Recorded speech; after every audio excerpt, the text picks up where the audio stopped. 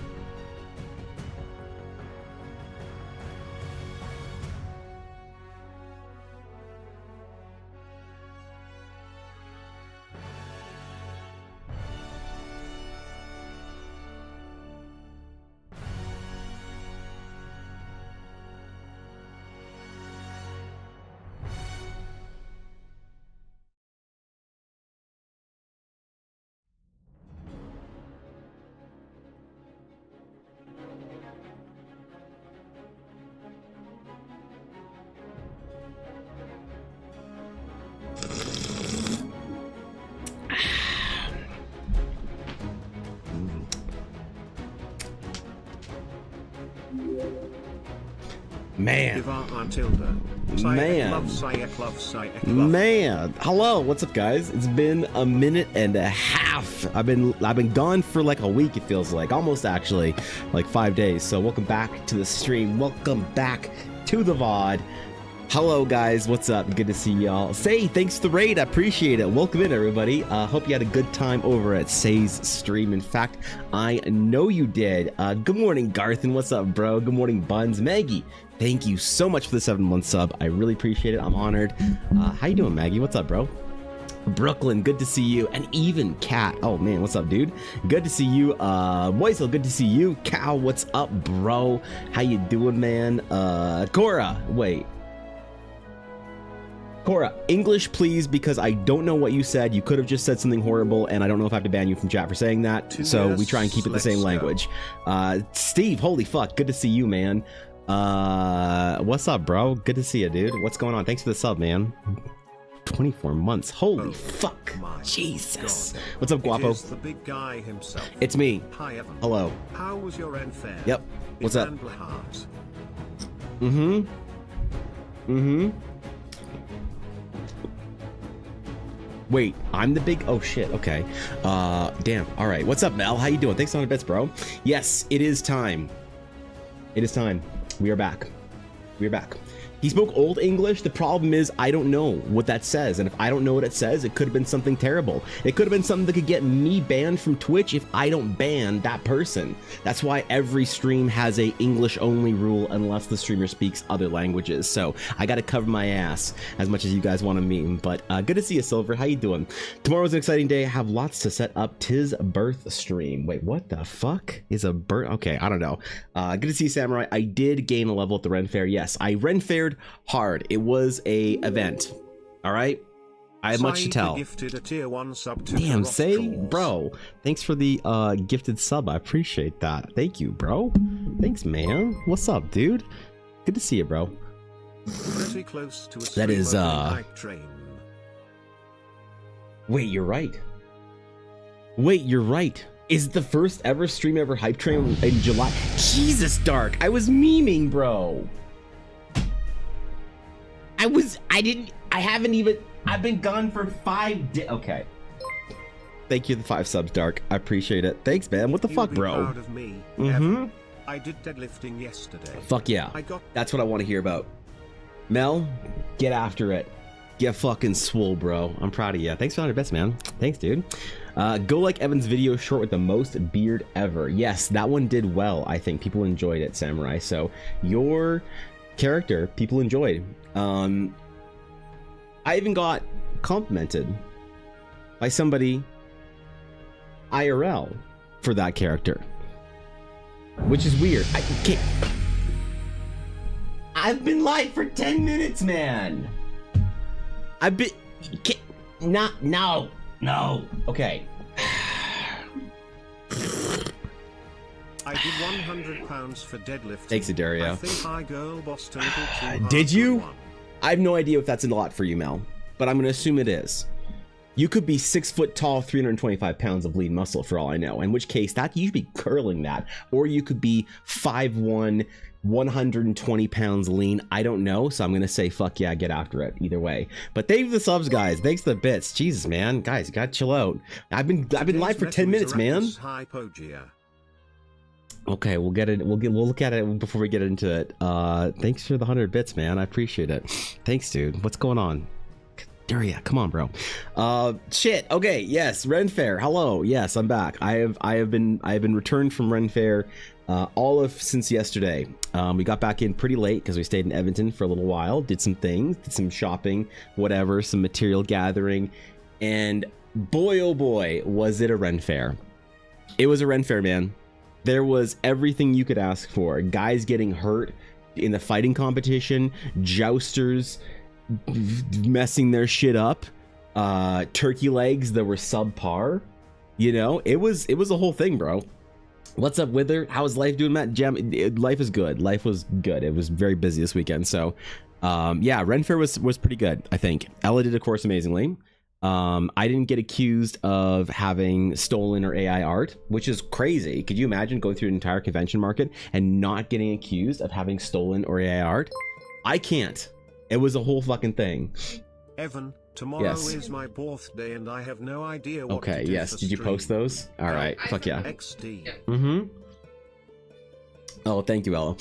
Tomorrow's birthday, and I have no idea what to do for stream help. Nothing. Say, you take the day off and fucking chill. That's what you do. All right, that's what you do. Say, thanks for 100 bets, bro. What happened to Duria gifting subs? Thanks. You got a sub from a Duria cat? Congratulations, bro. Yeah, I would do nothing if I were you. Say, I would just chill the fuck out. You know what? Listen to some music and go on a walk. That's what I would do. Go to a RENFAIRE, maybe. Hey. How about that? I don't know if there's any RENFAIREs around you. Apparently there's RENFAIRE every weekend in the East Coast, Ontario, Quebec regions. Maybe you got options. I don't know, man. I don't know, maybe it's a midweek RENFAIRE or some shit. All right, but yeah, it was good. Ella did amazing. Didn't get accused of AI art. Didn't get into any disputes with anyone over the legitimacy of my art. But I did meet some... Okay, how do I refer to people who know me? Because I can't use the word viewer. I think viewer is the most like straightforward term, right? Like, okay, hey, I met some viewers. That's cool. But these are people that didn't watch my stream. I met people who were like chilling, who knew me from TikTok, whatever, all that kind of sphere. So I don't know what the term to use for them, because a lot of streamers will use the word fan, and I think that's so fucking cringe. It makes me want to curl up and die. So I met some people who were familiar with me from TikTok, who watched my videos, who did that whole thing, and that was really cool. That was like that was neat, because I'm going to conventions now. I'm meeting more people that know who the fuck I is and are like, hey, you're that guy. Fuck yeah. I actually met up with two of the sweetest people that I completely made my weekend. They were super nice. They're adorned with cosplay, and they were initially sort of found me a while ago at GameCon, bought some of my prints, we're chilling out. One of them, though, they're both dressed as knights. One of them, though, Illyria, she did not know that I like had a whole stream, TikTok, whatever thing, that she thought that I'm just chilling. Okay, thanks, I appreciate it. Wait. Okay, anyway. Yeah, so I met up with them. They didn't know she didn't know I'd streamed, did the whole thing. She came back the next day and was like, holy fuck, I already followed your dumbass on TikTok. I didn't realize you were that guy, which is hilarious. Okay, that is hilarious. I thought it was very amusing, but met up with some other people, some other viewers from other things. A couple people who did not know that I would be there, that were like, wait, you're the guy that does the thing on that. You know what they recognize me from? The parchment texture.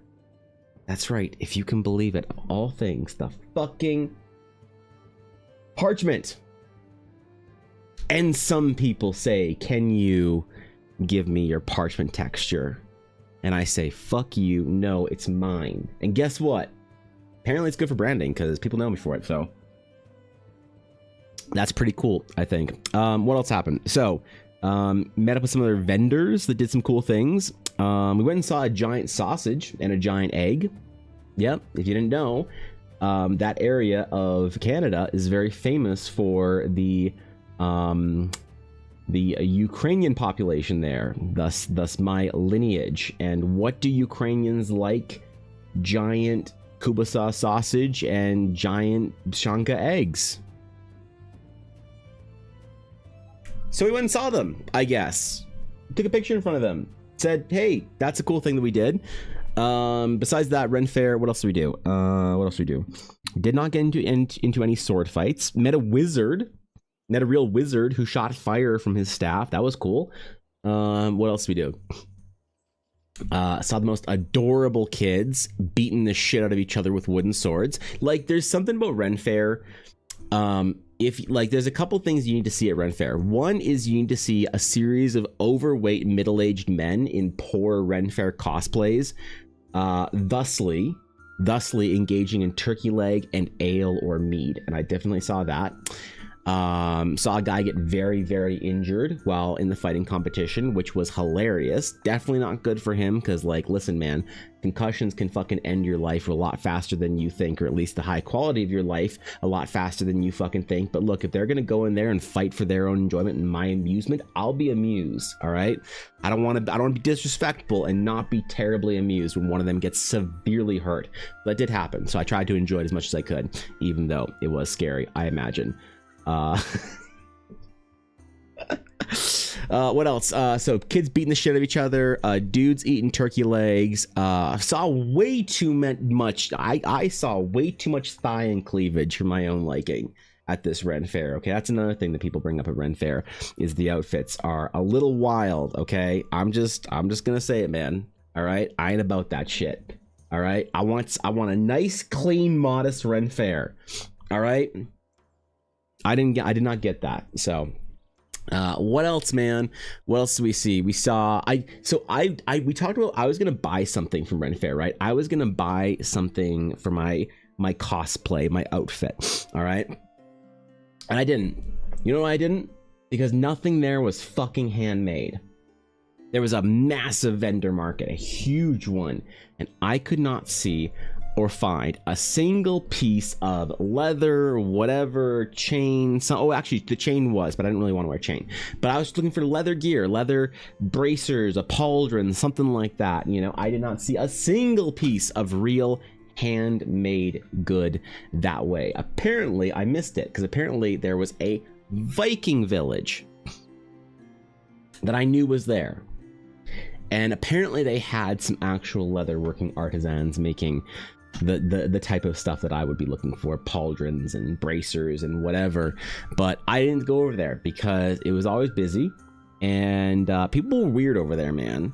You know, there's always a guy with like braids in his beard and fucking like black mascara all over his face, like war chanting or something. You're like, okay, Steve, like, all right, man, sure thing, bro. So I stayed away from that shit. Okay, there's a little much for me for a Saturday morning. So apparently I didn't get to see the actual craftspeople making their artisanal gear, unfortunately.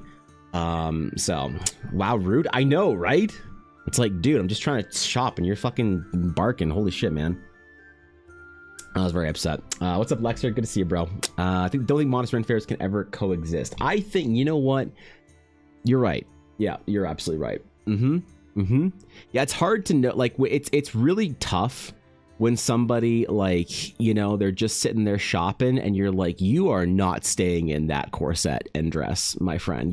That's just not gonna happen, bro. I don't know. I don't want to be here when things go wrong. I'm going to let you finish. Yes. We tried the chips and sticks. I don't know what to say. Okay. French wife said chips were nasty and sticks were meh. She said they weren't special and that they had better in France. Should I drop her like a rock? No, I mean, she's probably right. But also, you know, I can't take the opinion of a fucking snail eater seriously. So, look, I mean no disrespect, okay? I mean no disrespect, even though it sounded hilariously disrespectful. Okay? That's fine. You cannot like the chips. You cannot like the hickory sticks. But imagine taking the opinion of a fucking shell-sucking snail eater seriously about food. I'm about that. Nope. So all the respect and love to your wife, though. Sounds very lovely. We just got jokes. That's it. Wanting people to be modest when it's socially acceptable not to be imagined. I know, right?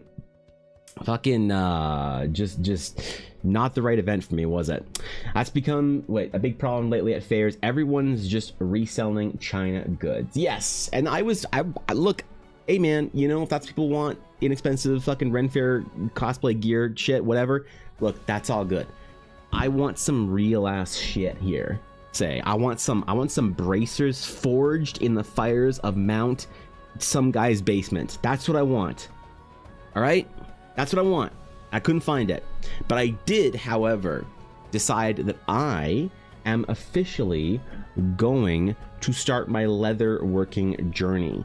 You know why? And I mean no disrespect to all the leather working artisans out there, but upon doing further research, I cannot fucking believe how easy it is. Holy. So I'm not going to make like too much shit, but I am going to start making the leather bound books for collector's editions releases of Eldara stuff, like classes and whatnot, with embossing and shit like that, because I can do all that very easily with some of the tools that some friends of mine have, and like, you know, all that whatnot. So yeah, maybe I'll make myself some leather bracers, bro. Maybe I'll make myself a leather pauldron. I don't know where to get leather from, but I don't fucking know. And I don't know if this is the whole thing. I don't know the social acceptability of having actual leather made goods at the RENFAIRE, because I had this whole like thing with another vendor. She's one of Ella's friends at the RENFAIRES, where she was like, you need a character, bro. And I was like, okay. And I came back and I had gotten like some McDonald's, and they'd give me a bunch of sauces. So I put it in my pouch, in my little fake belt. And I was like, well, I'm the sauce man. I have sauces for all occasions. I'm a traveling sauce vendor. And she thought it was fucking hilarious, right?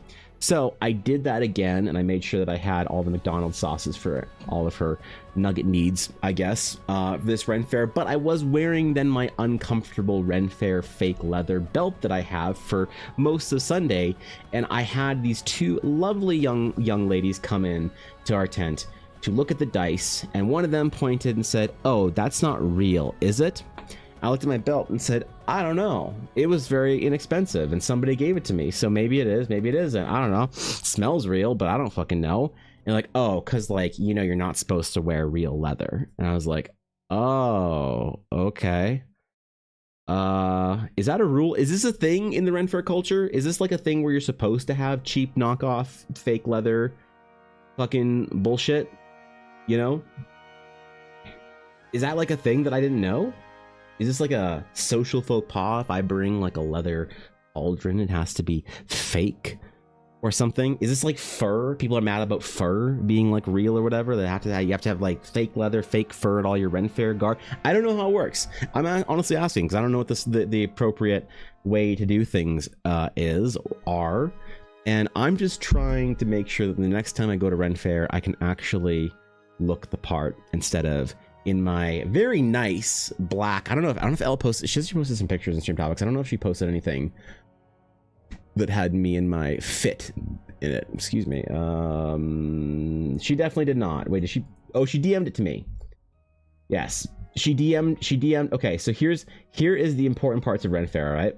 Okay, you guys want to see the important parts? Yeah. So this is, first and foremost, the giant egg, the world's largest Ukrainian egg, with the world's most Slavic Ukrainian Slav squatting in front. That's right, that's me. And if you didn't think that was enough, we also have the world's largest Mundare sausage. There you go, the world's largest Ukrainian sausage. This is my ancestry, right? You can laugh that there'd be a giant ring sausage in the middle of a town, but this is my ancestry as Ukraine. Look how fucking cool I am, man. Look at that drip. Look at them Adidas. Holy, what a fucking stud. Oh my god. Holy. But yeah, and then also, I guess that's, well, I didn't have my pants on. This was my RENFAIRE fit, is the shirt, and I had my belt and whatnot, and these were the two friends that I met up with that were from, actually, so both of them were actually also TikTokers. I had no idea. Both of them have pretty big TikTok following. So they do little silly nightly D&D-esque videos, which is cool. So yeah, I don't have my full garb, my full ensemble anywhere in a picture. I don't know, which does suck, you know. Knackwurst, no, that is a Kubasa.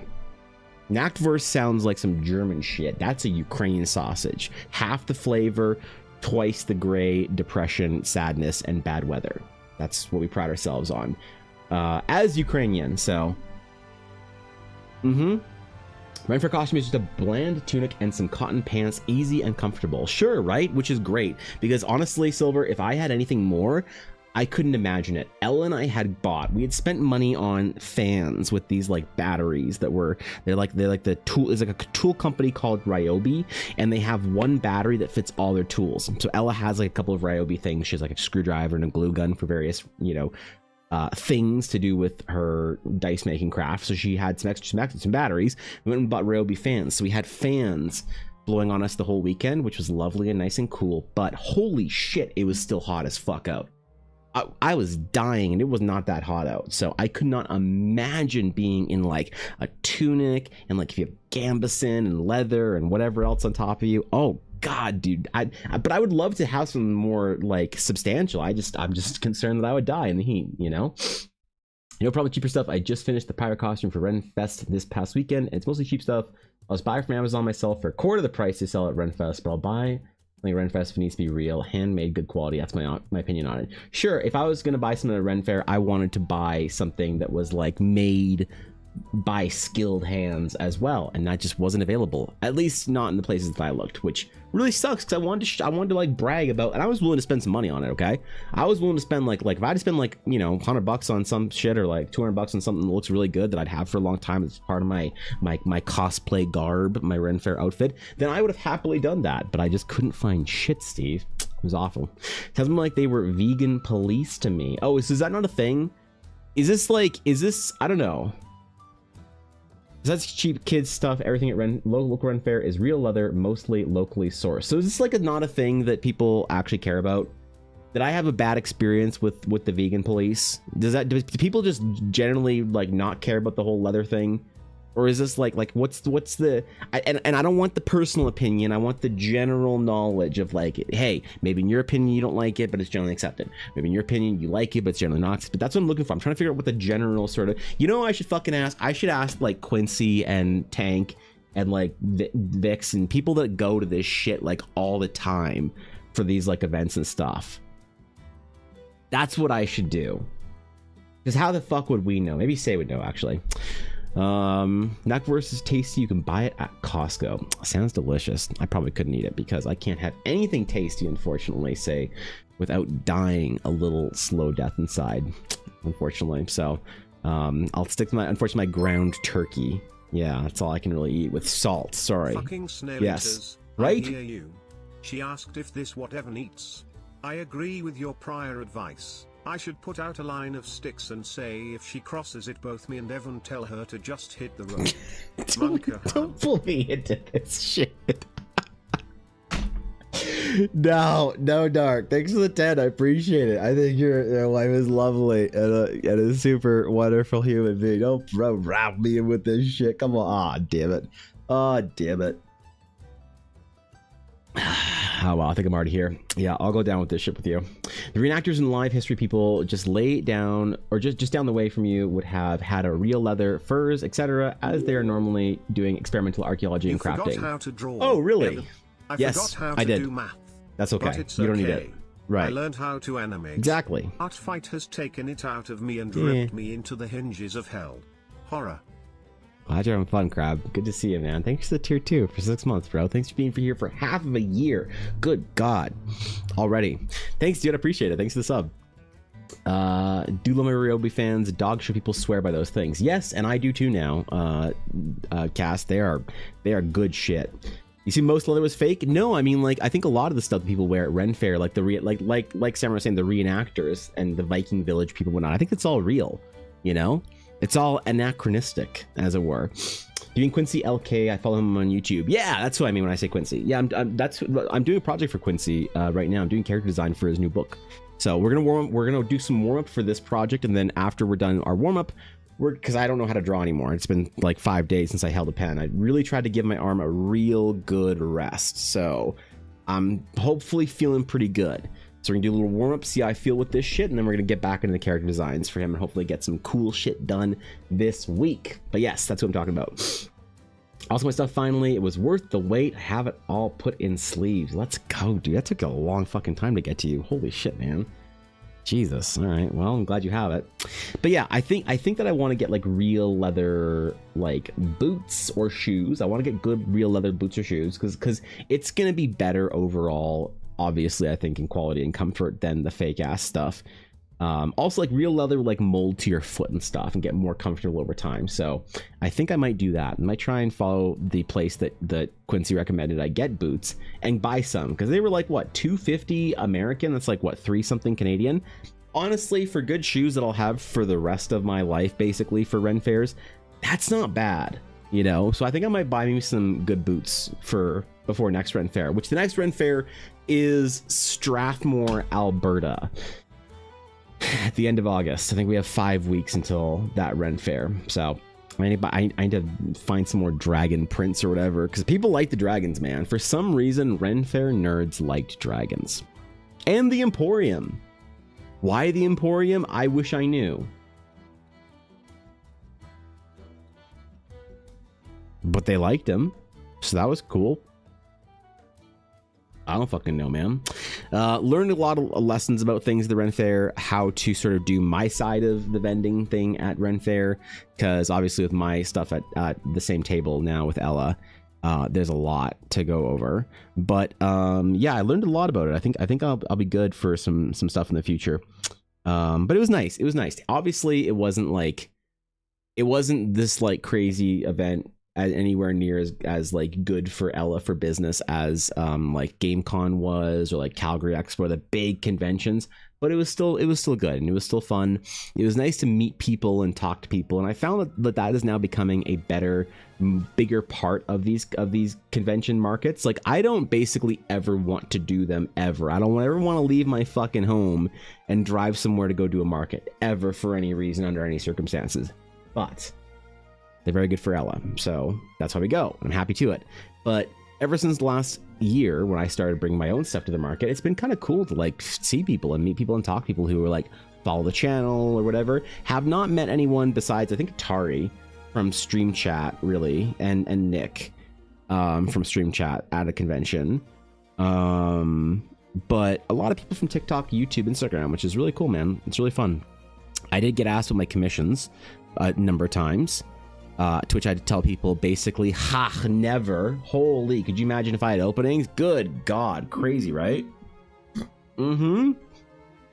What a silly idea. But I did get asked to draw some weird stuff, man. Weird stuff. I had a girl ask me if I would be willing to draw her lizard man character that she has. And I said, like,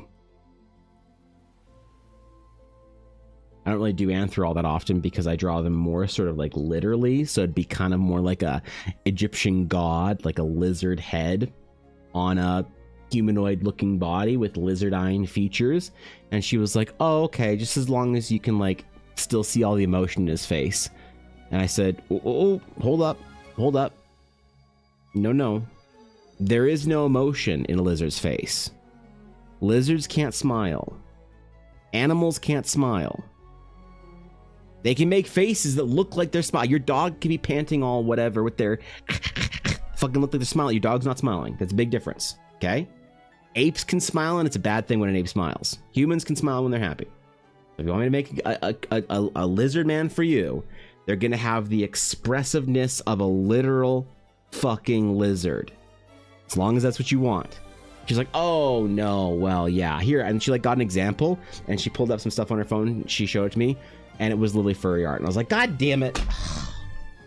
Every time, man, they find you at the conventions. So she's very displeased with me saying that I wouldn't draw her character for her in the way that she wanted. but it's okay. Because I'll do my weird lizard people for the people that appreciate it. The Emporium is friend-shaped indeed. Are you drawing a fresh dragon for the next Ren Fair? So you're more dragons for the punchers. Yes, there's going to be another dragon for Ren Fair, Samurai. If I can do ideally, I'll have 2 more dragons for Ren Fair, because the fucking Dark almost single-handedly microtransacted 2 more dragon prints into existence. So that's a thing that I gotta do, which is gonna be fucking awesome. So we're gonna do some dragon sketching this week and hopefully get some stuff ready for next week. Yes. What do you mean? Yeah. I thought you were my bro backup. I put your orb emote up above our bed. She keeps asking who the fuck is Evan, and I just respond, your messiah, bow down. We're in this together. Forever. ORB holes unite. Oh, long God. live the ORB. How many wives of fucking chat just don't get it? Like, who the fuck is this weird guy? Like, Cobalt's sweet wife is like, who the fuck is Evan? All right, cool. All right, we'll send him an Ella Christmas card. Okay, fine. She's very nice, by the way. I really like her. But yeah, all right, fine, man. We're in it together. Okay. Yep, unite. I got your back on this one. I'll go. Like I said, fine. I'll go with the sinking ship with you. So, yep. I was too busy drawing anime to take real commissions. Actually, true though, right? Because I got to do 3 anime pieces. I got to do 2 for coffee. One of them is yours, and then 1 piece I need to do my first anime illustration for Stim Pack _VT. I think there's a VT under Stim's name. I might just made that up. I don't know. But I also need to do some anime for Stim, and she's a dragon, kind of. So there's like more dragons in there, you know, 3, I guess. I should just do literal dragon art and say it's Stim Pack. That'd be so fucking funny. Oh God, that would be. Oh man, her fucking viewers would hate me. That's okay, you know. It's fine. I ain't worried about it. Your art is amazing, and it's good that you said no. Love your art. It's magical. Thanks, dude. I appreciate it. Yeah, I haven't been able to I got approached for a couple commissions at the convention, or at the Ren Fair, and I had to say no to basically all of them because it really sucks when people are like, they're like excited about your work and they're like, oh man, I'd love to get something done by you, and you have to just say to them like, it's basically impossible at this point in time to get art from me. I'm sorry. I'm so locked up and busy and whatnot. And I don't know, man. I had a conversation that really, you know what I like about the one thing I like about these markets about going away. So for one, paying money to go to a market sucks, right? Paying money to go like travel and have to get hotels and gas and food and whatnot to go to a market that you have to pay to be there, it sucks. Because like once you've made it back your expense, like the expenses for markets are pretty big. They're like more than $1,000 to get to a market and whatnot. So you got to sell a lot of stuff for it to be worth it. Now it is still worth it for Ella, you know, because people fucking love her dice, man. Why she hasn't had a store update in all summer basically. But there is 2 nice things about going to the market that I really, really like. Okay. And these are conventions, Ren fairs, whatever. Places where I am there in an official capacity as Evan Blair Art. The first one is directly related to the work that I do, which is seeing people who are very enthusiastic about the stuff I do. Most people who stop by my table or whatever. Now, obviously at Ren Fair, we had the same table. I think I posted a picture on Twitter of what our table booth setup looked like. But well, actually, I'll show you guys because like, who the fuck is Twitter, right? Who the fuck, who would have seen that, you know? The 3 of you guys that are on Twitter, right? So this is our setup. This is our table. So we had obviously all of Elle's dice here, and we had some of my stickers, bookmarks, keychains up there, and we had all of Elle's mini sets and everything, and then some of the dice towers that she licenses and makes because they're really fun. And then we had some belt pouches from Ella's friend Selena, who usually goes to markets with us but didn't for this one. So you know, she sometimes if Ella can't make it to a market, she'll bring some of Ella's dice and we bring some of her belt pouches. It's very lovely. And then we had my little art thing back here, which by the way, someone tried to buy the Dragon's Claim banner. They're like, how much that Dragon's Claim banner? I was like, I'm sorry sir, it is not for sale, my friend. It is the banner of our guild, in which it is the meeting point for the guild members, the Dragon's Claim. He's like, cool, but like, where do I get one? I want one. I was like, oh, I don't know, because it's not available anymore after the merch store shut down because it fucking sucked and I need to find a new place to do merch through, which I think I found. I was in the car and I was looking up reviews and stuff. So I think I actually should have the merch store back online because I want to get some new shirts. Like this Dragon's Claim shirt is very old and I want to get some new ones. So it's getting kind of cracked and nasty and whatever. So, but yeah, it is very nice. Most people see my stuff, whether it's my full table or whatever. And most people see my stuff and are like, you know, okay, that's cool, neat, whatever. Oh, look at that dragon, that's cool. But few people really want to know more or engage with me about it or ask questions or hear me talk about it or whatever. And a lot of people are also like, oh, that's not fan art, I don't give a shit, you know, and that's fine. I'm not mad at people when they have that opinion. That's the norm. Most people want fan art, and until Eldara is something that merits being worthy of people wanting art from it at conventions that don't know what it is, then they won't want it, which is totally fine, because it really, like, my print store is probably my favorite thing that I do.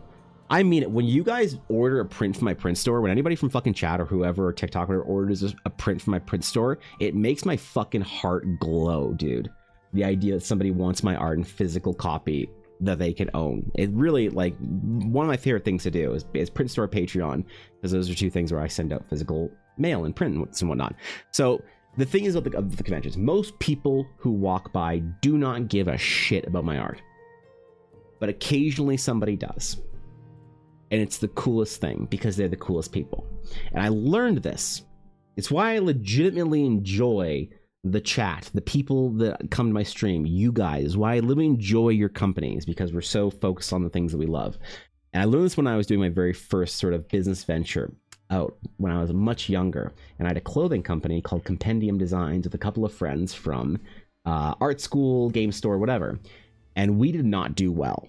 That company, that brand, that whatever, it was a complete and utter business failure.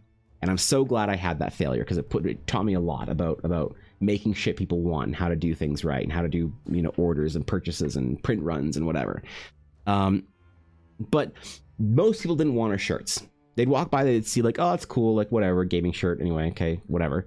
People would be like, oh, they look at their shirts, be like, wow, these are so cool. Do you have anything like, do you have like a Zelda shirt? I'm like, oh no, sorry, we can't do that. We don't own the IP for Zelda. And they're like, oh, okay, fair enough.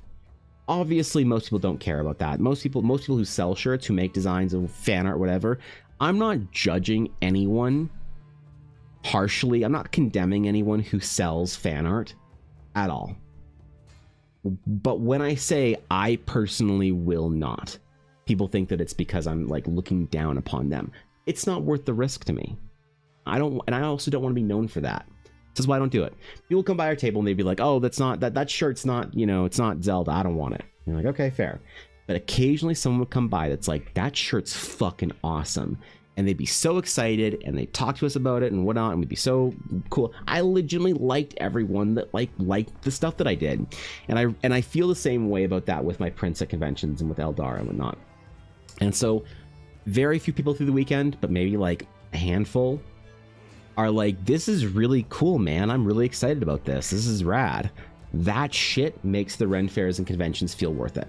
On one side, that's one of the two things that's really, really great, right? And meeting and seeing, you know, like, I think it was Greg and Illyria, they super sweet people, you know, other fucking creators, which is awesome. Really inspires me to like, it's a reminder sometimes to like that people are excited about the stuff that I do. And even when what Silver said about how my art's amazing and just now, that shit means something to me, dog.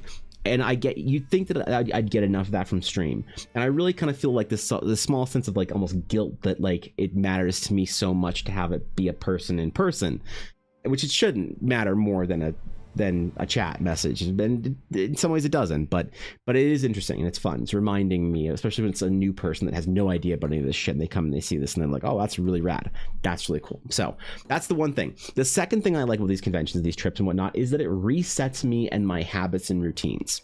There's nothing like getting the fuck out of your house for 2 or 3 days to come back and realize I've been doing everything wrong. You know, like when I got back, bro, man, it resets my brain every single time. Reminds me of the important projects I want to work on. I came back and I was like, I want to relax tonight, yesterday night. I don't want to have to do work and whatnot because I was just on the road for like 5 hours or whatever. So what do I do tonight to relax? And I was like, fuck, man, I do not want to play a video game. I want to create shit. I want to do stuff that's on my mind, which is fun. So RenFaire overall, trips like this overall, really good for that if I have to go somewhere. So unfortunately, a Strathmore trip for RenFaire this summer is not going to be that because it's very close to Calgary. So I'll only be going for 1 day as well.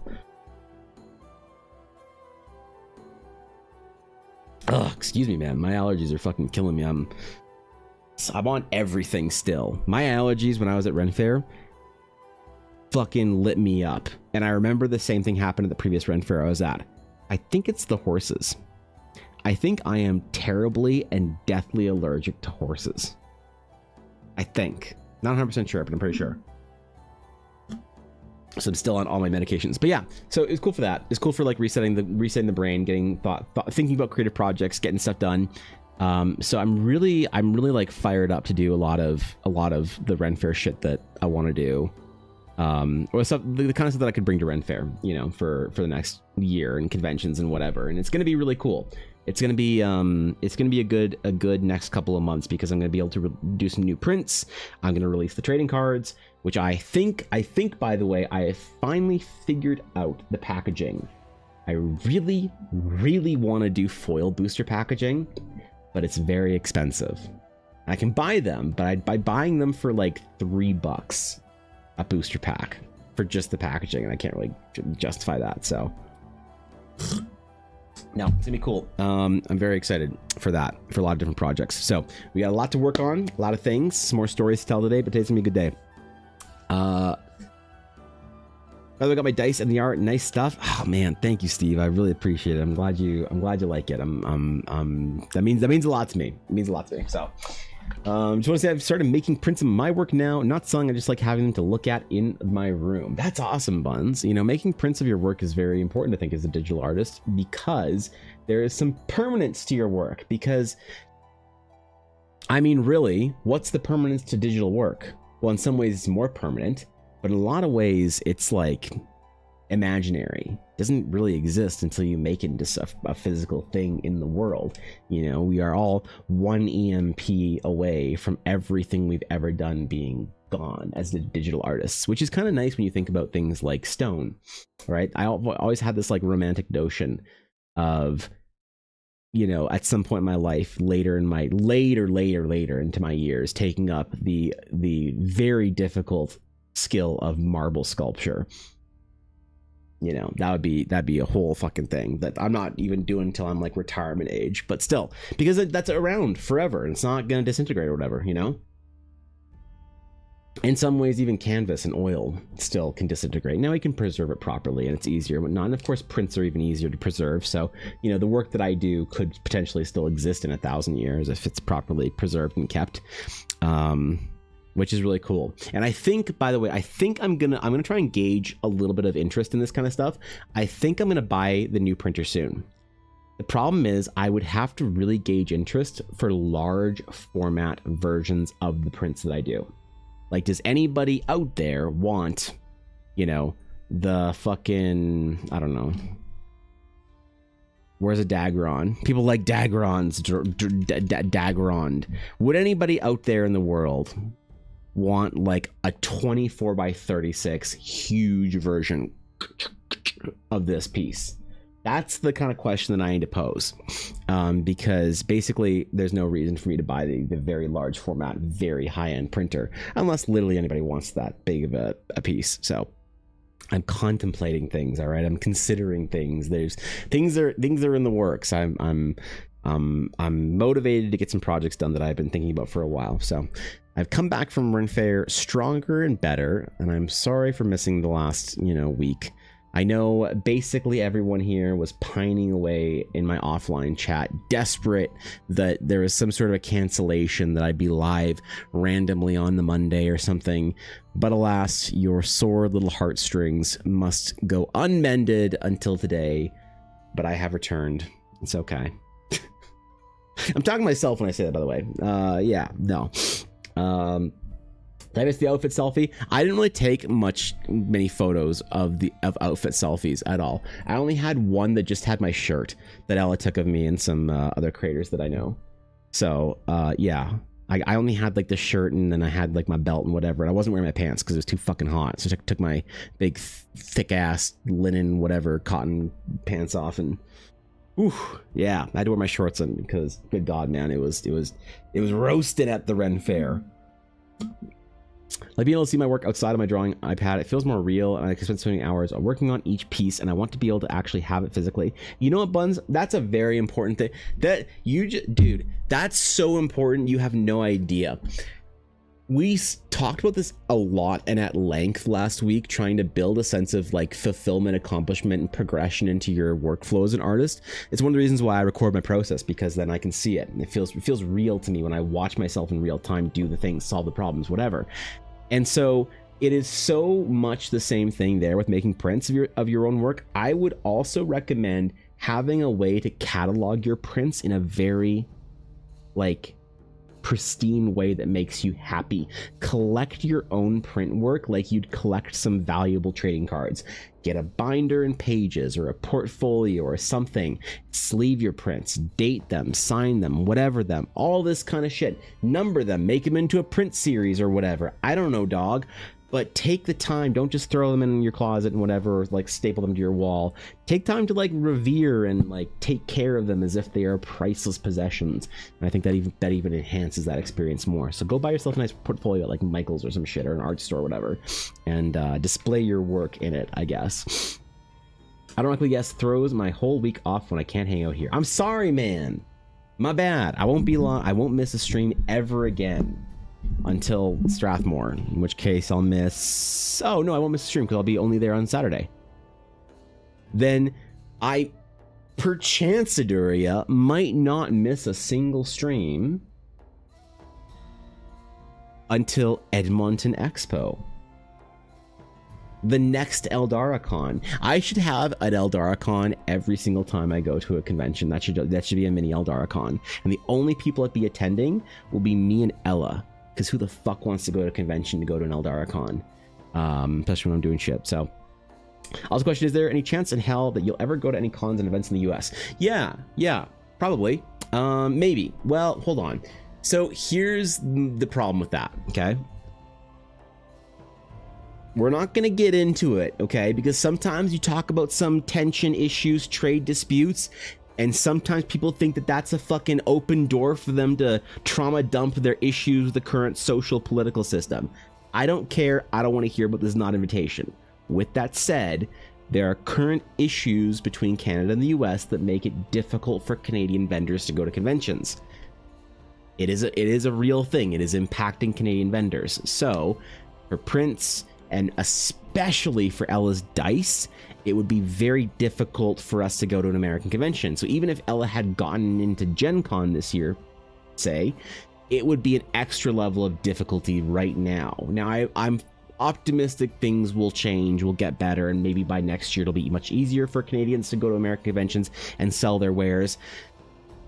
But it is difficult right now and unlikely until something changes. Whatever, right? But with that said, that's that out of the way. American conventions are tough, not because of anything that is Canada, US or whatever. Any convention that I have to fly to is basically impossible for Ella and I to go to, right? As far as her going as Blackwood Dice. Now, why does that matter?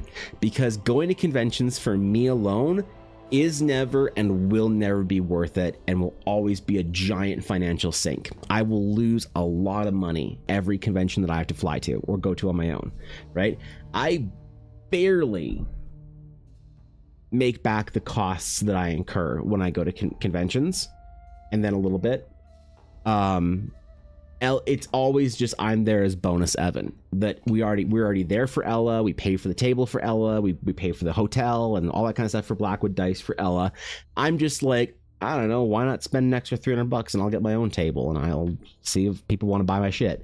And so it's great. Now, so the problem is then I'd have to be willing to go to conventions alone, or not. Well, not Ella would come with me, but she wouldn't be there as Blackwood Dice. You know, she wouldn't have her whole setup and everything. So that's really difficult because she has a large setup. I mean, you try and imagine that like Ella's. Oh wait, no, where is the? That's all.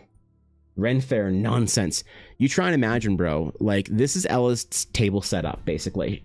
She goes to conventions, she has one single table, but she brings mostly all this. So the big wooden crates, the shelves, the bar, and the signs and lanterns and everything, all the whatever. And you could like not bring some of that shit. I get it. You could not bring the bar and the lanterns and whatever, but like a lot of it's very important to her setup. So that on top of the just physical dices and boxes and shit, it'd be very difficult to put in a suitcase and fly with. And I know some vendors do it. It's just, you know, it's very difficult. So yeah, that's the issue with a lot of American conventions. So would I go to an American convention with my own art? I would, if I thought that it would like kind of, you know, oh shit, yo, what's up? Holy shit, wait, speaking of real artists, good God, man. Yo, Chris, thanks for the raid, bro. What's up, man? Good to see you. How you doing? I didn't check in. I haven't checked in all week. I've been gone. I'm sorry, I've missed all of your streams, bro. I've been gone at RENFAIRE, and I just got back. My first stream back today. So thank you for the raid. If you guys are not following the legendary C-Not Bush, I don't know how you wouldn't be. Please go over and follow him on Twitch. He's probably basically my inspiration for getting into sculpting recently as well. But like single-handedly has forced me into getting into sculpting and the whole process of doing that, which is really inspiring. So hopefully I'll make something one day that makes him proud. But anyway, thank you for the raid. If you guys are new to my stream from Chris's chat, we are just talking about and going over the stories from the RENFAIRE. And because I went there to sell prints. This is me. This is all my wife's stuff. She sells all the dice, and then I went there to sell my little prints, which is funny because people thought they were cute. So we're just going over doing story time for that before we get into our projects today, which are gonna be some character design things, drawing some dragons, and doing some other nonsense. But the question was just posed if I'd ever go to an American convention. So I was just in the middle of answering that. So excuse me for jumping right back into there. Real quickly, I just wanted to not lose my thought. But thank you for doing the shout out, Guapo. I really appreciate it as well. So yeah, so that's the issue with American conventions, that we can't go with Ella and I together for Blackwood Dice. It would have to be just me because I could pack everything to my little like whatever. My setup for stuff could fit into a suitcase, super easy for my table. And like I don't know when the last time I posted a picture of like did I have my setup or table anywhere on here? I don't know if I do. I definitely didn't post a picture of it, and I should have because this was from GameCon, so if I would have posted, it would have been right around there. Okay, well, get wrecked apparently.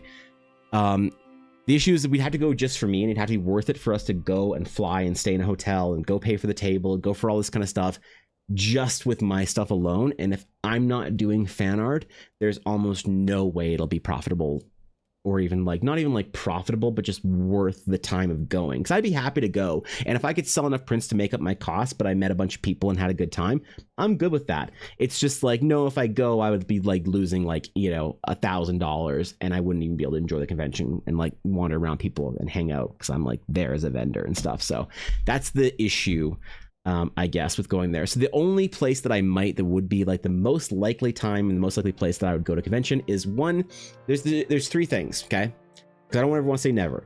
One, either my social media presence gets so large that I could almost guarantee if I went to a big convention, I would have like a bunch of people there that are there to buy prints from me.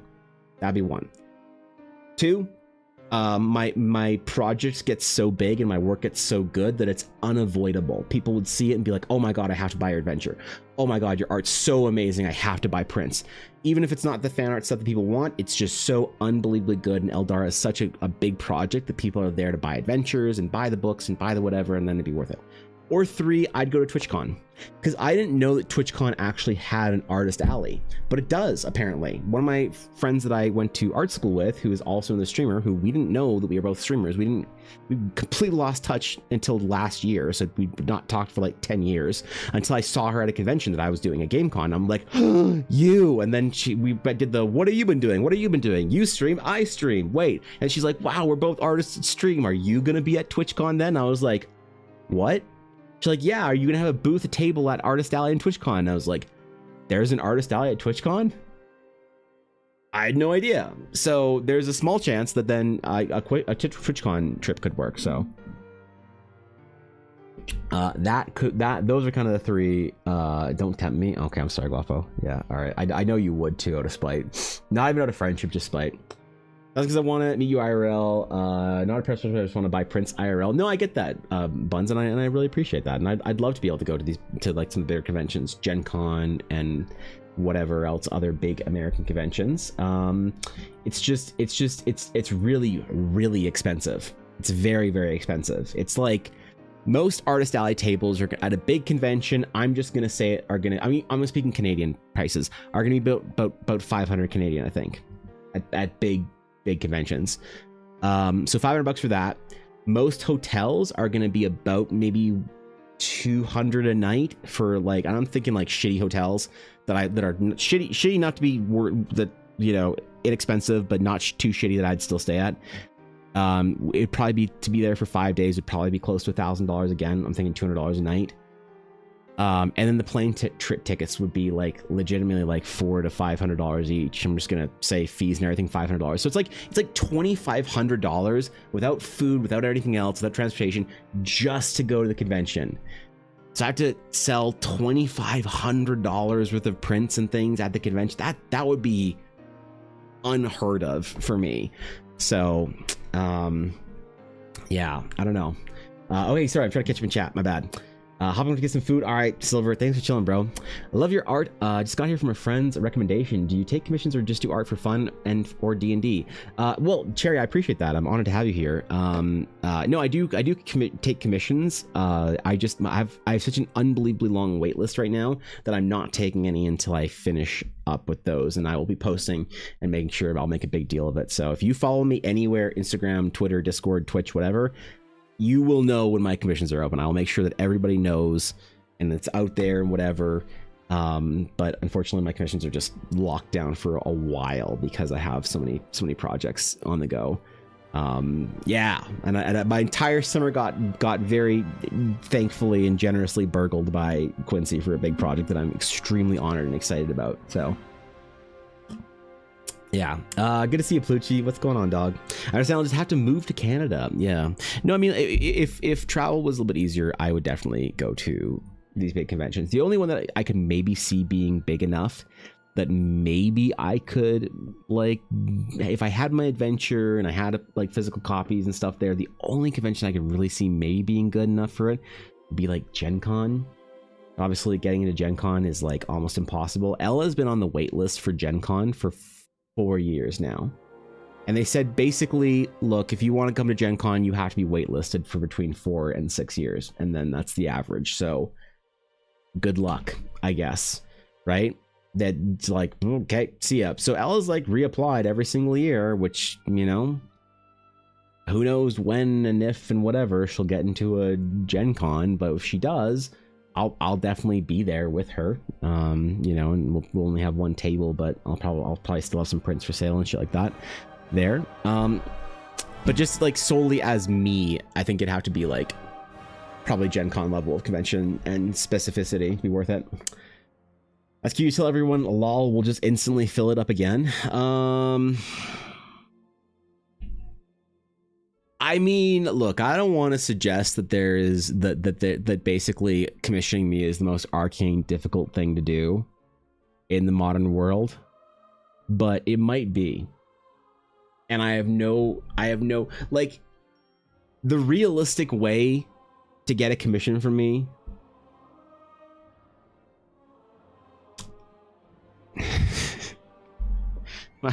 How do I say anything I regret? So, you know, hey, let's just, hey, you know, hey, I'm just gonna, hey, we should get to our project today, shouldn't we? Oh man, what a project, bro. We gotta do some warm stuff here. I gotta finish a little project here, and we gotta get in some sketches for Quincy, dude. Holy, can you imagine not doing sketches for Quincy right now? I can't either, so let's fucking get to it. Oh boy, that's insane, wouldn't it? Yeah, wow, crazy. All right, so yeah. Oh wait, gotta hit record. Am I? Oh, I am. Okay, good. Yay! Wait, things updated. Now it's slightly easier for me to record my process. What a day! All right, I've not made a single line in an art in a week. It feels like, so I'm gonna make a line. We're gonna see if it's a good one. All right. Ready? Ready? Oh yeah. Yeah, I'm back. Oh yeah. I'm back. Okay, no worries. No worries. I thought I was concerned for a minute there. But the time you catch my autistic ass at a loud crowded con is if I know someone I like to watch is at a booth or an artist I like is there. That's fair. I'm also not a big convention goer. Not because they're like loud or crowded or anything. I don't know. I'm just not huge on the convention scene. So I totally get it for whatever reason. And I'm kind of the same way too. Like there has to be somebody there that I really want to talk to. There are like people that I would love to get a picture with, like, you know, the Star Wars cast. Could you imagine, right? That kind of thing. I think that yes, it's me. Hello. Position 44 to 55, 3 is rotated the wrong yes. way. No. Just letting you know. No, it's intentionally that way to subvert expectation because I'm an artiste. So thank you, Jacob. I appreciate that. But nope, that's just my mastery of my craft. So in case you're wondering. Yep, that's the way it is, man. But hey, thanks for the bets, bro. I appreciate it. We only want to be considered for a commission slot. You got to prove you're committed. Like,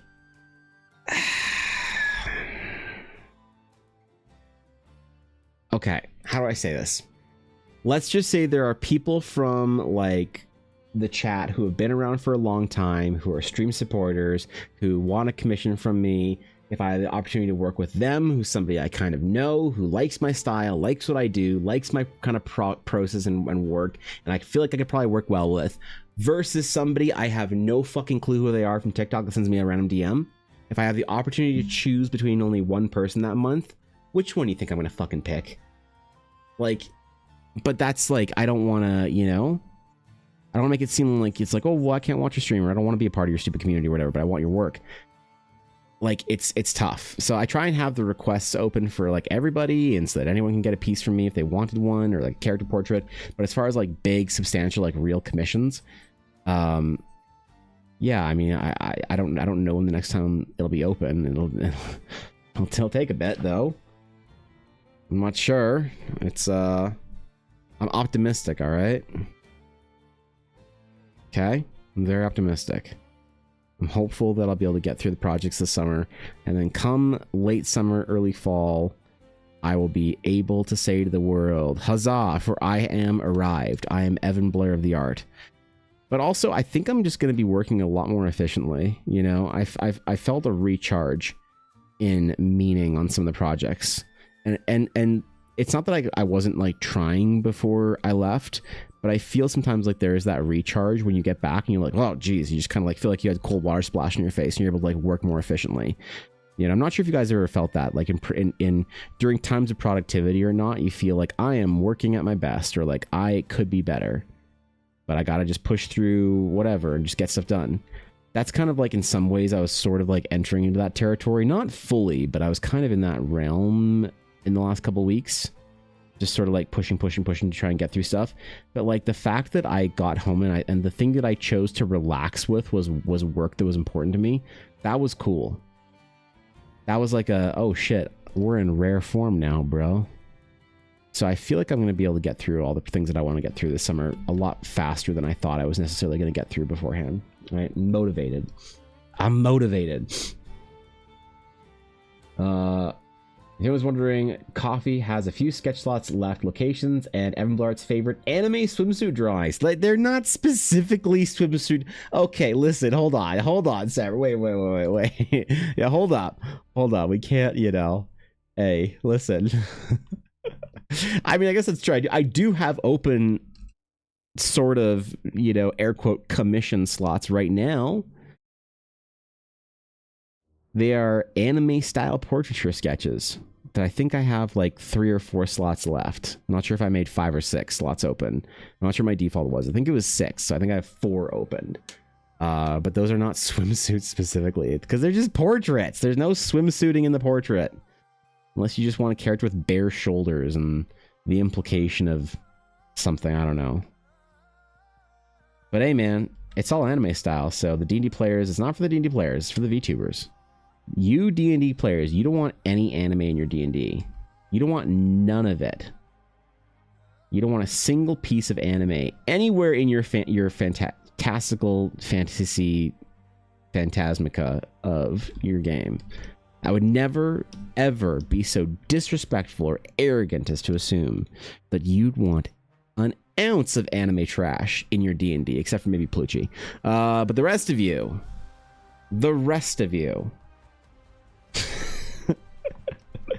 poor Plucci catching strays, man. Sketches rather than the full EBA experience. Yeah, I personally think the full EBA experience is quite delightful. My clients who have worked with me for the full thing are always very satisfied and happy with the end result. You know what? That means something of great value to me, because it means that people are excited for the process, and that is cool. Hold on, I think I gotta change my sensitivity here again on my tablet. We're gonna try this, okay? Pen settings. Ooh, this is new.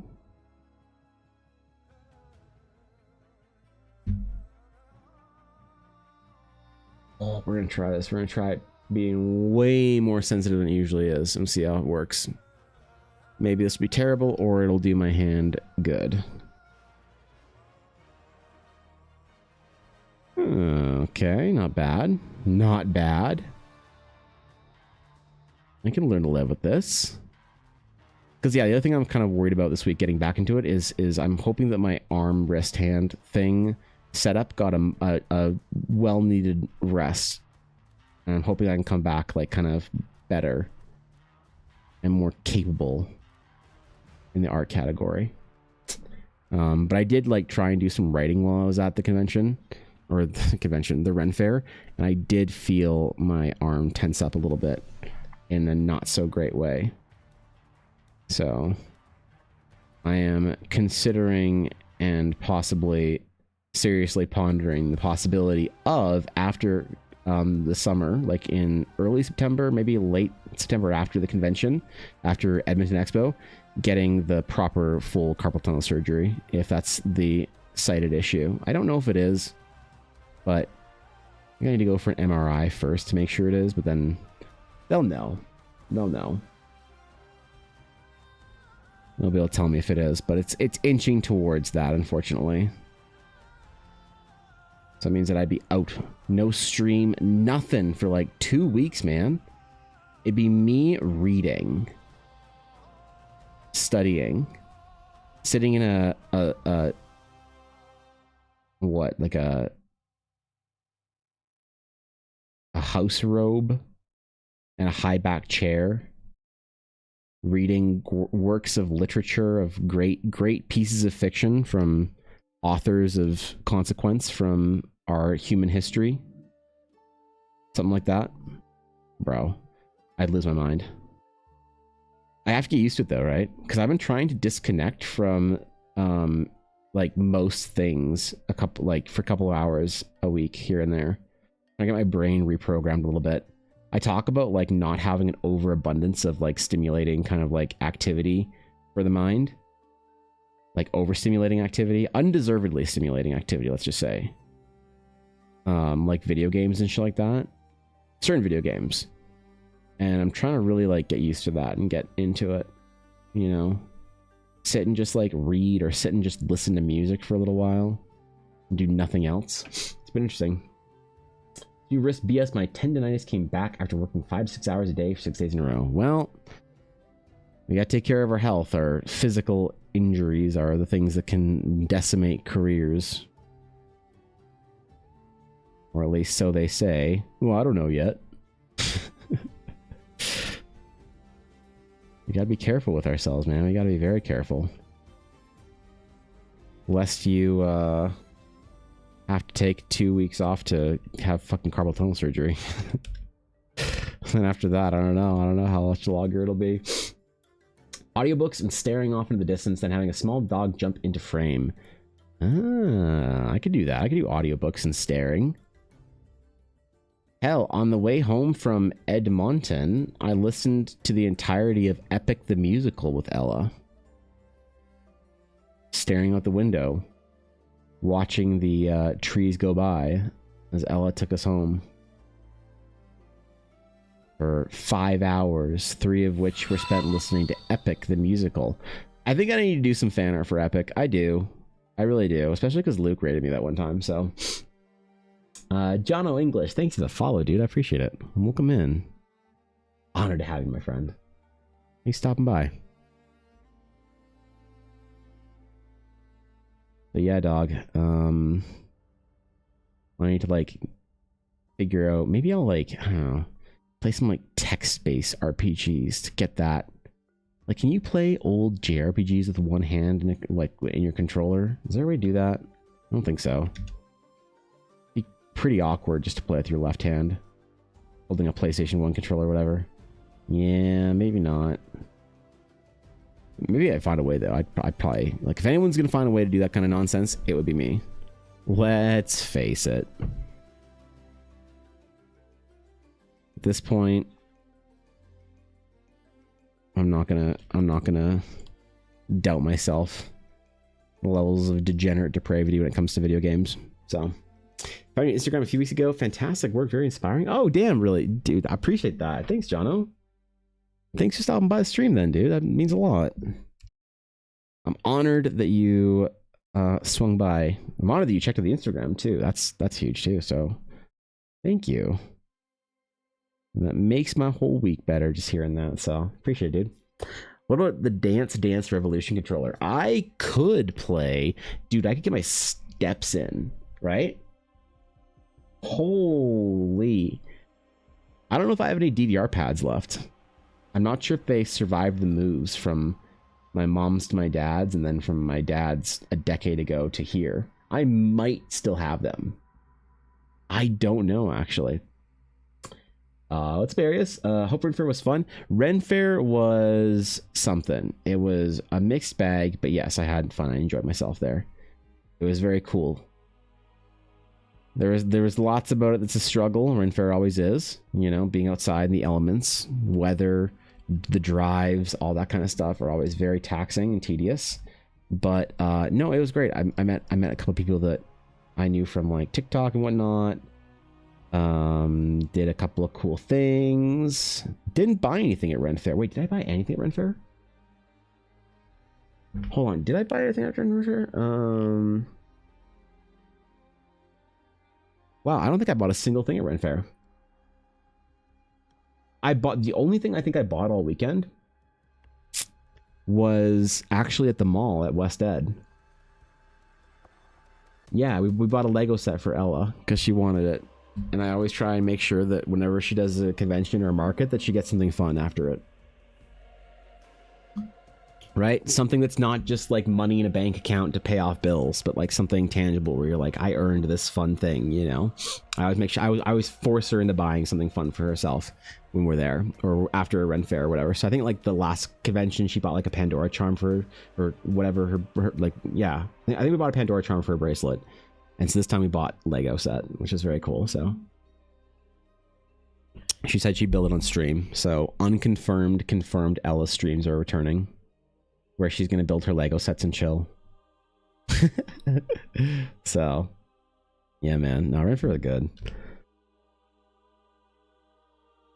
Met some very sweet people and got some, you know, cool inspiration on projects. Death Stranding 2 with a walking treadmill. That's great. I actually love that. Yeah, that's an achievement. Actually, though, which set? It's a Disney castle, a very small Disney castle. I didn't know they released these, but they released like a bunch of the different like Disney like castles or whatever, and so she got one of them. She got one of them. Oh, actually, sorry, she got 2 sets. She got the Disney castle. It's the Disney World castle. I think it's like Cinderella's or Aurora's. I forget which one. But it's the Disney World Castle is the big one. It's in a small version because they have like a big $600 version of that set, but we got a very small version of it. And then also a small Millennium Falcon. Yeah. I forgot about that one too. A tiny little Millennium Falcon. Not the $800 one. There's one set I want so bad you have no idea. Check this shit out. This is a real set. Lego the Sand Sail Barge. Bro, I want this set so bad. You have no idea, man. Oh my god, it's $650 Canadian. It's Jabba's fucking sail barge. And like, I like obscure characters from Star Wars. They're my favorite, right? So when I see that it comes with obscure minifigs, like a Jabba, first of all, is insane. Most importantly, it comes with a Salacious B. Crumb minifig, but it also has like you know, Bikini Leia, the guards, whatever, some Weequay pirates, and most importantly, Bib Fortuna and Max Rebo. Holy man, can you imagine having a Bib Fortuna and a Max Rebo? But this set's like $650 Canadian, and also where would I fucking put it? Like, I'd probably find room for it. I'd make room for it. I would, because it's cool enough. Get the little prison. What a cool set, man. There was one that I wanted so bad that was the Mos Eisley Cantina. That was also like $600, but this is a cool ass set. You know, the guy at the Lego store. I don't know how it came up, but Ella and him were talking about like the fact that I stream D&D shit and whatnot. He was like, "Bro, you have to get the D&D set. You have to get the D&D set and build it on stream." I was like, if I built the D&D set on stream, precisely one person would watch it at that stream, and it would be Ella. So, what's up, Anna? Good to see you. I appreciate that, Anna. I'm glad you're liking it so far. I'll start with physical therapy for my bum hip. They had me out working out for like an hour, and the AC was broke. Good. Work out when it's hot and miserable. The harder it is, the better the workout. It's good for you. Doing things that fucking suck. But yeah, 3,900 pieces. Oh my god. Could you imagine? I don't know what I'd do with myself if I could actually do. Maybe I'll try to figure out at some point in time. You know what I want to do? I want to leave it in the box. I'd want to collect this set. Is that dumb? I like sealed things. Look at it, man. Look at that Max Rebo. Look at Bib Fortuna asking if they want a Wonga. Well, it's not a question, it's a statement. They want a Wonga, by the way. Anyway, yeah. So no, the Millennium, the Disney Castle, Disney Castle Lego sets small. It's this one. Look at it, man. Look at a little set. It's a cute little Disney castle, bro. Look at it. It comes with a little Mickey and everything. This is so cute, man. Ella fucking loves the Disney castles, so she was very excited with that. And then the Millennium Falcon. Zelia, yo, what's up? Thanks for the sub, bro. Lego Millennium Falcon small. The small Millennium Falcon we got was this one right here. This one. So, not the cool big ass fuck you Millennium Falcon, just a tiny little one. Doesn't come with any cool minifigs either. I was so bummed about that. But yeah. So we buy Ella some Lego sets for her achievements. Wait. Okay. Yeah, it was cool. It was fun. Evan. Yes, it's me. Hello, I'm Evan. Hi. Did you? You were gone. Finished version 1 of Sky Knight subclass. Oh hell yeah, dude. Test it and see if I edit it or not. Let's go, man. Fuck yeah. Enjoy. Let's go. I appreciate that. I'll take a look at it sometime. Dude, that's sick. I'm excited to see what you did with it. Fighter subclass I'm getting, or I'm guessing. Also, thanks for a bit, Sally. I appreciate that. I watched that, but yeah, the barge is a cool Lego Star Wars set. Also works as a standalone mantle piece. I don't know if I'd put that on a mantle. We all know my hostile opinions on Lego as display. I'm not super keen on it, but maybe the sand barge would earn that. Maybe you're right. Maybe it'd earn a shelf in my. Maybe I figured like a shelf in my display case or whatever for that whole thing. The Mos Eisley Cantina set is so cool, though. It comes with all these obscure alien minifigs that fucking nobody cares about me, so. Fighters of Glass, one of these days, I may turn into an entire class. Damn, bro. Alright, let's go.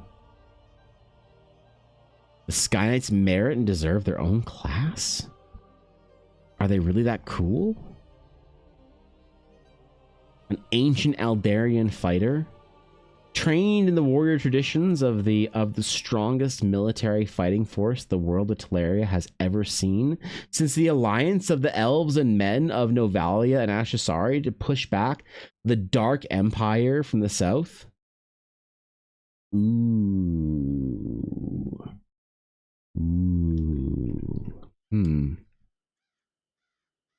Well, we'll see, I guess. We'll see where the story goes and see if it merits telling that part of it. See if the realms of Eldara can be chronicled one day. Oh wait, it's my job. Shit. Get hostile opinions on Lego displays. I may or may not have the Lego Titanic on a cabinet where normal people have a TV. I know you do, and that's why I feel bad about my hostile Lego opinions. I don't like having the Lego pieces on display. I need a list of things for Eldora that needs sponsored. Ooh. Oh, I made that list, actually. I have that list in my phone for the sponsorship posts or pieces, so I can upload that to Coffee this week. So thanks for reminding me that I did that in my phone while I was sitting at the table at RENFAIRE, contemplating my existence, musing whether or not I ever wanted to go to another RENFAIRE again, considering the difficulty challenges of Renaissance fair weather and other things. Because don't forget, and I'm not complaining, well, I'm not complaining too hard, I'm complaining a little bit, okay? But when it comes to RENFAIRE, everyone loves conventions. Okay, you love conventions. You go to the convention, you sit around the convention, you talk to your friends, you eat a hot dog, you dress up as a mythical figure from some fucking gacha game you spend way too much money on, and you love it. Conventions are the best, and a lot of people can agree with me. However, a lot of that changes when you have to be there, and also when convention merits setting up and taking down tables. So Renaissance Fair is that, but worse, because you also have your tent and you're also outside. So I was musing whether or not the Ren Fair was the thing that we wanted to do again, which we will. It was worth it. It was a good enough weekend. While I was doing that, in my musings, I decided to also get the stuff ready for the sponsored posts. So they should be up pretty quick. I actually have a list now of things that are immediate future imminent projects that required art for that I won't have time to do necessarily unless somebody asks me to do it, which is hilarious and dumb, but that's the way it is, man. You know, there's a lot about the project of the Realms of Eldara that I wouldn't be able to do if it wasn't for the contributions and support of people who just want to see it done. Think about how little Eldara there would be without a Sir Cobalt, without an Aduria, people who have asked for big projects to be canonized and said, "Nay, sir, you will not take a commission this week. In fact, you will draw this thing for the world. And they shall know the glory of the Geminos," or whatever else. Canonical terms there for things. So, yeah, I'm happy to add that in. And then do the promos and stuff for people as a thank you. It'll be fun, man. There'll be a lot of Eldara stuff done the next couple of weeks. Even though I'm gonna be like doing a ton of shit for Quincy, I'm in a rare form right now, as far as the amount of work that I can do and the amount of time I can put into this. As long as my hand holds out physically, I am going to conquer projects that we've been talking about for a long time. Kind of hotels for conventions, standing up, running a stand, and shouting for sales means I want a real bet at the end of the day. Yeah, I agree. I mean, I don't know. I don't think I could ever do like an Airbnb, or like they also had for RENFAIRE. Most of the vendors there were camping. So we stayed in Edmonton, so we had to drive an hour every single day to and from our hotel through the countryside, which was cool, by the way, because we had to go through a small like bit of a national park, and I saw for the first time, considering I'm an Albertan, this is weird, for the first time that I can remember, I saw a herd of wild bison in the national park. That was fucking cool. We saw everything in that park. Saw hawks, bald eagle, deer, elk, coyotes. And the most important thing was that I thought was the coolest thing that I'd never seen before in person was a herd, like a 50 or 100, probably closer to 100 wild bison. I see bison all the time in like farms and stuff like that, but wild bison in the national park was crazy. It was really cool. So yeah, it was still a long drive though, and I do get the allure of camping right there. But a lot of the vendors also that camp, they also do like vendor things. Like they'll have like their vendor after parties and stuff like that, and their vendor, you know, evening gatherings and stuff like that. And I'm just not big into that. There's a lot of drinking and whatever and partying, and I'm just not that kind of person. So whenever I get invited to like, yo, you come to the vendor event later, I'm like, nah, I'm good. Sorry, man.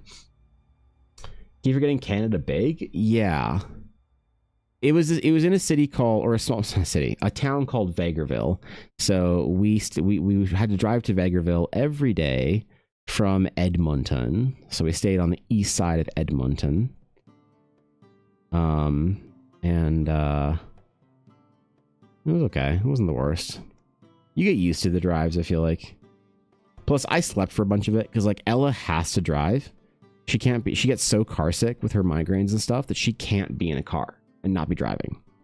So dude, I haven't driven up two of us anywhere in years at this point in time.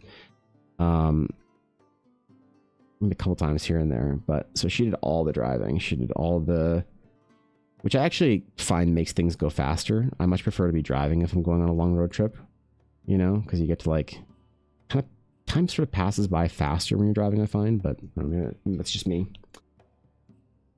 In the category of early 20th century British ships crushed by the ice that made Lego model off of, I got all of them. Both of them. That's impressive, man. That's impressive. That's a lot of there's a lot of British ships that got crushed by ice. Yeah.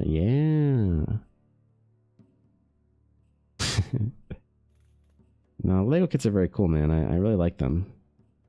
I'm just always so blown away by how much success as a brand Lego is having right now. Those Lego stonks are absolutely soaring. It's like they cannot miss right now with sets. Everything they do is just a rapid, roaring, and massive success. I'm like, good for them. Like, that's great. They're doing stuff that people are actually excited to spend their money on. And like, do you remember that feeling when you actually had stuff you were excited to buy? Because I do. Now when I hear a game is like, you know, there's a new game out and it's $80, I'm like, oh, God, okay. But like when a new World of Warcraft expansion would come out or a new game from like whatever developer I followed or whatever, I was like, take my fucking money. Take my money and give me the thing that I want, you know? So it's not like a begrudging purchase to go out and buy some Lego. People are actually very excited about it. They're like really enthused. Gotta do our stretches, man. Gotta make sure I'm staying limber in the old arm category. But yeah, I haven't bought Lego in like years because there's just fucking nowhere to put it, man. I'm just trying to like own less shit in our home. I'm trying to like have less things. But it's been so long and the Lego set's been so cool. And every time I go to the mall for any reason, like for a Pokemon Go event or if I need to grab something or whatever, I always see these like people wandering around with these giant Lego bags. And I'm like, dude, you spent like $300 on that or $600 on that or $100 on that. And people everywhere with Lego bags in the mall. And I'm just wondering, like, how does Lego sustain that kind of like amount of enthusiasm? People are absolutely diehard for their sets, which is great. They're doing something people are excited for. It's just a little strange to see, you know, in person. It's not off-putting or anything. It's just like, wow, you know? Like, holy shit. I don't want to tackle these stones. I want to tackle some stonework, some nature's masonry. You know what? Let's just tackle them. That's what I'll do. I'm not going to overthink it. Because overthinking stuff is bad. The amount of times in my artistic career that I've realized the main problem of overthinking has been a lot. A sense of trust in oneself is necessary to make art, I think. I trust that the project will turn out okay when we're not. It happened to the FOMO well hard, which I cannot blame them for. It's good business. Yeah, I think there is a sense of FOMO with a lot of the Lego sets, but I don't know, dude. I feel like Lego sets are out long enough that it's not necessarily... Their branded, their business, I don't think is entirely based off of, or even like majority based off of FOMO. I think that so much of it is just like, there's this cool set that somebody wants, and they're like, oh my god, I gotta get that. It's so rad. You know? Like, I know brands that tap into the FOMO thing really hard. Hell, like, you know, most video games tap into FOMO really hard. It's like, there's a new season battle pass, and if you don't do it this season, this battle pass, you're never gonna earn this reward ever. And I used to bite into that super hard, you know. I played every season of Diablo, every new raid tier of World of Warcraft. I wanted to get every ahead of the curve achievement, do all the things, to get all the whatever, because I never wanted to miss out. You know, when an expansion was over and you couldn't get like a mount after that or whatever, I was like, oh my god, I gotta get the thing now or else I'm never gonna have this mount that I'll never use in video game shit. So I was definitely a person suffering from the FOMO bug quite heavily when I was a young buck. I get it. I don't quite get the same impression from Lego. Maybe it is for that thing for a lot of people. A lot of they're like I don't know a lot of the people that line up on day one, like the day oneers, the liner uppers. I don't know about them. Yo, Radical Edward, thanks for the follow. Appreciate it. What's up, dude? Wait, why is my OBS not showing new event? Okay, whatever. Well, I might miss some alerts today, so that's gonna suck. But got that one. But yeah, I mean, like the day oneers, the early store, whatever, early hours people, the true enthusiasts. Maybe they are really getting into that FOMO thing and whatnot.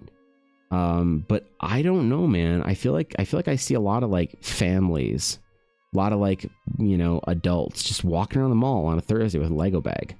These are not people who have like gone to the store to get the thing to, you know, because it's going to be gone in 2 weeks. It's a limited release. They're just there to buy the cool Star Wars set that they want or whatever, you know? Which is why I think that it's so heavily not necessarily just the like the FOMO side of things, but I could be wrong. A firm from 2 malls, right? Yeah, like I see a ton of people walking around with just bags. Lego bags, man. And they're having a great time. They're all so excited about it. And you know what? There is money to be made in Lego sets. There is. There's actually a lot of money to be made in Lego sets. I personally know a guy from my game store days, from the Magic the Gathering days, that I used to work there. He buys every single Star Wars set that comes out. He buys, I think it was 5 versions of the set. And he doesn't pay for them. With they pay for themselves basically, because he bought for a couple of years. He bought he like made the initial investment, air quote, into buying multiples of each set, and then what he does is a couple years down the road he'll sell like 2 of the 5 that he has 3 years down the road. Then he'll sell another one 5 or 6 years down the road, or whatever. And so he buys basically 5 of the new set with money he made from the old sets, so he can buy every set for himself to play with whatever fucking build shit. I don't know, man. You know? The enjoyment of building the Lego set, the playing with the actual thing as opposed to just keeping it in a box. And then he just never pays for it. And then he also has accrued this now collection of investable Lego that's like a 6-figure whatever thing from a very small investment in the beginning. So, like, you know, brother James over here fucking able to just get Lego for free, basically. But he has to do some work selling the sets. But so you can invest in Lego. You can. It's a real product that you can invest in. Thinking that it isn't would be a fool's errand. But it's not such a fast and rapid turnaround like trading cards are, that the easy money and scalpers aren't yet really attracted to Lego. So that's the thing, man. Like, there is money to be made in the whole scalping, FOMO, whatever, limited release bullshit stuff with Lego. But I feel like the vast majority of people that buy Lego, they're just buying Lego because they just want it. You know, like, how long has the Millennium Falcon set, the big ass Millennium Falcon set for half $1,000 been out for? A long time, and it's still at stores. They're not like taking it off the shelves because it's still selling. It wasn't like a big like FOMO-y thing. Or actually, maybe it's just like old inventory or whatever. Maybe it's been officially retired. But no, it's crazy to see the sheer amount of people that choose to spend what little, you know, free money they have in a month on plastic bricks. It's great. I'm pro Lego. I think it's an absolutely great formative toy for kids. You know, every kid should grow up with a giant bucket of fucking Lego they can just build stuff with. Let those imaginations fly. It's probably one of the most insane, like, gifts to get or give. Bro, I'm gonna buy my nephew so much fucking Lego. And when I have kids, they're gonna get Legoed the shit up, okay? I was Legoed to hell. But then even then, as like the Lego kids grow up and turn into Lego adults, they just want to build the cool, like, you know, whatever dope sets, and they like them. Again, I'm still a little against the idea of displaying Lego sets. I don't think they're worthy of my limited shelf space to display a Lego set. That's a personal thing for me, and I recognize that everyone disagrees with me, and that's totally fair. That's why they still do so well. People buy up Legos, they just build them, man. They're just having fun, right? We're just spending more each time. I enjoy the whole setup / method. Yeah, totally, right? It's fun. It is fun. It's totally fun. I love building Lego. I love it with a passion, but I just can't rationalize the space behind. Like, I have so much half, like, disassembled Lego in bags in my closet of sets that, like, I've gotten as an adult. Mostly Star Wars stuff that I just can't, you know, justify having out or whatever. Now that bin turns into 2, and it's like, oh fuck, I gotta not buy any more Lego again, basically ever. And so I was all sworn off on it until this last weekend, where Ella's been wanting to get a Lego set or 2 and build them and have fun. And so I said, fuck it, let's get it, man. Let's do the thing. Let's buy the silly brick toy.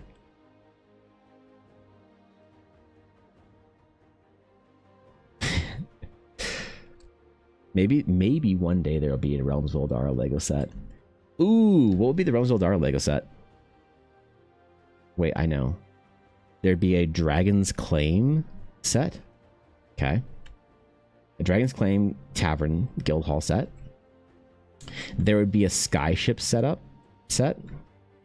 There would also be a couple, like, little mini sets of things, like little shrines and whatnot, with, like, monsters and goblins and people. Then there would be a couple of, you know, those, like, zoomed out Lego sets where it's like a whole, like, kind of landscape picture or whatever, or something. You get, like, the skyline or something. There'd be a Realms of Eldara, like, sort of Gates to the Eldari set. It'd be one of those, like, you know, kind of like zoomed out setups, like the castle that we got for Ella. Totally. Okay. So that's one of the goals then for Eldara, is to get a Lego set made, for an official branded Lego set. And what an unreal shame and unbelievable throw that Nintendo had by not making the Pokemon Lego sets. Sometimes you see a fumble in business so aggressive and traumatic to watch that you just can't ever forget it. And when Nintendo fumbled the Lego agreement and went to, like, Mega Bloks or something because they wanted more money, or I don't know what the reason why Nintendo and Lego never hooked up was, but when Lego released the Pokemon Mega Bloks or whatever, and thought that literally anyone would buy Mega Bloks for the Pokemon brand, they thought the Pokemon brand was strong enough that they could subvert Lego. Let's not be insane here, okay? Let's be reasonable, rational adults in the room. There's no way that anyone's buying a fucking Mega Block. But could you imagine if Pokemon had Lego sets? Pokemon minifigs would be unbelievable. You'd release a couple sets. You'd release, like, a battle, you know, you'd release, like, gym trainer sets. So you'd have, like, you know, like the gym trainer, like Brock or whoever, or, like, I don't know, pick your favorite fucking gym leader, and you'd have their Pokemon set up in a little, like, gym battle, like, thing, like those, like, $34 sets. You would have, like, a big, like, stadium Pokemon Coliseum style set or something like that. You'd have, like, a route system set with, like, bridges and shit and wild Pokemon. Then you could also do, like, Pokeballs with, like, mini figs in them, random Pokemon minifigs. that costs like $10 or whatever for a minifig, a random Pokemon minifig.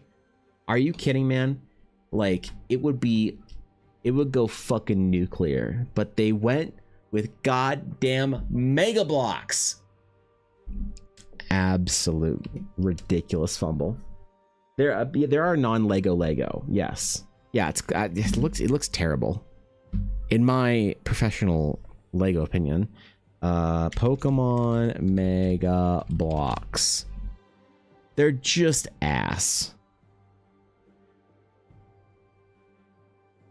It's the fucking Walmart discount Lego, and they made like the whole like weird fucking, I don't know, man.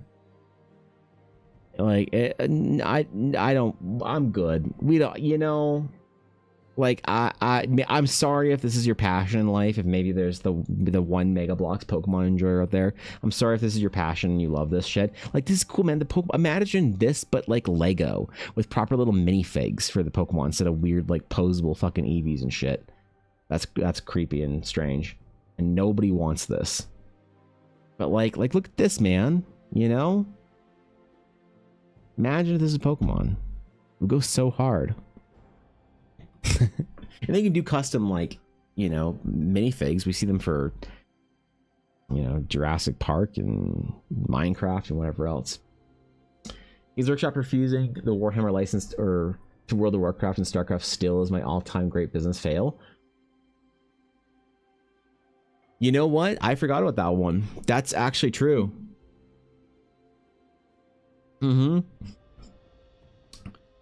If Warcraft had been a Warhammer Blizzard game, it would have gone so unbelievably hard. It would have destroyed the world, sundered it in two. Maybe it's good it didn't happen. If you had the competitive RTS StarCraft 2 and Brood War and StarCraft 2, but I'm going to say StarCraft 2 because that was the era that exploded, the esports exploded. If you had the competitive RTS of StarCraft 2 and all the pageantry and events and bullshit around it, and you had everything being the GW brand, oh god, Games Workshop would run the world at this point in time. I think Pokemon Lego is coming out next year. There's a teaser. Oh really? No shit. Is that true, Jen? Wait. Pocket Monster Lego teaser. This is on IGN. I trust Ing. Wow, you're right, dude.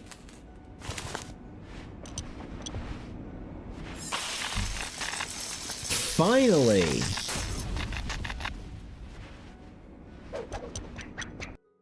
What an amazing thing to have happen. What a humbling experience for Pokemon as a brand, for Nintendo. Because I bet you anything, Nintendo has seen like the success of the Mario Lego and other like kind of, because there's a Mario Lego, I believe.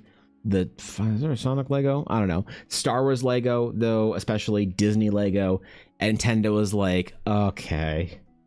Look, man, the Mega Bloks guy, we fired him. He's gone. Can we please come back to the table? Can we please come back to the table? Oh my god. I'm so sorry, Lego. And I hope that Lego was decent, but I hope they didn't budge at all. I hope they said, here's our previous like licensing agreement that we give Nintendo or sorry, Disney and whatever, all these things, and you can take it or leave it, man. And Nintendo was like, no, we want more money. And Lego's like, Mega Bloks is waiting for you. I hope that's what happened. Because notoriously Nintendo is a extremely difficult to work with brand. The Nintendo brand is very strong, and they know it, and they wield it with its strength. They know what they got there, and they are not fun to play with. They do not come to the table looking for an even split of the cookie, all right? We know this historically about them. So, very interesting. Because the thing is, the Pokemon brand is still ridiculously strong. Honestly, the Pokemon brand is Nintendo's strongest brand, I think. I think it's transcended the Mario brand. I believe it. Maybe it's been like that for a long time. People are rolling their eyes like, of course it does. But no, don't underestimate Mario. I think it's stronger than Zelda. Fucking, I don't know the Nintendo brands there are or whatever. But yeah, that's crazy, man. They actually got that in. So the game's gonna make some shelf space available for brick build Pikachu. You wouldn't catch me dead with a brick build fucking Pikachu. That's a sub goal, okay? If we hit 1,000 subs when the Pokemon set comes out and somebody mails it to me, I'll build that abomination on stream. I do not like the like brick build, like droids, helmets, anything like that. I can't do those ones. Steve, what's up, dude? You got times to flap your hands, you got times to draw? Wait, dude, I am drawing. What do you mean, man? What do you mean? I'm trying to figure out how to draw again, Steve. I was gone at RENFAIRE all weekend selling my art to people. I forgot how to draw. I'm actually going back to art school right now to figure out if I'm using the right side of the pencil. Good to see you, Steve. Let's go, man. Pokemon's biggest IP in the world, been that way for a long time. How long has it been that way? Because I mean, you're obviously right about that. But I wonder, like, if it's been that way since, like, I don't know, the like 2020 resurgence, or if it's been like that since like the kind of the failure game days. Because it's amazing it can be. You think it's been 20 years, the biggest IP in the world, 20 years? Ooh, I don't know, man. Okay. Because the interest in Pokemon dipped really hard and it almost didn't make the generational bounce. Right? Because everyone who played Pokemon in the 90s, all of us, fucking boomer millennials, we all grew up and grew out of Pokemon games. So we stopped playing them, right?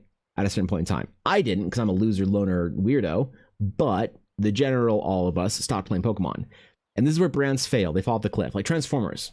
Transformers didn't make the comeback. Kind of did with the movies, but it wasn't enough. They tried to defibrillate that fucking brand. Transformers as a brand is basically executed. Whether we like it or not, and I'm sure they're still making Transformers for the next 30 years, but just as a mainstay in culture, kids aren't buying Transformers toys, and there's no Transformers TV shows and whatnot. So the 80s kids, Transformers didn't survive to the point where their generation of kids started playing with Transformers. But Pokemon sure fucking did. So like all of us grew up Pokemon in like the DS, 3DS era, but then this like the Switch era maybe came back and kids were back into it and they're still chugging away with the shows and whatnot and doing all their other games and all their other types of things, you know? So the kids came back into it. So I wonder where that bounce back was. Because I could see it. I could definitely believe that when they bounced back, they were the biggest brand. But I think that probably when they were in that dip, trying to survive the generational like transference of culture, I wouldn't believe they're the biggest IP at that point in time. Unless you had some data for it, which I'm sure there fucking isn't. But that's like the way I make sense of it, you know? So I find 20 years to be a little hard to believe. But 10, I could definitely get on board. I need to think about the 20 years or whatever.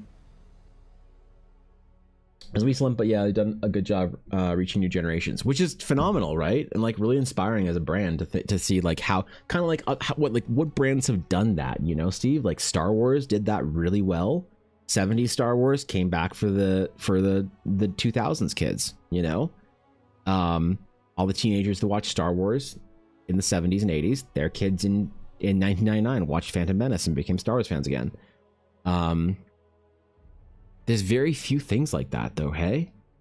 You know, obviously some video games and franchise IPs, Mario, shit like that, but no, it's really impressive.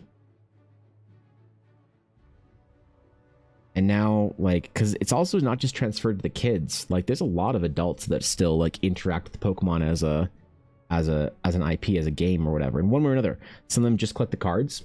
You know, some of them like, you know, go buy some cute little fucking trinkets and shit at the Pokemon Center in Japan or whatever. And some of them play the games competitively. Right? It's like pretty crazy. Like, I still fucking play Pokemon Go. You know? Pokemon was cheating, but I know lots of people were Gen 4 to 6 was their jam. My generation fell off a little after Gen 3, but that's a Western perspective. Pokemon is evergreen in Japan. 100%. Yes, 100%. Pokemon never slumped in Japan. Never. I don't know if I'm quoting fucking ass statistics out of my ass that don't actually work, but I'm pretty sure Japanese sales of Pokemon never dipped. for any generation. I'm pretty sure that all the dips happen in the West. Now, that's a big part of their market, a massive part of their market, so obviously that's going to affect their brand quite a bit. But yeah, true. When kids grew up and grew out of Pokemon, it was like in the West, they were all still doing it in Japan, and they never took a break, man. The card game that was going hard has never not gone hard in Japan. The TV show was always a thing. Actually, I'm curious about this. Pokemon game sales in Japan by generation. I'm curious. Does this have it on here? Okay. No, this just has, oh yeah, okay. Unit sales doesn't have in Japan though. This is like worldwide, I believe, though.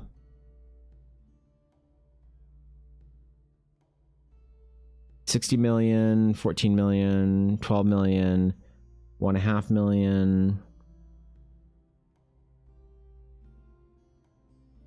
15 million, and 23. There's like mainline ones. 16. So Gen 3 fell off a little bit. Diamond Pearl was kind of in that same range of falling off just a bit. The dip was like really bad in Black and White. Sun and Moon didn't really come back either. And then yeah, so switch generations, Sword and Shield. Boom, to the moon. Right back at it. Scarlet and Violet. Back to the moon. Interesting. Now I wonder what the sales of this Japan versus NA. Let's do like Pokemon. I don't know. Where is the lowest one? Was it Black and White? 17, 15. Yeah. Pokemon Black and White. Okay, so Pokemon Black and White sales in Japan. How many sold in Japan?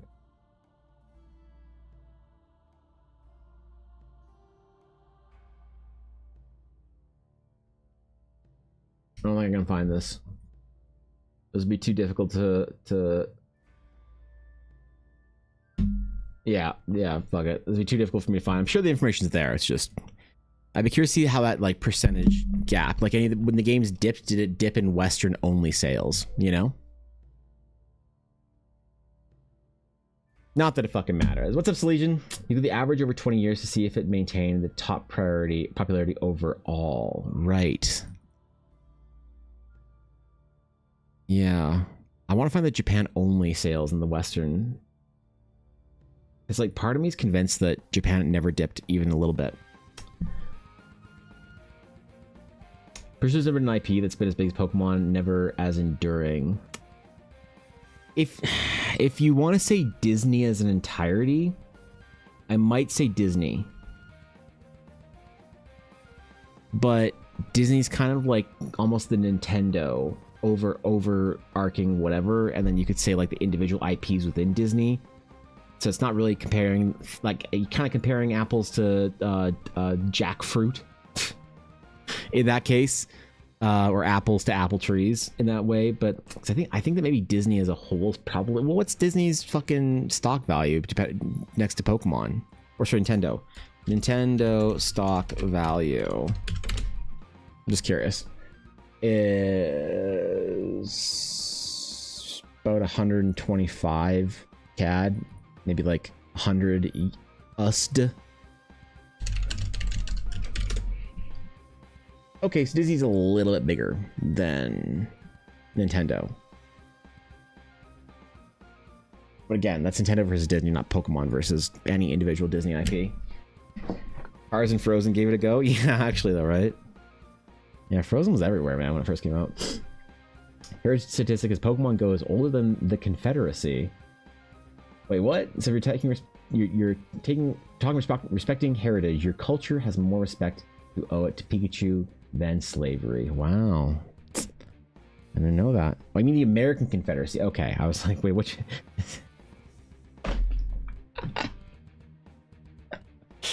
Oh, that one. Okay, yeah, all right.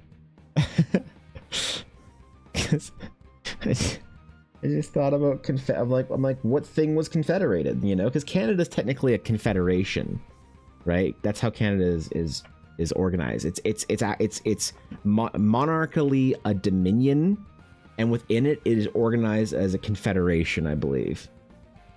So I was trying to figure out which fucking. Do us reading two chats at the same time? Shut up, Steve. Look fair though, right? America. Yeah, sorry. I forgot which yeah, the country we're talking about, man. I was like, which confederacy? Fake news, something outside the US is worth learning. Apparently they eat snails in France. Who knew? Remember when PETA was trying to sue Nintendo over Pokemon? Wait, did they actually? Did they try and sue Nintendo for Pokemon for their monster collection mechanic? Is that a thing? YouTube chat is small, but he tries not to leave us out. I try my best not to, Salesian, but I do make mistakes often, so I always appreciate the grace. But you guys can probably hide in YouTube chat more so. You want to discuss slanderous things, I'd probably miss it for a little while. You can delete your messages before I see it. I don't know if you can do that in YouTube chat. You probably can't, but, you know. I'm talking my shit. It's snail eating frogs, right? Dude, holy. Holy. Imagine eating a snail. Imagine being a shell sucker. That's my favorite slur for Canadians, by the way. Syrup suckers. I want to bring that one back. That's what I want. That's dude, I'll support that. I don't want to pay no syrup sucking CAD. You're paying USD like a man. Oh, I did. Sorry, I did have. So like slurpers. I did have somebody again. Complain to me at the convention, or not convention, at the RENFAIRE over my use of USD pricing. They were asking about a print, and I said, oh, sorry, I didn't bring any of those here in that large format, but if you want, you can order it off my print store in the large format. I just only bring the popular large format prints to conventions, so if you want the small version of the large, like, you can get it off my print store. And they're like, okay, cool. And they're like looking at it, they're like, cool, thanks, man. And like the cool thanks, man, is like, they're never gonna check it, whatever. But they came back later and they're like, hey, your price is all in USD. I was like, yeah, I set up in USD because most of my, you know, like customers are from America. And then it you know, like, yeah, but I don't want to pay in USD. I was like, oh, well, like conveniently it changes it to CAD for you if you're in Canada. So I don't know if you had like a fucking phone VPN or some shit on, but like if you order a print from Canada, it'll have it converted to CAD for you. Like, yeah, but it's not an even value. So I know you're doing it in USD.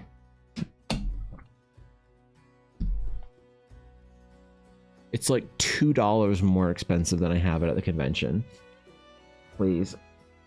Please, I can't take it. I can't handle it, man. It's $2 more. Fucking Canadian currency complainers. Right? Same value, that's what the conversion rate is about, but it's not a round number for them. Heckin' beer swollen hose heads? You almost got to the hoser part. Almost arrived there. That's a good one, man. Yeah. Fucking Bartons. How picky of them. I know, right? Now, I do understand sometimes solution there. So I had a lovely young adventurer come buy a print from me at RENFAIRE. And they are very enthusiastic about the idea of buying a print from me at RENFAIRE because they wanted to buy a print from me at GameCon, and I was out of stock. They raced to RENFAIRE, found my booth first, and said, Evan, do you have any of the large dragons in stock here, or am I too late? And I said, no, I have like 6. And they're like, perfect, I want to buy one. And I thought, why would you just order it off the print store? What the fuck? Like, I just order it. I even offered at GameCon for prints that I sold out at, I offered to ship them to people for free. I gave them a code for free shipping. If they're at the convention, I didn't have a print with me. So they didn't have to pay for that. They just had to buy the print and just get it in the mail, you know? So I even did that shit. I said I'd eat the shipping cost. And they didn't want to. Because they wanted to buy the print from me in person. So I kind of respect that. I kind of get it. I get it. but the atrocity that was having my prices be in USD was just unfathomable to them. I don't know what I don't know what I could have done. You know? I don't know what I could have possibly done. Now nice to find you another event. It is, right? I was super like now that might be that person, and then the two people that I met from TikTok, Illyria and Greg. I think they might be the first people that have like found me at multiple conventions. You know, because like Ella has her convention cult, right? People that go to Blackwood Dice every convention to see the new sets she has. She has one or two like really loyal, like really dedicated people that are like, they buy like a set or two from her every single convention. They want to know what sets she has, right? Every single time. And obviously I haven't done enough conventions to really get that kind of a base or whatever. So it's cool. It's cool that I got the first people that like found me from a convention that wanted to buy a print that didn't get their print at GameCon, that wanted to now a month later or a month and a half later, whatever, find me at another convention to get that print. They like waited for it, you know? That means it wasn't like an impulsive thing, that they left the impulsivity of Artist Alley at the convention, and they went home and considered and contemplated it, and then they still wanted it. That's like really cool to me, you know? Other streamer friends complain that people will refuse to buy online. What is the complaint either, right? I don't necessarily understand it. I'm mad I missed you at this show. I wanted a print. You can buy it online though, you know? What? So is it like, what? Is the complaint they think that like I don't run my own print store? They like, oh, I want a signed version from you, Evan. I don't want some mass-produced version of the print from some random printer. Is that what the complaint is, or is it just they just like I don't know, man. I don't get it. I totally get if you want to buy the print in person, because it's like more fun to buy it from the artist in person. I kind of get that, but if the print's like out of stock, and I'm like, oh, just go and get it from my print store here. Or even I'm like, here, buy the print now, buy the print, and I take down your details. And I fulfilled like 6 or 7 orders after GameCon of prints that I had out of stock, and I just had an order sheet that I had people fill out their address and whatnot, and then I entered it all into the sales thing, made them a shipping label, and then I shipped out a bunch of prints for free. I ate so much on shipping, which sucked. I'm not doing that again. I fucking suck, dude. But you know, and like I don't know. Some people were totally cool with it. Some people were like, no, God, that's terrible. Why would I ever do that? I don't know what the complaint is. Like I'm not blaming them if that's their preference. That's totally fair. I just want to know why, and I've never gotten a straight answer out of it, you know? Get the social aspect or whatever, but yeah, I don't know. Yeah, right? Elzas are very nice. The first 2 sets that I received are in my play rotation. What an honor, dude. I'm glad you liked your first Blackwood dice. No, I mean, like, Ella is legitimately, and I know I'm not trying to shit on the other dice makers when I say this. I'm her husband, I get to be very proud of Ella. Ella's, I think, and a lot of other people think, that she has the nicest resin dice out there. I know. People got their preference of their favorite dice maker, but a lot of people who have got Ella's dice are like, these are the best resin dice I've ever gotten. How the fuck do you get your polish or your finish or whatever? Like, these are ridiculously well made. And like other dice makers will like ask her, they'll be like, okay, like, what do you do here? Like, how do you do this, dude? Like, what are you using? She's like, well, I just like, you know, sanding wheel, all this kind of stuff. And they're like, yeah, that's what I do. Like, how do you get this shine on them? She's like, no, I just do that. And they're like, but if you get this level of polish, it would have to take you hours per set to do. And she's like, uh-huh. Like, well, you don't spend hours on your set. Like, each set, you're not spending a couple hours on each set, are you? She's like, yeah. And the like, I enjoy selfishly the look of like terror on some other dice makers' faces when they see the final boss that is Ella Blackwood. And they're like, what the fuck? You hand polish all your sets to this level? They just like, they couldn't comprehend doing that. For a lot of dice makers, they'll pull their sets, and then like whatever the polish is that comes out of there, they might buff it a little bit or spend a little bit of time polishing or sanding the like rough side and then polishing that side. They don't do what Ella does. And I'm always extremely proud of her dice and of her work, and seeing people appreciate her stuff in whatever way is like the highlight of my fucking convention time. So no, I love it. One of the dudes from Norse Foundry, from like one of the best dice making companies out there, told her, he was like, you have the best, like, they're like, dude, I've been around to conventions all over North America. You have the best resin dice of any vendor I've seen, of any dice maker I've seen. So whenever Norse Foundry comes to a convention, they always want to do a trade with Ella. So I have a bunch of Norse Foundry dice in my thing here that they've done for dice trades with Ella, which is always super cool. So yeah, I'm always extremely like proud of the dice that Ella makes. You know, I know there's lots of great dice makers out there to do a lot of great things, and I'm allowed to be irrationally supportive and proud of my wife's dice making business and craft, but I do legitimately think that they are one of the best. The best is maybe subjective, too subjective to objectively say, but I personally think they're the best. If she's charging comparable to prices to other dice makers, I can see why they might freak out. She doesn't. She charges more. Her sets are $100. And they're more for sets that require multiple casts and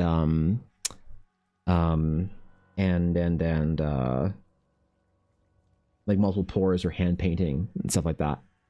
So Ella usually has the most expensive dice at a convention that we go to, which is why she's never in competition with anybody, right? There can be other dice makers there. It doesn't matter. They're not going to have the dice like Ella has, right? And they might charge less, but their dice are never, right? So.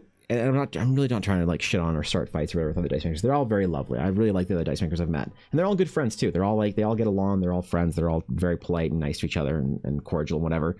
It's not like catty and bitchy. It is a little bit with some of them, but not the ones that Ella knows and like goes to conventions with and stuff like that.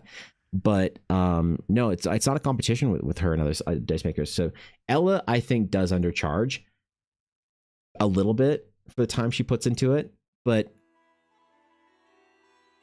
she doesn't think the market will accept more than $100 for her sets at conventions. And she might be right. I think that as she is going through and having more of an online market and people are like respecting and, you know, looking at her sort of sets online as well, I think it will give her courage to then, if she goes to an event and people are like, ooh, because there's a lot of people who do see her dice and are like, ooh, God, that's so expensive. You know, ugh, God, what the, I'm not paying $100. I can buy Chessex dice for $6. I'm not paying $100 for a dice set. It's like, okay. So there are a lot of people that also see your sets and be like, oh, wow, these are so beautiful. How much are they? And I'll say, oh, these are 100 and these are whatever. And they're like, oh, dang, that's too much for me. Okay, well, they're very lovely though. I was like, okay, yeah. You know, a thief thieved a keychain from me. A thief thieved a keychain.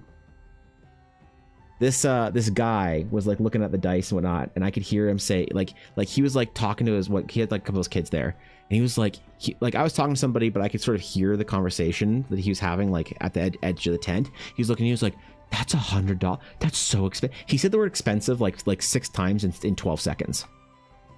He's like, that's so expensive. Those dice are really expensive. Those dice are too expensive. That's too expensive for dice. That's really expensive for dice. Oh yeah. That's for dice. That's very expensive. I heard him say that like 8 times. It's like, okay, whatever. You just roll your eyes and, you know, people say that. But then his kid was like looking at my stuff, like my stickers and keychains and stuff. And at one point she was like, I'm like talking to somebody that's like buying dice, and Ella's gone, and his daughter comes back and she just holds up one of my keychains. She says, how much is this? And I said, oh, those are $10. And she's like, okay. And then I kind of like look back at the people I'm talking to, and like I'm like literally tying up dice for them. They bought like $200 worth of dice. So I'm trying to be attentive. I glance back over, the girl's gone, the keychain's gone. There's only one left in there. I'm like, that little piece of shit stole my keychain. That little piece of shit thieved a keychain from me. Whatever, shrink happens, you know. It was funny that it was the guy's daughter that was like all mad at Ella's dice being expensive. That his little daughter stole a keychain. Like I said, it's gonna fucking happen. You should link for her shop. Molding, casting is a lot of passion of mine, plus love dice fidget device. Oh, sure. Yeah, Edward, sorry. This is, yeah, the first link in there is Ella's store. Now, She just had a Ren Fair, so she doesn't have much in her store. She'll be doing a shop update in a week or two. I don't know what she still has in stock from here. I think... Yeah, she doesn't have very much in stock left. A lot of it is gone. So yeah, she only has like a couple sets. Even listed. Which is funny. But she'll be doing an update with the stuff that she still has left over from RENFAIRE and that she's making for the next one in a week or two. I'm not gonna say it's gonna happen this week, 'cause I'm not gonna put that on her. Because she's got a lot of photos and stuff to take for it, but probably by next week she'll have a pretty big selection in her shop. So hey, you know, guess what? Yes, that's me. Hi, I'm Evan. I give you a hint, it's not the crumb. Did you order a print? Tier 3? Sketch card? Patreon? I don't know, Sedex. Fuck, I don't remember what I sent you. What's up, dude? Hey, 100 bits, man. Socks get lost in the dryer, normal inventory shrink. Right, exactly. I can't be like that butthurt over like a keychain going missing here or like a sticker getting damaged or something. It's like, it's gonna happen. It's real weird when somebody steals something from a convention, but it doesn't happen a lot either. Convention theft is not that big of a problem for Ella and I, for her stuff or my stuff. You know, it's happened here and there, and it's always just kind of like whatever, you know, because you don't want to sit there. I'm just mad that I knew exactly how and when and who stole that keychain. It's funnier than anything else at this point, actually. The Patreon, let's go, dude. I hope you enjoy it, man. Thanks for supporting Patreon. If you're interested, I just posted the D20s from the last 3 sets I received, 2 from Soap Glue Guns and 1 from Ella. Much as I love Whitney, I'll be using Ella as my primary one going forward, and she is seriously underpriced. I believe so too, Steve. I believe so too. Ella is slowly inching her prices up, though, to be sort of worth the time that she puts into it. But that is that is great feedback that I will definitely continue to nudge Ella into charging a sustainable rate for her dice, because yeah, she wait, where's your... Ooh, dude, this is such a fucking good set too. This set's so unbelievably good. Care this weekend session to roll some nat 20. Yeah, come on. Oh, holy shit, Sabine. Yeah, we're Dice Goblins. We're scrolling down. Ooh, we got the World Anvil dice. It's Samurai. Oh shit, that's all formal, professional. Blackwood Dice X Warhammer crossover event. Oh my god, Samurai's so cool. Card 510 for the Diamond Crumb. What? At Warhammer World? Oh my god. Goodies in the mailbox. That's good. That's a great dice tray. I'm gonna be making Blackwood dice trays, actually, by the way. Pretty quick here. Yeah, wait, where'd you post the D20s? Was it in Stream Topics? Did I miss it? Did I miss it? Am I dumb? General? General? Where is it? Wait, is that art? No idea where to put this, but the wall is growing. Oh my god. I'm so honored. I'm so unbelievably honored. To get wall space, that's amazing, dude. You have no idea. I'm fucking honored. I missed everything from this year. Put in the art group chat. Or art group. Come up. Or came up too soon. Art. Wait, what? In the art? What? Oh, okay, there we go. Last systems with glue guns and the Blackwood is in the middle. Yeah, I mean, smoking glue guns is one of Ella's like big inspirations for getting started in dice making. So I would never I would never expect someone to say that Ella's dice are nicer than Whitney's amazing, right? I will be personally biased here and say I prefer my wife's dice. Obviously I'm allowed to do that. But no, her dice are fucking sick, dude. Like absolutely incredible as well. Pax's dice are cool. Witch Hazel. That's Pax, right? Witch Hazel, I think. Pax's dice are Pax and Whitney's are the 2 dice that I think are, and also maybe Foxy Rachel's from Foxy Poxy. I really like theirs. But yeah, Ella's dice are just fucking unbelievable, man, when you see them in person. They're so good. Fuck, man. Once I get childcare, my wife and I are going full into game design and show prep. Hope to see you at a con or a fair or something. Dude, that'd be fucking sick. If we line up and are at a convention together, man, Steve, that would be unreal. That'd be so much fun, bro. That would be the best. I probably am not sure if we'll be doing many American conventions because getting things on an anywhere where we have to go fly on an airplane is really tough with Ella's stuff. I could go to a convention. The problem is nobody wants my stupid shit. So other people to buy it. Not enough people want my stupid shit to make conventions worth it for me. They're worth it for me because I don't have to. They're worth it for me because I don't have to like make back the hotel. Ella makes enough for us to go to RENFAIRE conventions, whatever it is, just on her own if we're driving and staying somewhere in a hotel we're not. Me, I'm a little just like bonus, you know. So Purple Red is dope, dude. Her sets, the sets she has right now, and this should be posting. I'm gonna say, Edward, the sets she's posting in about a week or two are her best sets Don't make stupid ever. Shit. I'm trying, Moose, but you guys keep asking for dragons and anime fucking cat girls and stuff. So, love man supports his partner. Well, and I hear people say that, Sheila, that there's a lot of people who are, I guess it's not as common as it should be for a guy to support his wife's business. But I don't. When people say that, it's always kind of like, yeah, man, of course, like that's very sweet of you to notice. But I don't consider Ella and I disconnected in there. I don't support Ella's business. It's my business too. And Evan Blair Art, my print store, is her business too. Ella and I are completely, entirely a joint venture, right? In all of this, there is no, in our minds, there is no Blackwood Dice ends and Evan Blair Art begins. And I talk about Ella's dice because she does most of it, but yeah, like of course I'd support her business and her Blackwood Dice brand because a lot of it, most of Ella's online like customers come from the Dragon's Claim, from you guys.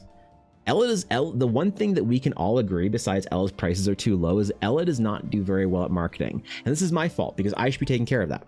I should be doing her marketing for her.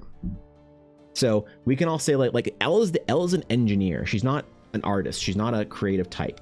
She's doing amazing jobs, and I'm sure I disagree that she's not a creative, but she doesn't see herself as an artist. She sees herself as an engineer, and this is all process, and she loves engineering the dice and creating and all this other kind of stuff.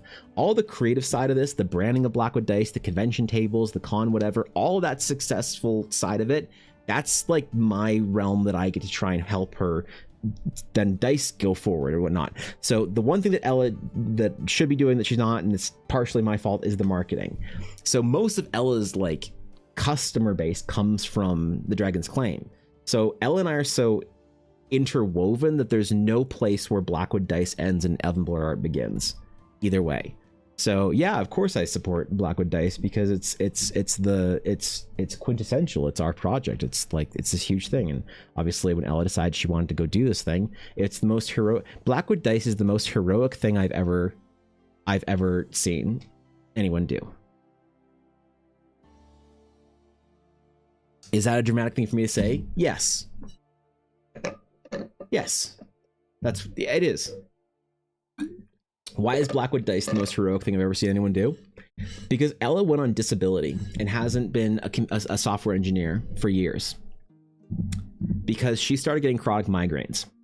Ella's daily existence is a level of pain and discomfort that when I tell people the true depth of it, they wince at it with this, surely that can't be that bad. It can't be as bad. No, there's no way that she deals with, what? A migraine every day?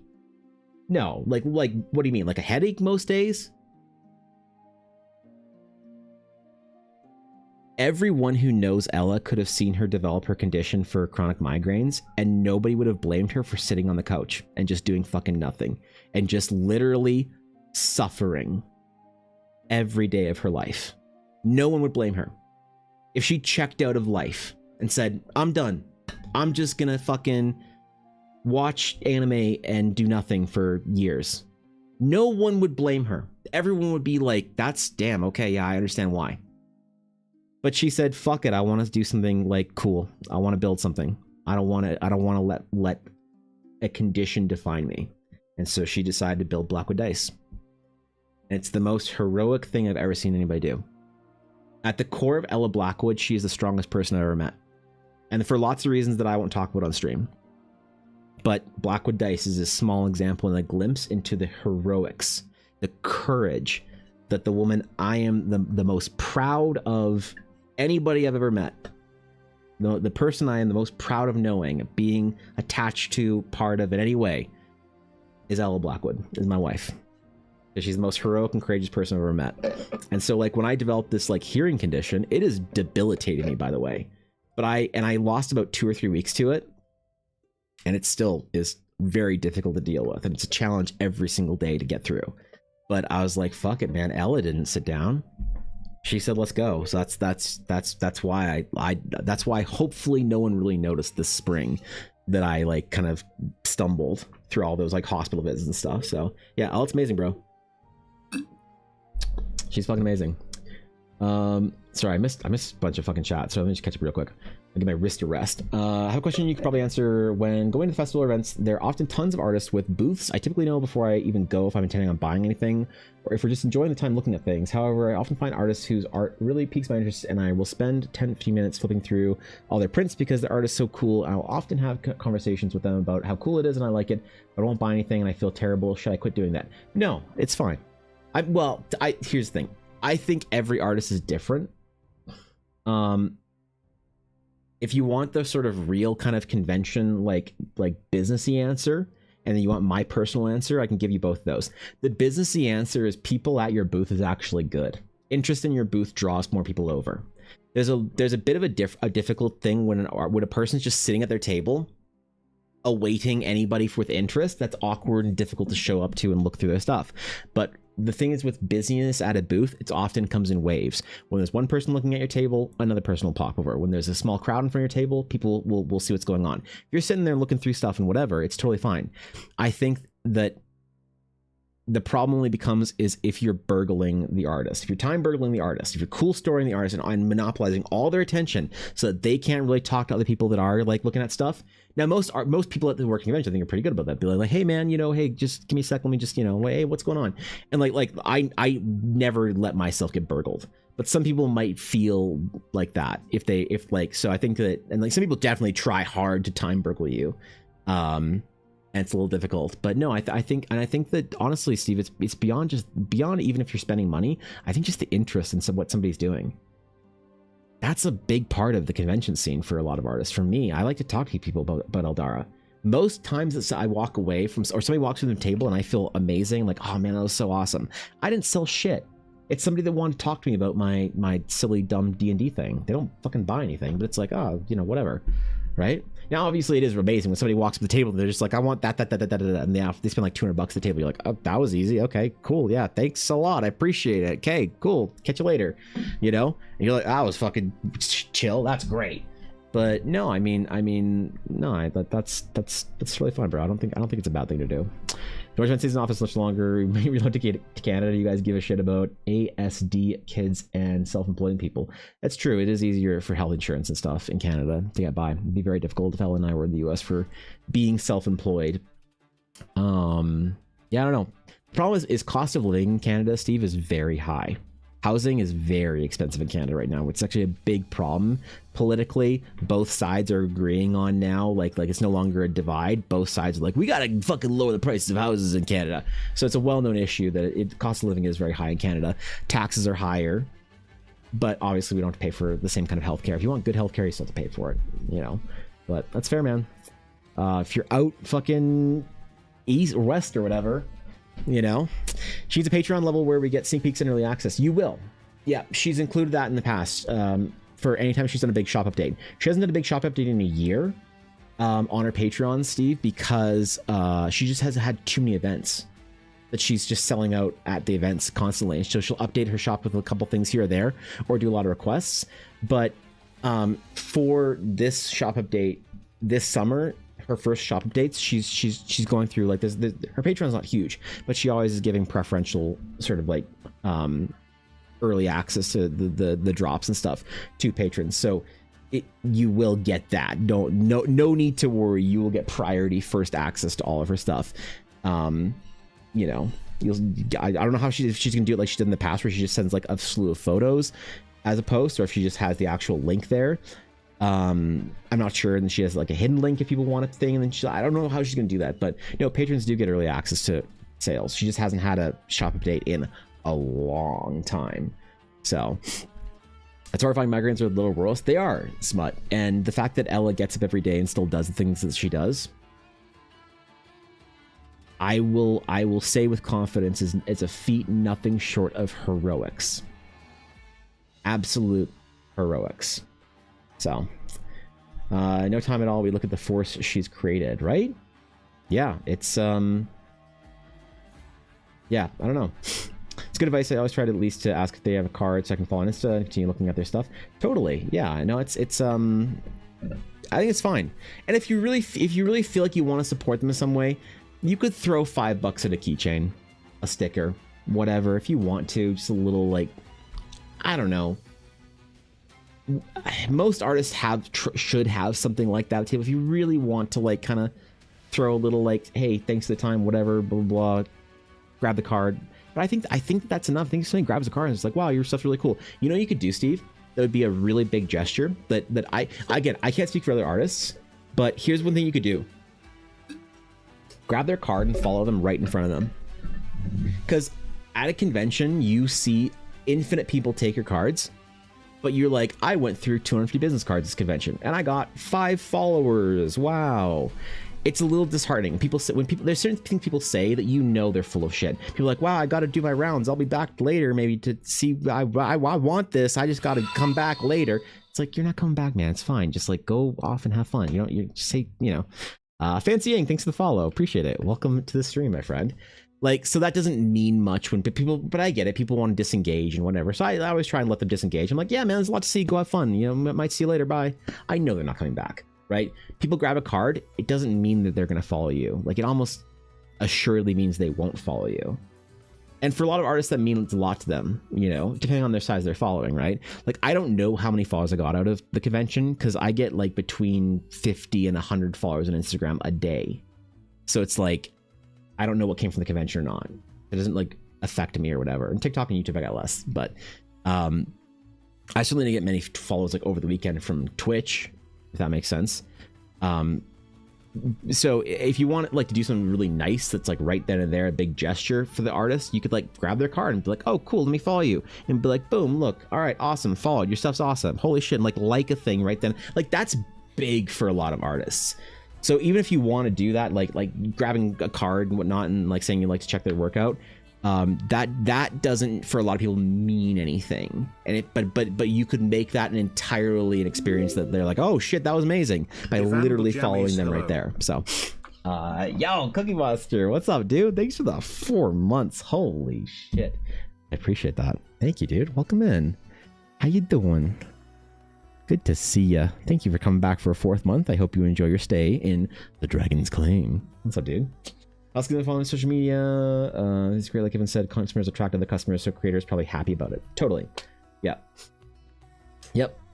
I think it's hereditary migraines. The vomiting and dizziness is no fun. The amount of energy needed to get up is so much. Yeah, so Sheila, like, would Ella...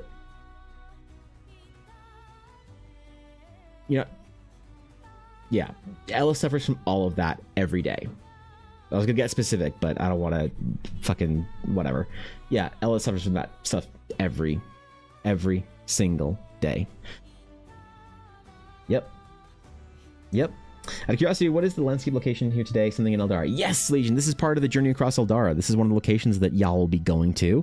I didn't do the first update. People weren't too keen on the idea of doing like a big lore friendly like big like adventure across Eldara, but I still want to have a little bit of lore in there, so I'm gonna be doing a little bit of that anyway right now. So we're doing a little shrine that I can also make a little card out of and stuff, and have a little bit of lore for us. This is gonna be the basis of the Astral Sage religion. That is a religion of the astral aura from non-astral sages, if that makes sense. Imagine like in Star Wars, a bunch of people that worship the Force as a religion but couldn't use the Force. That's what this is supposed to be. A monument to, so it's gonna be somewhere around there. But yeah, love the rare moments when people who were doing their rounds do come back. They're always very excited, at least for me. They say where they're thinking about my booth all day or weekend. And you know what? You're right about that. So it does happen. Maybe like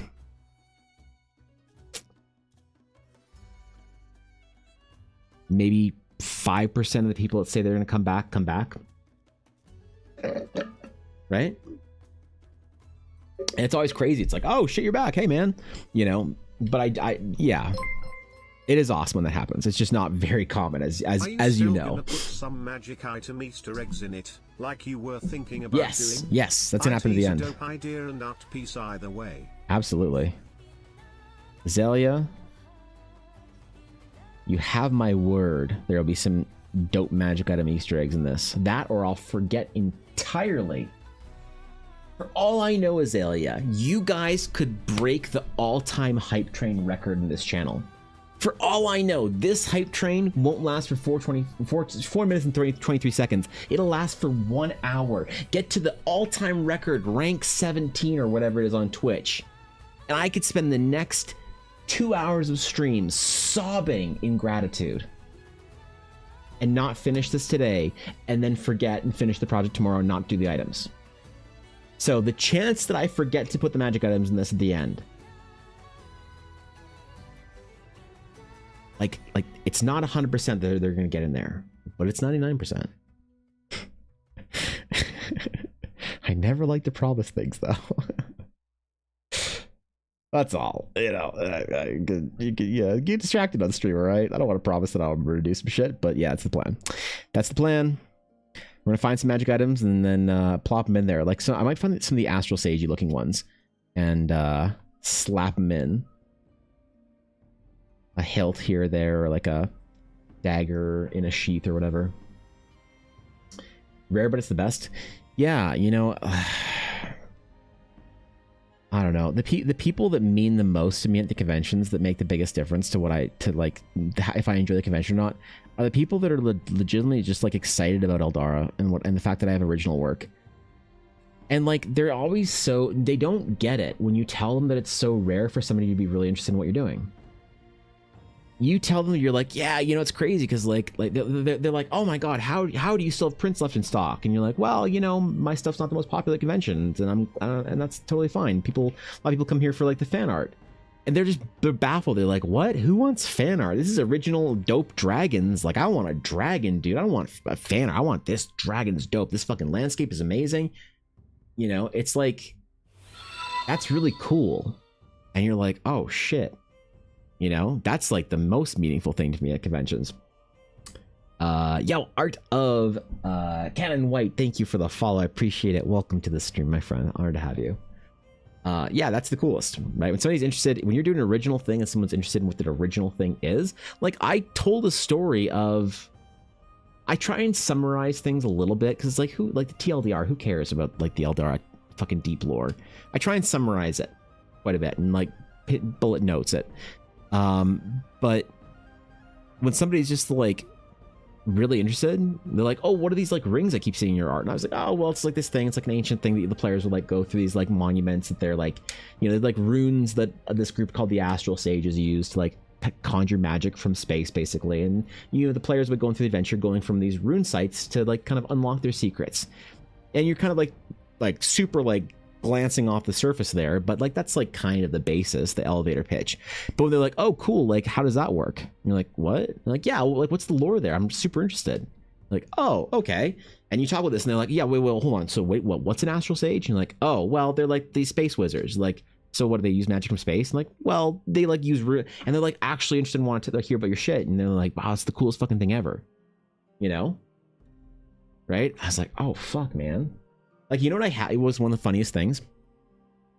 One of the people that bought prints from me at GameCon, not this last one, but like the last convention 5 weeks ago, the guy was just like, bro, you're gonna be huge, man. And I was like, what? He's like, yeah, like this is like gonna be like a big, huge fantasy thing if you want it to be. I was like, well, yeah, like I have big aspirations for like movie, when, you know, a game and whatnot would be really cool. And anytime I like make something from a project, I'm gonna like reinvest into another project. And he's like, oh my god, I'm standing here with you at a convention before your first adventure release. And I'm like, yeah, dude. He's like, dude, do you know how much this print's gonna be worth in like 30 years? I was like, hopefully quite a bit. Like, I'll be honest, I hope that it's huge. The guy's like, oh yeah, could you like sign the back for me, like the date and convention? And I was like, sure, man. And so I wrote like GameCon 2025, whatever, Evan Blair, thanks for stopping by the booth, and I addressed it to him specifically. You know, and the guy was like, this is a fucking cool thing here, man. You're gonna be, I can't fucking wait. I'm gonna brag to everybody that I met you before your first adventure came out. He's like, dude, when I'm sitting in the theater watching your first movie, bro, I'm gonna be telling everybody. I'm like, yep, I knew him before his adventure came out. And it's like, that was cool. That kind of belief or whatever was like, holy shit, you know? So, yeah, the conventions are great for that, for meeting people who are excited about the things you do. And then you get told that you should do fan art, and you're like, okay, all right, never mind. I felt good about myself for about a half hour there because somebody, really liked what I was doing and bought a couple prints. And now I'm reminded that I'm a shit tier artist that doesn't even draw free run.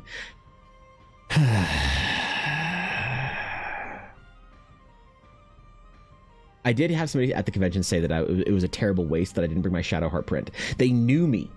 They're like, Evan Blair Art, I follow you on TikTok. I was like, oh my God, thanks so much, bro. He's like, yo, I really want that Shadowheart print.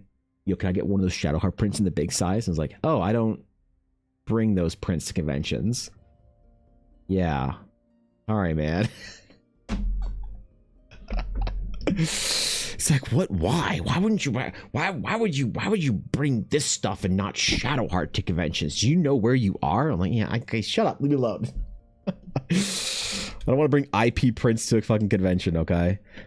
Like, I'll make a print of the Shadowheart Paladin that I did for people that want it. They just have to like special order it through the print store. I don't want that to be a thing that I'm like advertising and have like on wherever. It's like a personal request to get one of those prints. I've only made about 5 of them for people because of that, so. But it was kind of like, I'm glad you're excited about my work, but you also did just dismiss everything that I brought here as not being worthy considering Shadowheart existed. So that sucks. Love a hype man, right? Yeah, it was the best, dude. He was so excited. I even gave him one of my special like numbered like sketch cards. Where I was like, here, man. This is a numbered sketch card. I make them for my friends and for people that I know from like my stream that come and find me at conventions. And for Patreon, it's like getting rarer and rarer that I give these out. But here, it's like numbered. It's a one of a kind. His mind fucking just shattered, and he was like, "Oh my God, this is the coolest thing ever." Like, bro, I'm not George Lucas yet, okay? Like, let's relax, okay? I appreciate the vote of confidence, but like, all right, chill. Yeah, how dare, right? How dare I? Curious why people keep asking you for free run. I started watching it 4 episodes in, and I kind of get it, unfortunately. Free run's great. To be fair, I don't think the anime's good. The anime, I don't know about because I read the manga, like, I feel like years ago. Maybe it hasn't been years. Maybe it's been more recently. Very good. Good shit. Like it. Like it muchly. But, like, the obsession with doing free run art was crazy. The obsession. The sheer obsession, I tell you. It was very strange. Leaves the mind boggled, confused and distraught.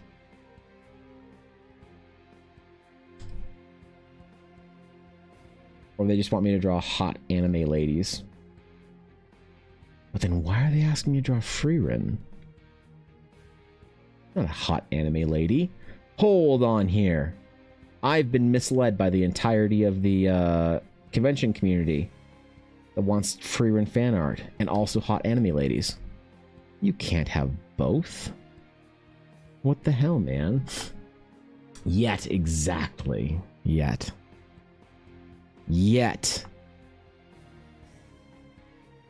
One day, the projects that I want to make will be done.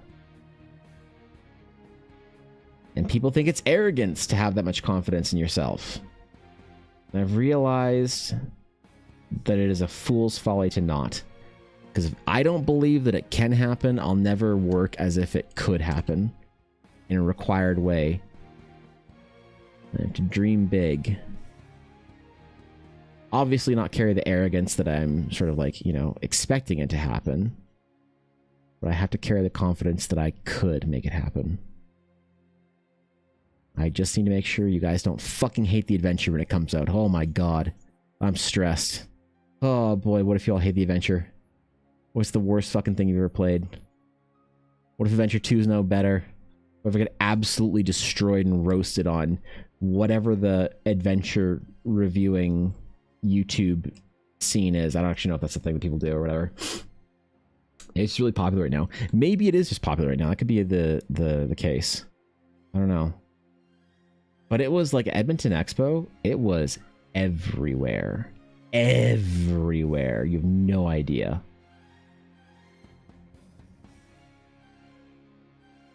But I didn't get a whole lot of fan art discussion at the Ren Fair. You know what? I kind of noticed the Ren Fair is a little bit weird though. There's a vibe that I didn't really like about something with the vendors of the Ren Fair. Not the vendors themselves, but like the people in the vendor market. Maybe a Ren Fair expert can fill me in on this one. But there was a lot of people. I've never had so many people question where our wares came from. It's like, is it a thing at Ren Fair where everyone's just selling shit? And not like Artist Alley where everyone's making their own stuff? Like if you go to a... This might actually... Hold on, I might just answer my own question. If one of the reasons to stay in Artist Alley, Ella could pay for a bigger table at conventions to get a proper booth in the main convention sprawl, as opposed to Artist Alley. One of the reasons she was told to stay in Artist Alley by other dice makers and friends of hers is because people think that if you are in the main area that you have mass-produced stuff, right? A lot of people were like, oh, you make these? Oh, crazy. Oh, wow, okay. Like, they were delightfully surprised. They'd walked into it assuming all the dice we were selling was, like, from wherever. So I started just saying, like, I was like, oh, enough people have said that. That I started, people come, they'll be like, oh, wow, these are beautiful. I'll be like, yeah, they're awesome. Yeah, thanks so much. My wife makes them all by hand. And they're like, oh, really? It was like, why are people so surprised to hear that at Ren Fair? And with my own art, a lot of people were like, oh, you're the artist? Oh, wow. Oh, wow. Well, they're all like surprised. Nobody asked me that at GameCon or other conventions. Nobody sees my art. They always come up, they're like, wow, your art's so nice. They never come up and are like, wow, did you make all this? Like one or two would say that, right? But not like at Ren Fair. It was like a lot of people. It's like the expectation for it to be just us being vendors of crap. Now that I think about it, there were a lot of vendors of crap when we were there. And I suppose like the people that did make stuff by hand did stuff that was very obviously handmade, like crochet and shit like that you wouldn't. But like dice are still like kind of an arcane thing. They're like, people can't wrap their head around like somebody being able to make them themselves. It is a very difficult, involved process. So yeah, I don't know, man. It's just very strange to hear that from people at the convention. The surprise that, no, this is like our thing. Like we make, like my wife makes Blackwood dice. She makes them all by hand. You know? A lot of vendors do proxy sales. And is that just the thing like at conventions that's like, but isn't that like reserved for like big artists? Like we're talking like Ross Draws, Steve Sketch level artists, C Not Bush level artists, not like Peepo Art dipshit who asked Evan Blair nerd artists. I would have expected like a big artist that has like really professional looking work and like big professional clients and shit like that, like a Magic the Gathering artist or whatever. People would accept that you're maybe doing proxies or whatever. Maybe weird question, but do you allow RUK people advertising for you? Yeah, I don't mind. I don't. Yeah, sure. I mean, that could be a wide category. Like in an official capacity as a sponsor of sorts. Oh, like would we sponsor a stream or something or whatever for advertisement?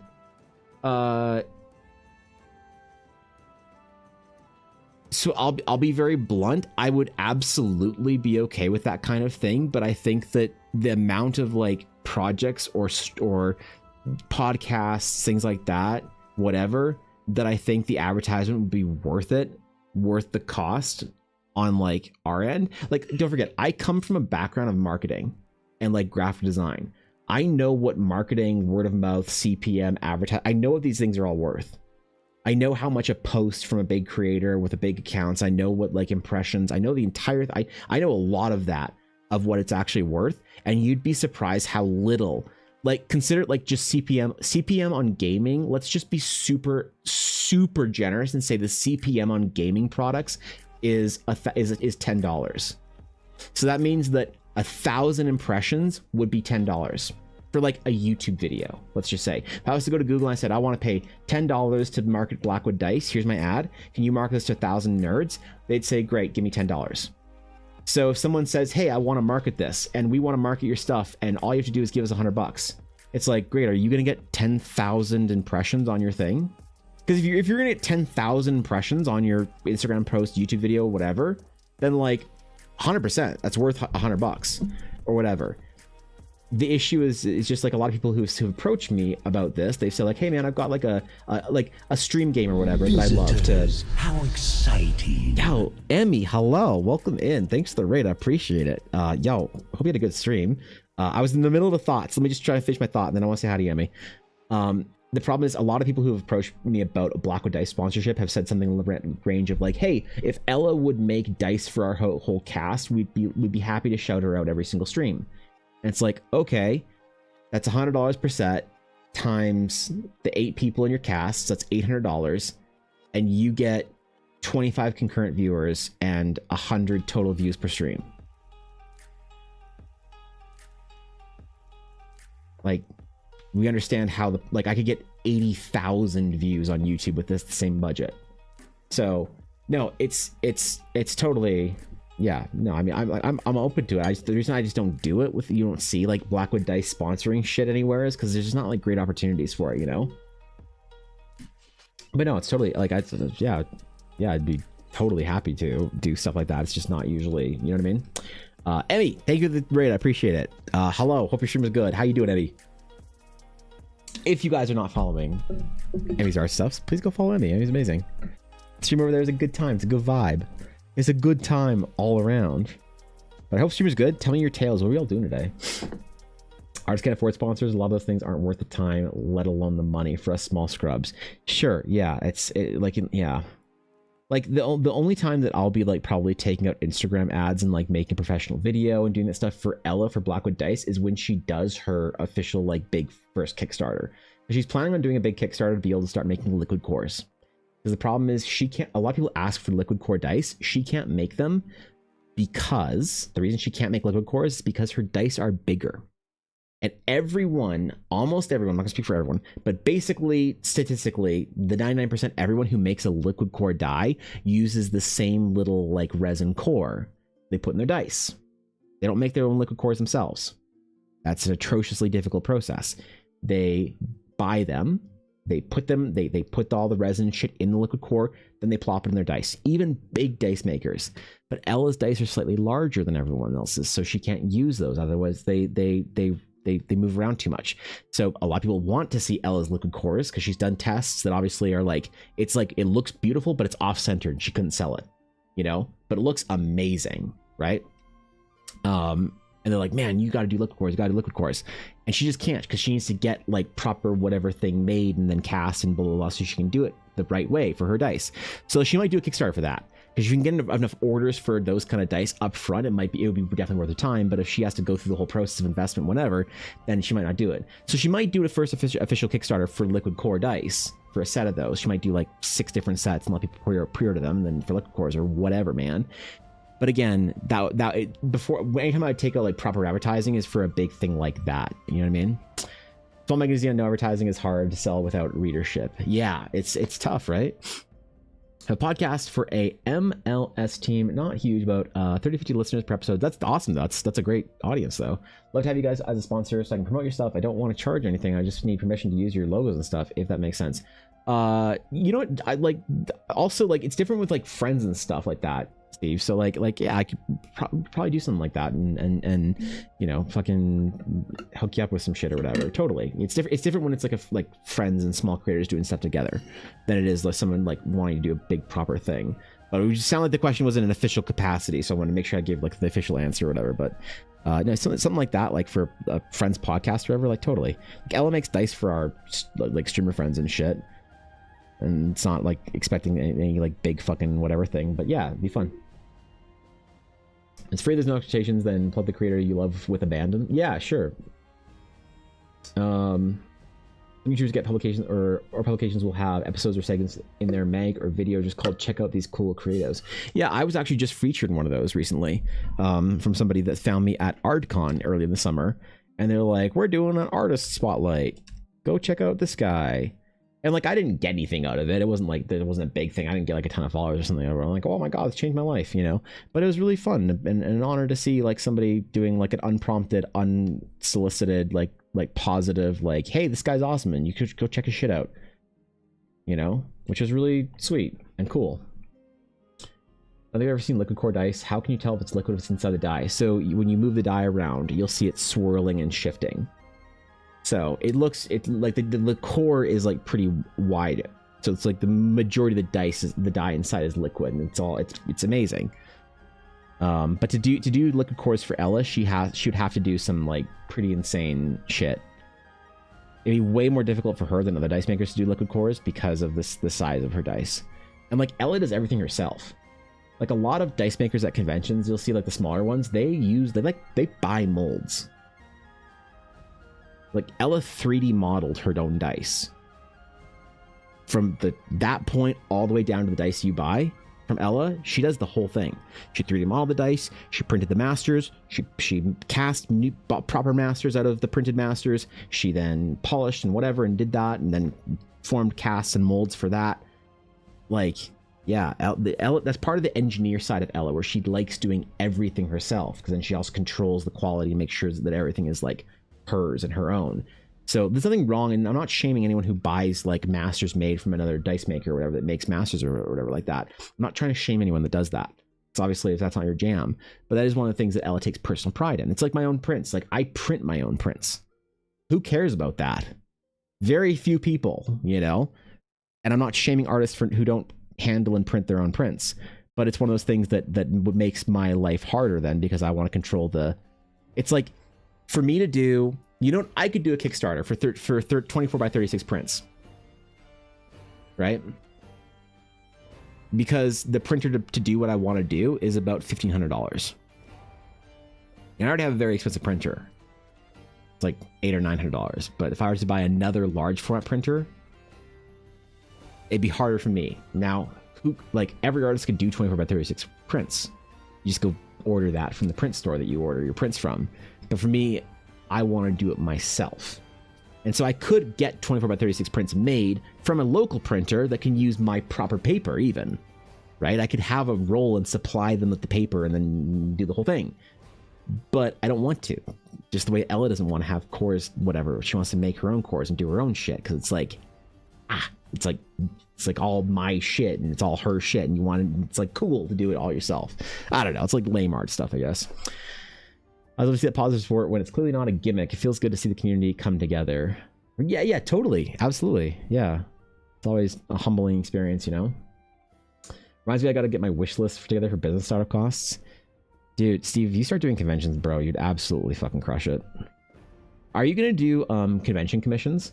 That's the one thing that people keep telling me to do that I refuse to do, is like at con commissions for like quick character sketches and stuff.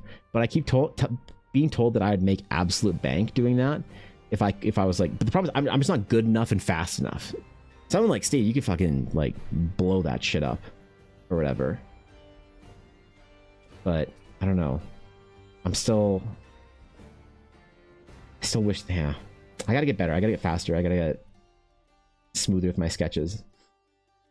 I gotta go live if it's only for a little bit, right? The grind process. No, wait, it's fun. Shit. Do sketch comms? Yeah, I get easel to do, or so people can watch though. That's rad. I think you'd have to have, maybe I'm being dumb. I think you'd have to have somebody at your table that can also handle like clients and stuff and people, right? They can make sales and shit for you while you're doing the thing, the sketch con. Because I was contemplating doing that. The thing I was contemplating doing is, this is really stupid, but imagine if I had my setup at conventions, I did sketch comms, and like either like this is a dumb idea, but I had my computer and like a tablet, like a laptop and a tablet, and like a monitor there, and like a small printer that could print at the quality that I want. And so someone could get like a whatever sketchcom, and I could be live streaming while at the convention, and I could do the sketchcoms on screen or whatever, and then print them off for people, you know. But the problem is I'd have to have I'd have to have somebody else standing next to me that could actually do the shit. And since Ella and I have to like kind of handle our own table when we're at conventions, it'd be impossible. But some small like sketchcoms would be cool. It's just, I don't know, I'm not fast enough for that shit. Big paper brush pen, just like Kim Jung-ji, that shit. Oh, just like one of the ink masters of our time. Ah, yes. Okay. Just casually. Must be lovely to be one of the best artists on fucking Twitch, Steve. Jeez, what's that even like? Fuck, man. Oh, just casually do this amazing big brush pen, beautiful sketches. I'm nowhere near that level, bro. I gotta get way better. I gotta get on your level, man. I have ideas to do stupid little skits for my sponsor videos and other sponsors. Maybe I'll have to convince you to do some stupid skit with me. That'd be fun. Yeah, bro. If I got the time, fuck yeah, why not? Why not? You're not that good? I disagree.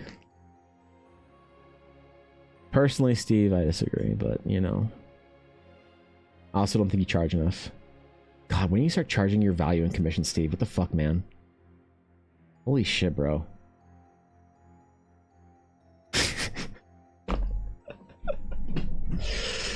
Fuck, man. Steve sketches, more like Steve charity with art. Just giving away time for free. You're great. You have some trust. I appreciate that. I appreciate that. But the problem is, so I have to focus up when I'm doing measurements. Like I just don't just like draw portraits. I don't do like this like fucking like Loomis shit, you know, where you like fucking measure the eyes and then you make one all big and one all small and weird. I don't do this Loomis shit because I come from a painting background, so I'm more sculpture like Asaro method as opposed to Loomis method. So it takes me a while to like sculpt a head out and to get all the like details in there and to figure all this shit out. Right? It takes me a long time to do this. So I don't do this on stream. I do the measurements and this kind of shit before I go live. So the way I learned how to draw is very not conducive to being good and fast at what you do. And I'm very slow, even amongst artists that do the kind of the shit that I do and learn the way I do. So it takes me a long time to get to the point where I'm like, oh, that's a good enough sketch that I can like make something out of on stream. So I don't know if I would be able to do the kind of like sketch stuff at conventions that people would want to see from me, because it would take me so long to like, I'd be like erasing shit and doing fucking pencil stuff for measurements and whatnot. And like, I draw a different shape to measure the nose a different way. And then I'm going to erase that shape in a minute to like actually fill out the proper nose or whatever. And then I have to erase this sort of shape to fill out another shape to then kind of like, you know what I mean? Like it would just take me so long. And to do this in ink and brush pen and whatnot would just be so absurd to try and figure out. Like it would just be a painful experience for myself and all the people that want to buy like shitty sketches of mine at the convention. So I need to get a lot better before I can like do something like that, and then I would totally. Change your tower process. Okay, thanks, Steve. Yeah, I appreciate it. Okay, yeah, I tried to ox a piece off today. That's fucking rad. Have a good stream, Steve. If you guys aren't following Steve, I actually don't know what the fuck you're doing, but here, go follow fucking Steve Sketches if you aren't. He's like one of my fucking inspirations on Twitch. Also, my alerts, fucking goddamn it, they're not working well today. Anyway, thank you, Molly Storm, for the follow. I appreciate it. Okay, sorry, I missed some chat. Let me go back here real quick. Laughing away here, I had to shut down my speakers down with a work meeting. When I came back, the volume was weird and there was such an echo. I realized that the other art stream I was watching had rated into this one, so you're running two browsers. That's hilarious. That's fucking hilarious. Was it Emmy or? That's funny. Anyway, thank you, Karma Birds, for the follow as well. Can I ask a D&D question? Absolutely. I love talking about D&D. It's basically all we do, and I'm not complaining about conventions. So, what is your D&D question? I will do my absolute best. I'll give you everything I have, all my decades of experience, to meet your question with as much forthrightful honesty as I possibly can. That's what wait, that's what's in his name? Exactly, right? Very interesting to some people, the process. I mean, maybe it would just mean that like normal, like artists that are based on it are stylistically learned from a pen and ink style or whatever, come from that sort of training, an animation background, comicking and stuff like that. They are very good at creating like form very quickly. The problem is it would be like, rather than doing like 10 a day for, I don't know, $50 each, I'd have to do like 4 a day for like 100 and whatever. And I don't know if my ink sketches would be enough, worth that to people, you know? So I guess I could put a sign up and just see, you know? I guess people don't buy them. It's like, doesn't change anything from what I do at the conventions. It does stress me out a little bit, the idea of what if I take too many sketch orders and don't finish them in time because I'm talking to people or whatever, so. Or drawing character for me since I can't get you to do it. I'm sorry, Steve. Wait, the coffee requests will be open soon. I will open my coffee requests for August. It's good. I will open my coffee requests for August soon. Wait, I am hireable. You can get me to draw shit. Okay, right. I'm in a DM and I still can't figure out sneak attacks. If the enemy is low leveled on a high roll, should I just tell my PC they killed it, or should I let them roll damage? Ooh, I would always let them roll damage, to be honest. Karma. I think rolling damage is one of those juicy, satisfying things that players love about the game. My example is in MMOs. In MMOs, people don't want to just see their percentage damage DPS rolls. They want to see that shit. They want to see the number pop up on screen. That feels good. All right. That shit's nice. All right. You see the big number appear and then fucking 999 overkill or whatever. Oh, I'd let them roll. I'd make them roll that shit every time. 10 out of 10 times. Oh shit, Steve's still here. I can't tell him that I made my coffee sketches less expensive. Wait, fuck. No, I made them more expensive. Ah, shit. Damn it. No, go stream Steve. Ah, shit. I'm gonna get yelled at again. Roll damage. The only time I do having rolls if the enemy is so low that they die to a 1 on the die. I still make them roll damage if they're gonna do that, Azalea. It's satisfying. It's like a game. You can see how much damage you do. You know? You can arbitrarily assign little NPCs only 1 HP at a time. Actually, they're right. Dude, Robbie, hello, friend. What's going on, guys? Guys, whoa, shit, what'd I do? Oh god, I did a thing. Wait, what'd I do? Oh god, my stream. Okay, we're good. Anyway, hi, Robbie. Good to see you, bro. How's it going, man? Guys, if you aren't following the legendary Robbie Landis, you are missing out on one of Twitch's greatest TTRPG creators in the space. Does endorse. Good time all the time over there.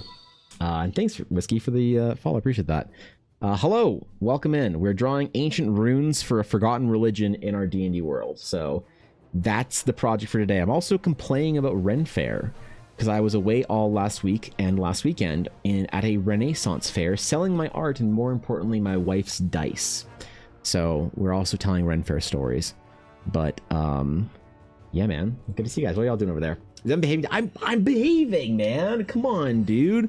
I even said I was opening my coffee requests soon. God, all right. Look, I'm a competent streamer. I'm a decent artist. I'm a person that can be hired. I'm accessible. I'm all the things that they said I'm not. Wait. Yeah, hold up. Want to go to RENFAIRE? Dude, it was fun. It was good. Going to RENFAIRE as a like a vendor is different than going to RENFAIRE as a person just enjoying their time. But even as a vendor, even the few times I got to sneak away and see some dude get smacked in the head with a sword in the fighting arena, or see some horses just like charging at each other with like Australian dudes strapped to their backs with lances, that was pretty good. See all the Scottish dancing, all the women in their corsets that look like they're about to fucking spill over. All the middle-aged dads with a turkey leg and a flagon of ale in the other hand, and their 7-year-olds beating the shit out of each other with wooden swords in the background. It was a good time, man. Yep. What with lances? Oh, a bunch of the jousters at the Vegreville RENFAIRE this last weekend were from Australia. So it was great, you know.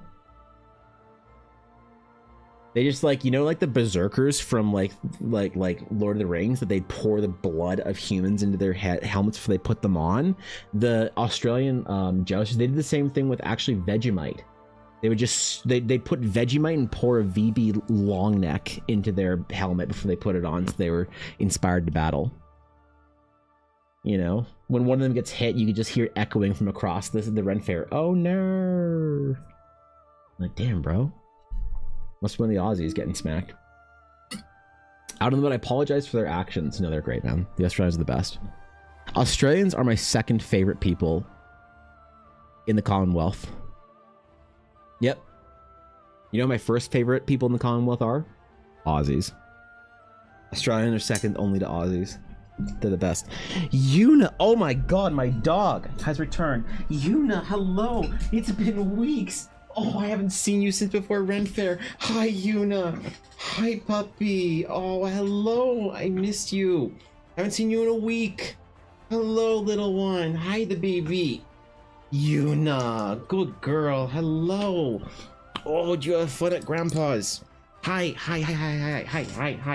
Hello. Hi. Yeah. Oh, God. Oh, God. No lickies, please. No lickies. Okay. All right. Go. Okay. Bye. And she's gone. All right. Elle just brought Yuna home from my dad's, so it was the first time I've seen her since last Wednesday. My dog, I missed her. Spillage sounds good in theory, but ones usually wearing the corsets would spill out of a parka anyway. That's so fucking nasty, but true. Oh god, I didn't want to say it out loud. Oh boy, I didn't want to say it. Okay. Yep. Okay, sorry. Rivers RENFAIRE and makes most of his, but also supplements with some neat matching items. He doesn't make. I don't know if that's what the trend is. As a sculptor, I really relate to. I want to do it all myself. I love that work is special like that. Even with other people have similar things, they'll never be the same as mine. Exactly, Sleegion. Exactly. Yep, you get it. You get it. How it stomped in Apex ranked. All right, have a good fun, man. Good luck. Thanks for the raid, Robbie. I appreciate you. Have fun. Wait, why am I even... What the fuck? Why do I feel like I'm allergic to my dog? The hell? My face just got super itchy. Alright, well. I'm like having an allergic reaction to her. A light one, but still.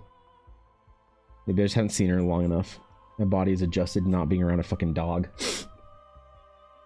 My pet's named Riku and Talia. We currently have 2 cats, Aloy and Yuffie. That's fucking amazing. We should have named that dog Riku instead of Yuna. She's not the Lady High Summoner. She is the Albed. That's for sure. Alright, let me actually go say hi to my dog properly. Give me a sec. Give me a sec. I also gotta stand up more often. You guys are supposed to tell me after 2 hours to get the fuck up. Okay, give me 1 sec.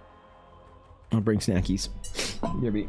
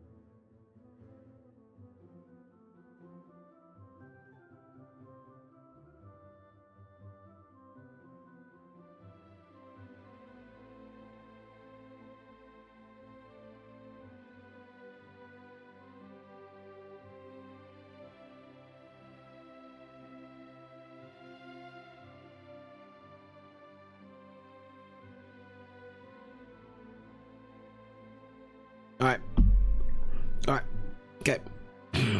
No one rose up to rebel against my empire and destroy my giant space station, did they? Okay, good. That's what I like to see. Yep. Obedience amongst the... okay, chill. Wait, revolution? Ah, shit. Well, I tried. One of these days I'll go AFK without an uprising, a usurpation, a rebellion, an insurrection, a revolting. But as Aragorn said, at the black gates of Mordor. Not today, bitch. Oh, you forgot, Jacob, and now I'm back. Whatever will you do? Oh, no, dude. Oh, man. Well, shit. I'm sorry, bro.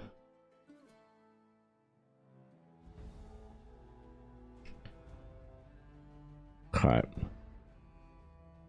I am still recording. We're good. Okay. Wait. Okay, we're good.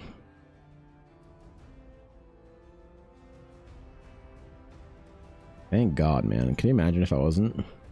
I had to rip the last 3 hours of process from the stream VOD. It would never happen. I'd never make another YouTube video again. I'd be too distraught. And I wouldn't get to see Samurai and Silesian commenting on the video and make me smile.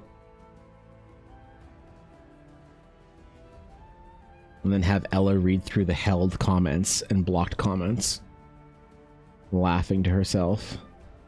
The kind of shit I get told on a daily basis on YouTube. Mr. Volts, you did Gladen. I'm sorry, bro. You missed it. It's over. There's no revolt now. Everyone is a dignified, well-behaved, well-mannered Dragon's Claim member now. So, the opportunity to be a revolutionary in this chat is long since gone and won't arrive until the next time I walk away from my computer.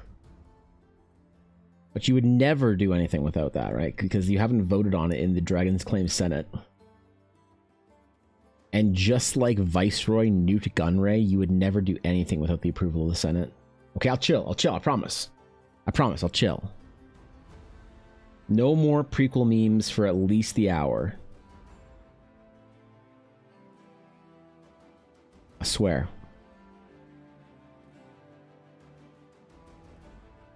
I swear it with as much confidence as I bet on Sebulba. Damn it! Okay, I lied. I'm sorry. I did try, though. Can't say I didn't try.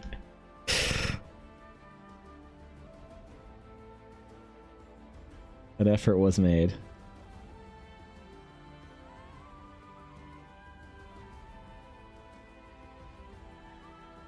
I might go out today after stream, actually, and get my hands on some of the first small amounts of leather working tools that I need. I might go do that at some point here during the week. I have two main projects in mind, first and foremost, with the leather working shit. Juan is to make Ella a proper Blackwood dice tray. She currently uses the dice tray from her friend, which is awesome, but it doesn't have Ella's branding or anything on it. I want to make her a really fine, nice, dark wood dice tray for convention setup that matches the rest of her stuff, that also has her logo embossed into the leather.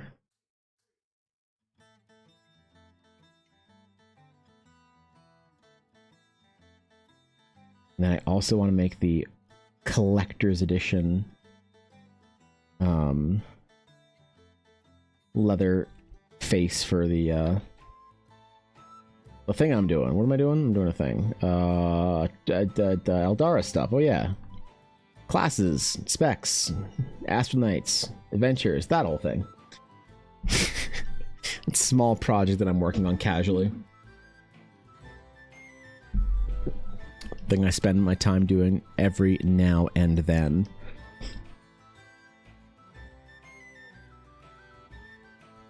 Now, do I think anyone's going to want a collector's edition leather-bound version of anything I make? No. No. I'm going to make 5. They're going to be prohibitively expensive. They're going to sit on my print store forever.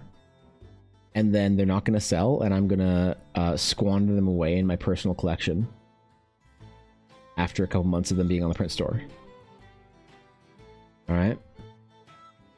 But that doesn't mean I shouldn't do it then. As a passion project, that is. You know?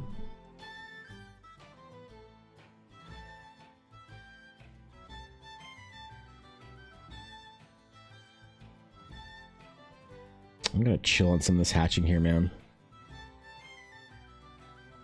Gotta draw some flat rocks in here. The money for it? No. Would I want it? Definitely. Well, that's the thing. Do I have the money for it? No. But I'm gonna do it anyway and not sell any? Yeah, that's the plan. So I gotta go buy some tools, man. I don't know any leather workers, though, that I could ask about it. But what kind of tools I need.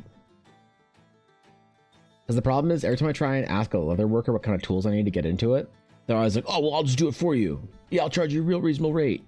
I'm like, no, I said I want to do it myself. No, bro, it'd be way easier. Like, I'll do it. It's like, okay, chill. I'm not hiring you. I've asked like 3 people at conventions and stuff. They won't tell me what I need to do it myself. I'm asking for like a little bit of advice for like, hey man, like where do beginners start with this shit, bro? Like, well, you just start with by like asking me to do it for you instead, and then you don't have to do it. You don't have to learn anything about it.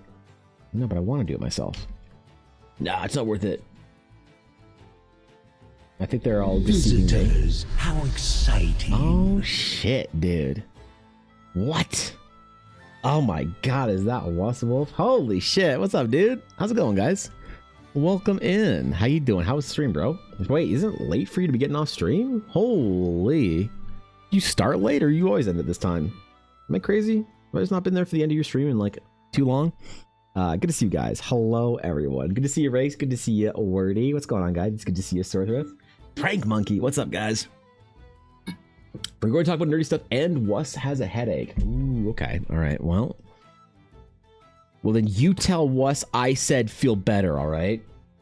Okay? They kept you a little bit longer. Damn it. The gremlins. Welcome in, guys. First of all, if you're from my stream and you don't know Wuss Wolf yet, you haven't had the honor and the pleasure to be in the Wuss Wolfian chat, please go follow that shutout link and go follow Wuss Wolf. Seriously, and I mean it, one of my favorite streamers. I will happily warm up in fucking chilling in the chat. Well, actually, I'm really bad at it because I'll then be talking and stuff once in a while and get distracted from my warm up. But I mean it. Go give Wuss a follow. Say what's up. I mean it. Good times were there. If you are from Wuss's chat and you are new here, welcome, my friends. I am doing art for my D&D adventure that I'm publishing this year. That's what we're doing today. We're doing a little landscape, a little art thingy, and then we might draw a dragon later. But I don't know. I don't know if people like drawing dragons or not. So we might not draw a dragon. It doesn't get enough, enough support. I'll do it anyway. You can't stop me. But yeah, man. We're talking about my first RENFAIRE experience too. I had RENFAIRE this weekend. Went to RENFAIRE. Sold my art right next to Ella selling her dice, which was dope. People liked them. So I was telling all the stories of the busty barmaids and drunken middle-aged dads with their kids beating the shit out of each other with wooden swords in the background. It's a good time. It's a good time, man. You fan of dragons? I am a decent fan of dragons. I read The Hobbit and said, yeah, I'm going to do that for the rest of my life. Well, actually, I didn't read The Hobbit. My mom read The Hobbit to me. Because I was what we call a little bit of a late bloomer when it came to reading. No, man, I didn't read a lot when I was a kid. So my mom read The Hobbit and Lord of the Rings to me. I don't remember how young I was, but I remember her reading to me all the scenes with Smaug. And me thinking, that's how you do a dragon. And you know what? I've never changed my mind. I still think that Smaug is maybe the best dragon in, like, literature. So, Lord Hobbits and Lord of the Rings, it seemed correct to come see you. You are in the right place, Wuss. I appreciate it. Oh, man. I'm honored, dude. I mean it, dude. Wuss is, like, literally one of my favorite streamers to warm up with in the morning. So... 1977 Smaug greater than Jackson Smaug. Ooh. You don't like the Benedict Cumberbatch Smaug? Destroyer of whatever things he destroys outside of Erebor? That's fair. I personally don't remember shit about the fucking old version of the old movie. I don't remember shit about it whatsoever. So I'm not gonna quote it. Say it was better. Now, I wasn't the biggest fan of the new Hobbit movies, so there is that. But I don't remember the new ones. Reed is not like the Benny Smaug. Oh no, God. I like the design. I like the visual design for Smaug, the new one, quite a bit. But like, I handle my dragons the way that Tolkien handles his dragons. Dragons are not a creature that you can like go see and tame and ride and whatever and like hang out with. They're not your Warcraftian dragons. Dragons in my setting in Eldara, I treat with the same kind of reverence that Tolkien treats his dragons with. There are dragons. They are all specific dragons. They're all named and known. And they're all individual characters. There's not like, you know, brass dragons and blue dragons and purple dragon. None of that shit. No, I want dragons to be individuals and terrifying. I want to evoke dragons very cautiously, very carefully, very rarely. And when I do make a story in Eldara, that's the name of my setting that I'm building my venture in. When I do invoke a draconic story, I want it to be a big deal. As is the correct way to handle dragons, I think. Not that I think it's wrong to do dragons a different way. I've seen the other way. I've been down that path. I've played enough Warcrafts and enough D&D main settings to know that's how I want to handle my dragons. What about Ancalagon? Ooh, the black Ancalagon the Black, I believe. Is that the name of it? Fucking, was that his name? I don't remember. He's good too. Don't remember much lore past fucking stories and shit. Who killed him? Is it Glorfindel? No, it wasn't Glorfindel that killed Ancalagon, was it? Just rewatched the Jackson films and rewatched the Rankin Bass ones. I also recently just rewatched part of the Hobbit trilogy. I put it on one day for my dog to have some sound in the background when I was out. I came back and it was like the last like hour of the last movie. I'm like, I'll sit down for a minute and like, you know, hang out with my dog or whatever. And I'll go upstairs and work. And I just like ended up watching the movie for a fucking hour. It was unfortunate. Like D&D dragons because you have evil dragons, good dragons, and trolly dragons. Ah, yes. Wait, which one's the trolls? Certainly not the gold dragons, right? What I want to do is have a huge Lord of the Rings extended watch party where we make pot roasts and bake bread and drink ginger beer. You know, if I had a group of friends that would tolerate that kind of bullshittery, I would absolutely do that. I would go so extra. I had a little Harry Potter watch party last Halloween with Ella and I, and it was good. It was good. It was great. I liked it. I liked making the silly food and whatnot.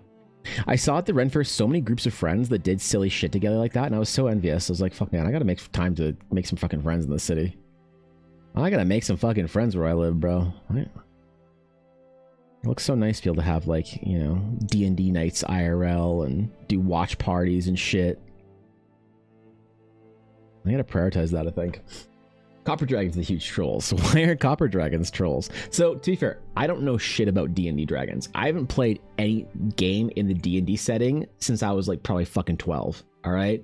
As soon as I knew you could make up your own shit for D&D, I'm like, WotC, get away with this nonsense. I make my own D&D. So I don't know a lot about like the lore of like for somebody that does D&D basically all day every day for a fucking job. I know shit all about Sword Coast, fucking Forgotten Realms, like WotC D&D, you know, OG D&D. So I don't know the different temperaments of the dragons or whatever all that well. Don't have IRL friends that would do that, but I'm going to do it in Discord, make a whole channel, people can share recipes and stuff. That's a brilliant idea. That's a brilliant idea. I love that. Well, shit, I'm gonna have to do some baking with y'all. Make some lambus bread and watch Lord of the Rings alongside y'all.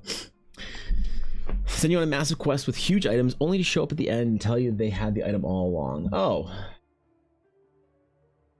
Yeah, it happens, I guess. Okay, well, fair enough. Okay. I did not know of this. Copper dragons are smart-ass chatterboxes, right? Or are they? Oh my god, they're the YouTubers. They're the streamers of the Dragon Realm. Oh my god. We never went over this, Atari. Damn, bro. Pretty sure it was Erendil and the Great Eagles that killed Ancalagan the Black. Really? I believe it. Listen, my Cimmerillion knowledge is not great, so I'll take your word for it. But thanks for the bits, Zell. I appreciate it, dude.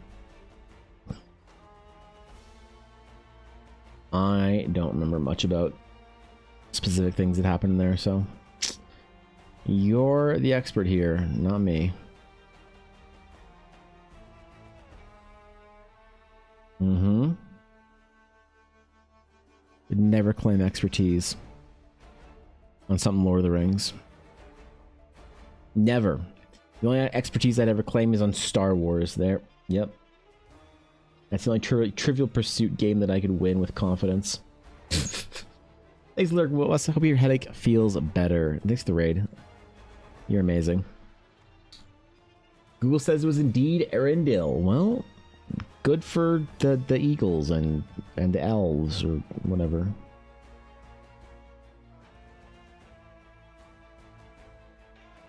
Poor Ancalagan the Black.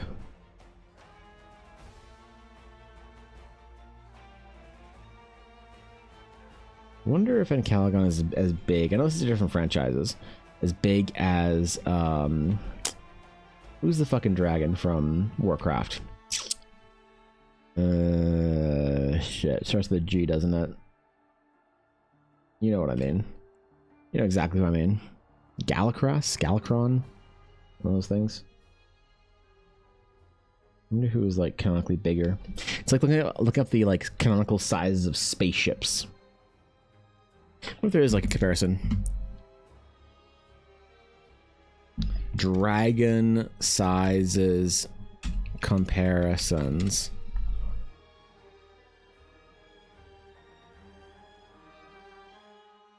What do we got?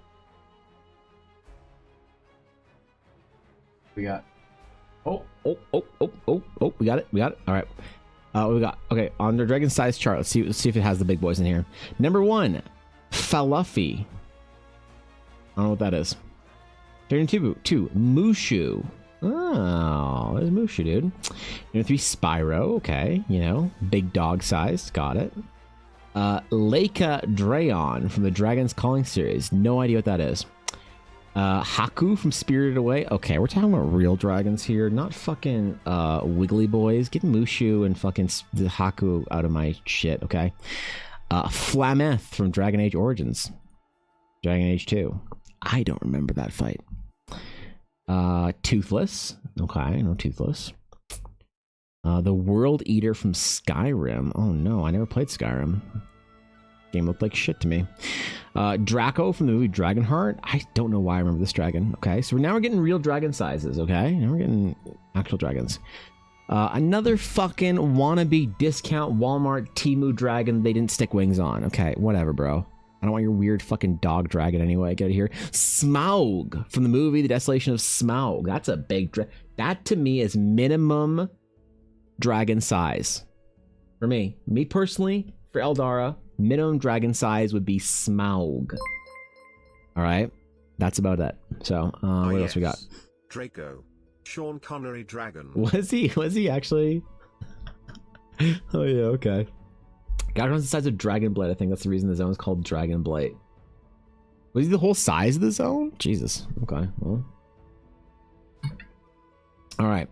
So this is not a good dragon size chart because it only goes up to Smaug. It doesn't go up to like the real dragons, the big boys. And Calagon the Black versus Galacron.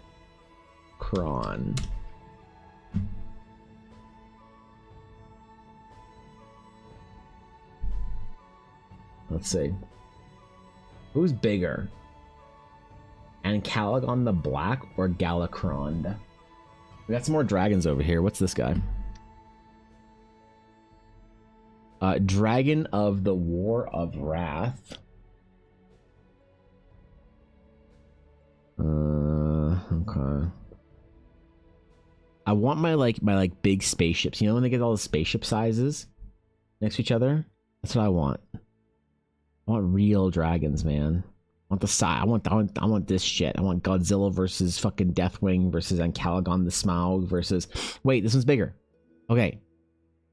Oh, but it's got wiggly boys. No, don't nobody want your fucking wiggly boys. Okay? Oh, Quetzalcoatl's a dragon. Shut up, nerd. We're talking about real dragons in here. God damn it. Who's this?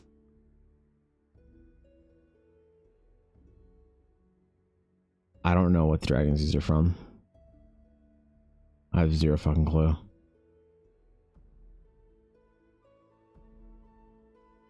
Damn it, why has no one made this? The movie and game dragon size chart. Wait, does the dragon from fucking how to DreamWorks your fucking snake or whatever? Is this the biggest dragon? It can't be the biggest dragon. Hold on. Who is the biggest dragon in fiction? The biggest dragon in fiction is Super Shenron from Dragon Ball Super. God damn it, Google. God. And Cal in the Block was the greatest of all winged dragons in all of fiction. What are the 10 biggest dragons in fantasy literature?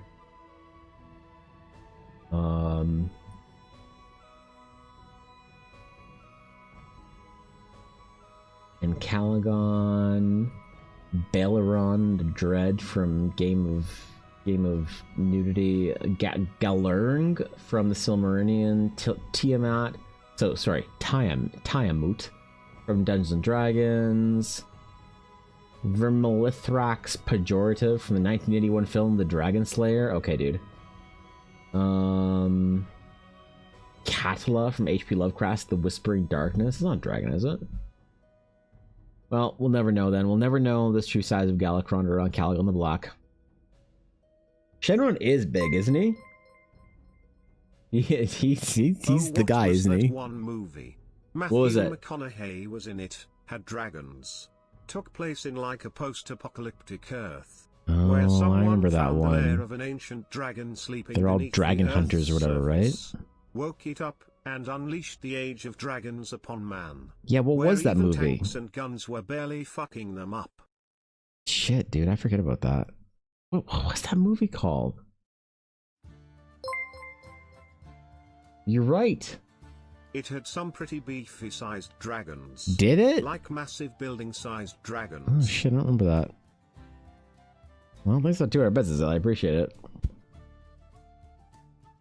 Do I need to name my dragons? Dagnabbit? Yeah, you do need to name your dragons, Slesian. If you can do weird names like Smaug,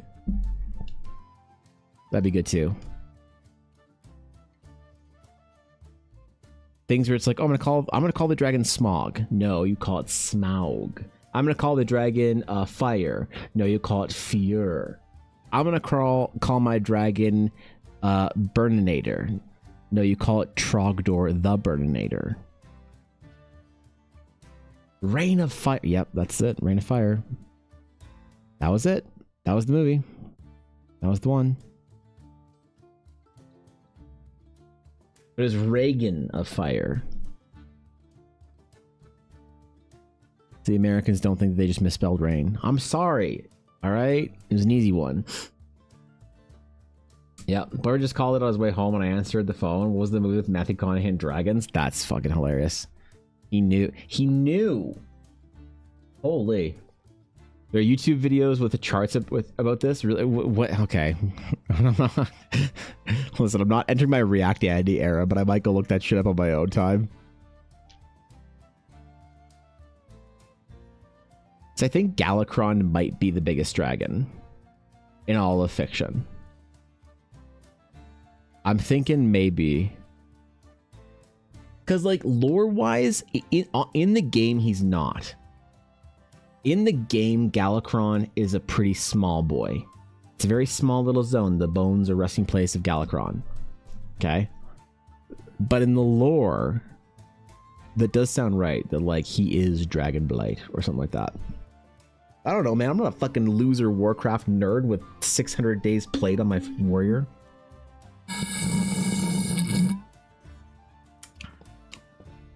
Shut up. This is getting too real.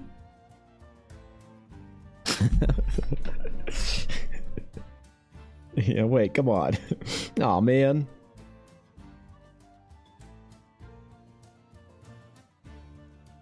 We'll make our own chart, okay?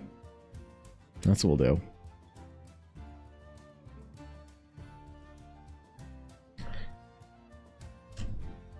I'll fit it in there, alright?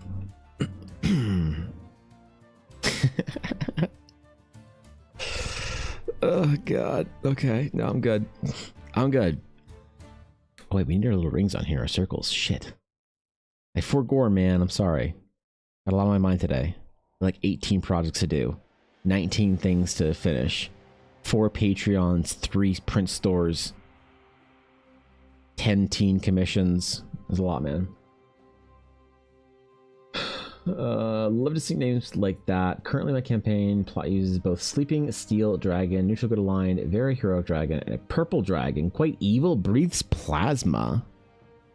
Plasma? What is the plasma composed of? Oh my god. Now we're getting scientific. Oh shit. Okay, I see you, Selesian. I see you. The video I just watched has Shenron as the biggest, but he's like as big as galaxies. That's fair. Yeah, I mean, he can see big as he wants, right? Biggest dragon that's not the size of the Earth is Encalagon, according to the video. Huh. Okay. Yeah, alright. Fair enough. Was Galakron... Galakras was the boss from Siege of Orgrimmar. Galakron is the dragon. Galakron even mentioned on there, or was just omitted for being Warcraftian? They know that World of Warcraft nerds will never watch any video on YouTube that isn't about their own game. Or why Ian Hazacostas was wrong. Galakron's not in the video, sadly. Damn it. Deathwing was. How was Deathwing in there but not Galakron? What? Okay. How big was Galakron?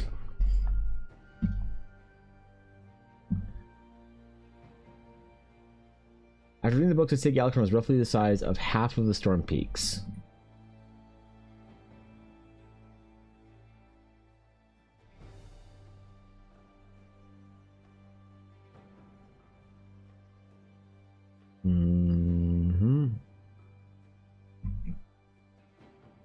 Right, so we can't compare in-game assets to him. Is this official art? This might be official art.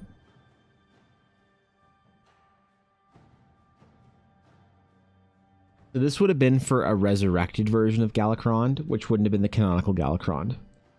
So this is like the most official cool concept art we have of Galakron, but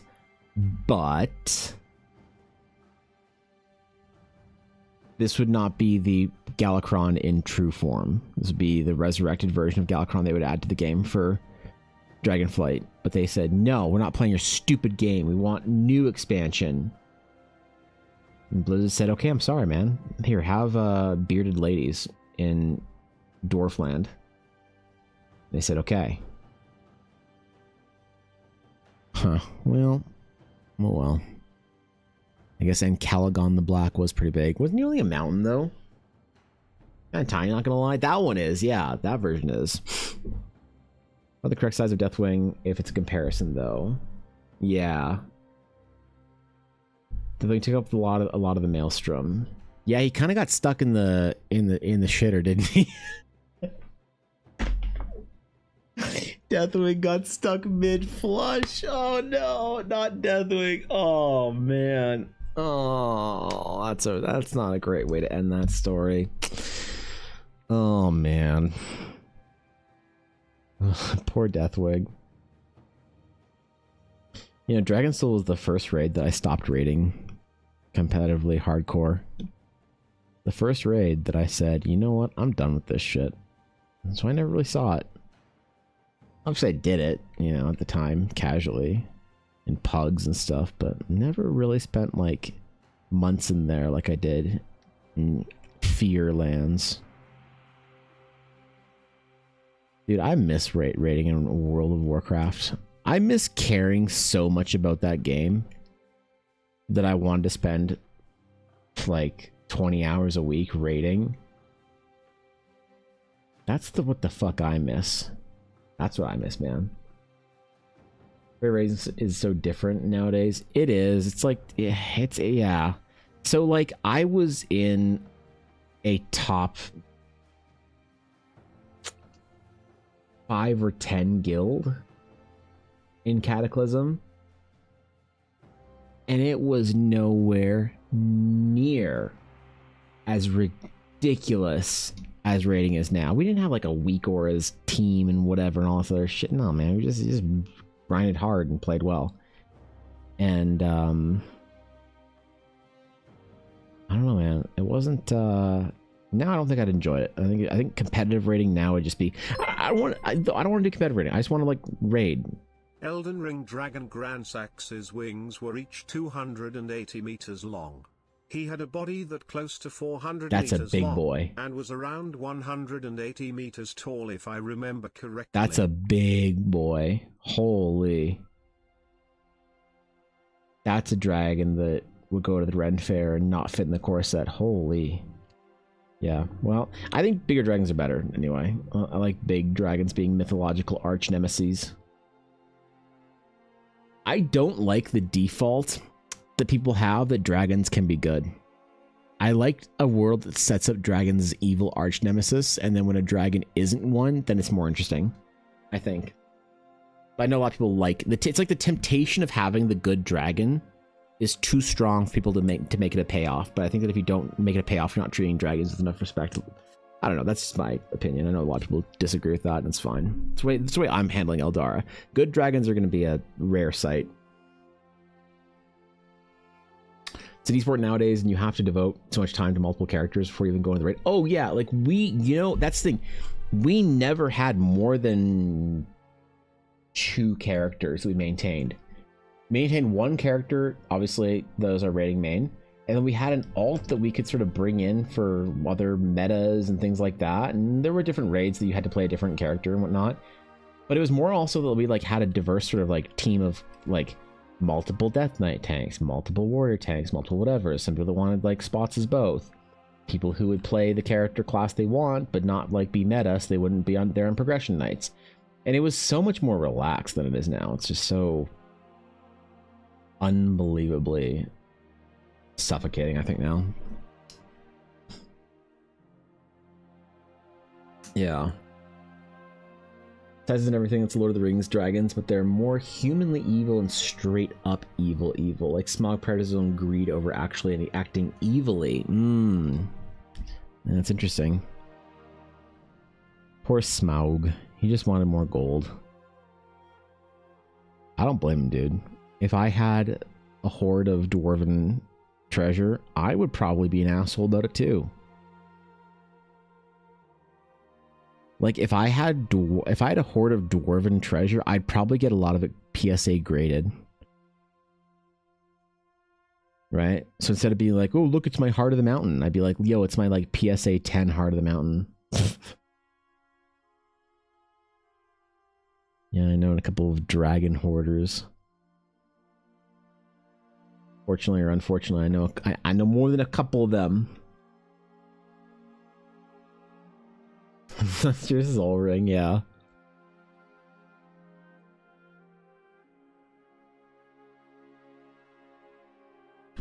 Yeah, the treasure is too compelling.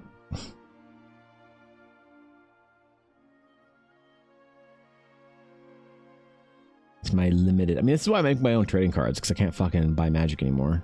Too expensive, bro. I wanted to buy a box. I was going to buy a collector's box of the Final Fantasy set. I was going to do it.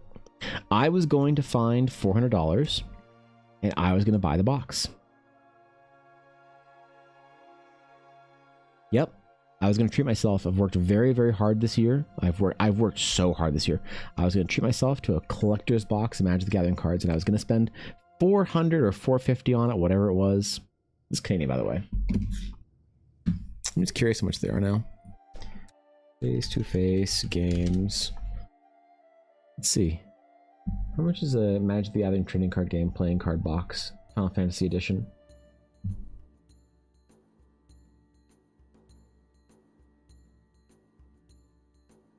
Set. Final Fantasy.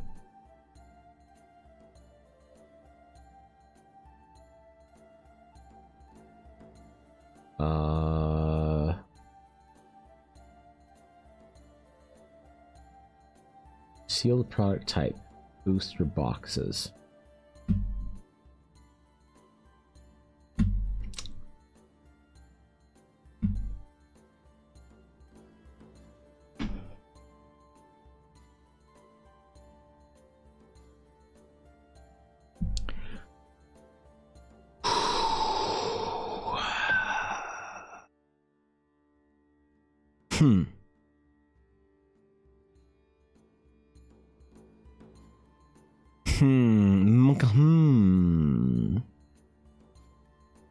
Well, and to think that I was willing to splurge and spend $400 on this box. Okay. I wonder how much they actually are now because it's out of stock. What's Japanese? The Japanese 1400. Oh god, that's so disgusting, man. Basically, white feather ignores fire resistance. A dragon like that needs a legendary name that strikes fear in the hearts of men. He does. Like, we need a Solution. We need some like Burninator style names or whatever. Yo. Evan. Yes, it's me. Hello. Costco in Canada? I do. They have the FF decks in inventory. Ooh. Ooh. Because I did want more than that. Actually, that's a good point. I appreciate that. Thanks, 100 bits. I was going to buy the Commander decks if they went to Costco. Because I was hoping they would overprint because they won't be able to reprint Final Fantasy like ever because of the licensing. So I was hoping, like Lord of the Rings, they'd end up in Costco. I will buy the Commander decks if I see them in my Costco. I will. Because I like playing Magic. I can't play shitty like discount Walmart Commander decks that are less than $4,000 each. Because it just feels bad after the kind of collection that I used to wield when I was working at the game store. But I like Commander decks that are balanced against each other. So like the Lord of the Rings decks plays well against each other. You know, Elle and I could actually play the game we like, right? What's up, Brooklyn? How's the drawing and streaming today? It is good. I'm getting back into it. I'm getting the hang of it. I've been gone so long, Brooklyn. I've been missing from the internet for weeks at this point in time. It feels like being in the hidden city of Edmonton, Alberta, and Vegreville. So I'm feeling really good about it, actually. Also, yes, Evan, that's me. Hello. Ransax's body is the length of a Nimitz-class aircraft carrier. Ooh, His wait, which? wingspan Oh, is the roughly half that Elden length, Ring one? and is taller than the Lincoln Cathedral. The Lincoln Cathedral. The hell's the Lincoln Cathedral? Wait, what? Where's that from? Preach that in bits. Fuck. Yeah, wait, what? Where's the, like the, is that the place where the monument is? Is that what you guys call it down there? Or is that a different building? But yeah, Brooklyn, I'm chilling. I hope you're doing well today. I hope you had a good weekend, all productive like. Wait, are you back from your trip yet, Brooklyn? Did you get back last week? You've been back for weeks and I haven't known? Lots of my favorite decks are worth so much money that I just kind of killed the game for me. Anything, I would go on a free website like MTG Deck Builder and play off that. That's a good point, yeah. No, I mean like the proxying game, the free deck building game like that, MTG Arena, those kind of things, like those are fun, I guess. But yeah, for me it's also about having the physical cards. I'm actually, so bro, I have an idea for, I have been thinking about a boot, sorry, I gotta be more Canadian, a boot, how to make a trading card game that's fun.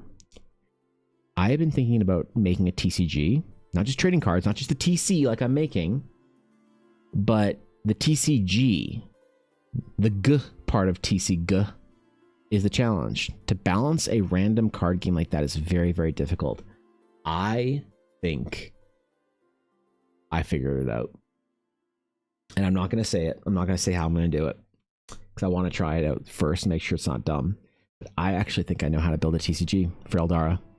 And it's going to be fucking rad. I think it's gonna be a lot of fun. It's gonna be a little more casual than competitive hardcore Pepega Magic, but to be fair, nobody really wants that anymore. So it's gonna be more competitive than like something like, let's say, Lorcana or Hearthstone, or maybe, I don't know anything shit about Yu-Gi-Oh right now. But less competitive than like Giga Magic the Gathering. But way more fun, I think. I actually have the ideas on how to do it, man. I know. I've been thinking about it. I've been pondering this. That Lincoln was a car? Lincoln is a car. There's also a guy with a hat. Massive church in England. Oh, okay, huh. Interesting. Back, it's been a crazy couple of weeks and haven't been able to watch the stream as much as I'd like, but my trip to Victoria was wonderful. What a lovely place. The highlight was absolutely the Bushard Gardens. Where is that? To be fair, I haven't been to Victoria in more than 10 years, so... oh my god! Yes! Yeah. Okay. I'm so glad that still exists. So, yeah. Okay. I have a dumb reason for loving the gardens so much. For one, they're beautiful. Like, obviously, you know, like, this place really Lincoln exists. Cathedral is a massive fucking church in England. Was the tallest building ever built before late 1800s. Really? It's like 160 meters It was tall. the biggest? Oh shit. Okay, well, fuck, man. I didn't know shit about this. Priest out of bits those. Thanks, dude. I didn't know. All right, I forgot. Yeah, these gardens are really beautiful and really amazing. But I also had a souvenir I'd bought from these gardens when I was like baby, like little boy Evan, fucking, I don't know how old, like maybe 8, 9, 10. I bought a placemat from these gardens. Okay, you like eat food off of, right? And it was a plastic one. Okay, It was built in like the 10th or 11th century, I want to say. and it was the tallest building for 800 years. Okay, shit. All right, okay, that's impressive, bro. I didn't know. I'm sorry, England. Fuck, man. Yeah, I bought a placemat. That was this like, it was like my placemat, you know. I don't remember what scene it was, but it was from these gardens, and I had it for years. I'd sit there eating my little breakfast cereal or my dinner off of my little placemat, and I always thought that it was so nice. I really wanted to go back to these gardens. What a weird thing for a kid to be obsessed over. A placemat of gardens on Vancouver Island, but yeah, no, that's absolutely. Did you manage to go to the Fairmont at all? Because the Fairmont Victoria is insane. It's like a castle, bro. It is. Maybe you stayed at the Fairmont. I don't know. Fucking, you know. But the Fairmont Victoria is like, dude, it's such a. We stayed one night in the Fairmont when I was baby. The Empress Hotel, yes. It is so cool. It is such a cool place. I still remember the Fairmont in Victoria, and last time I was when I stayed there, I was probably 7, maybe, so like 20 something years ago, right? Yeah, Victoria's great. It's a beautiful city. I'm glad you had fun. It's fucking rad, dude. Walked through the Empress, didn't stay there, but it was cool. Yeah, I think you can get like, I don't know. If I go back, the thing I want to do at the Empress Hotel is to get the high tea, afternoon high tea at the Empress. It's like a thing rich people do, apparently. The world renowned, oh shit, afternoon tea. Ready for the real treatment? We've been pouring traditional afternoon tea for over a century. Now I could do this, or I could just go stay with Secondhand Samurai and get bagged tea and a tam tam. So that would be appealing too, but look at that shit, man. You get little pretentious sandwiches and shit, bro. Like, what the fuck is that? So you put a leaf in my sandwich. Bro, is that even edible? You have to tea at the gardens? Oh, man, dude. That's so nice. Fuck, man. What's it like to be so hilariously rich that you can get afternoon tea at the fucking Empress Hotel? One sec. Sorry.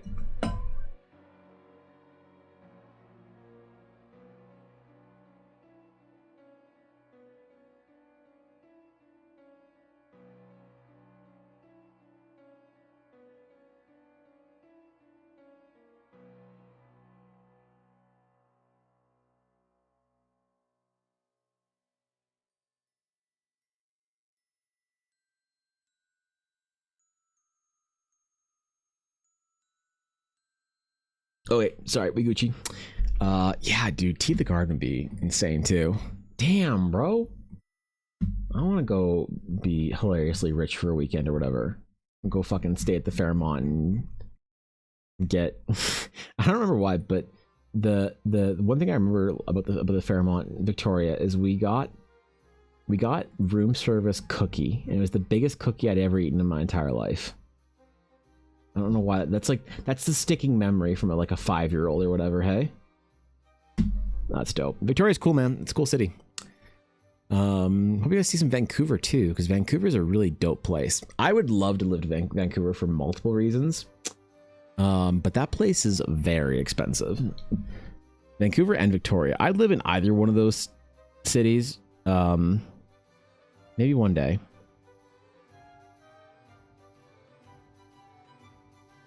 Maybe if the Realms of Eldara is successful enough, I can move to the grand city of Vancouver or Victoria. And I'll have high tea at the gardens. Oh my god. I'll be as cool as Brooklyn. What the fuck, bro? They do have a playable card deck costing thousands is wild to me. Yeah, I get it, Legion. It's crazy. But that was that was the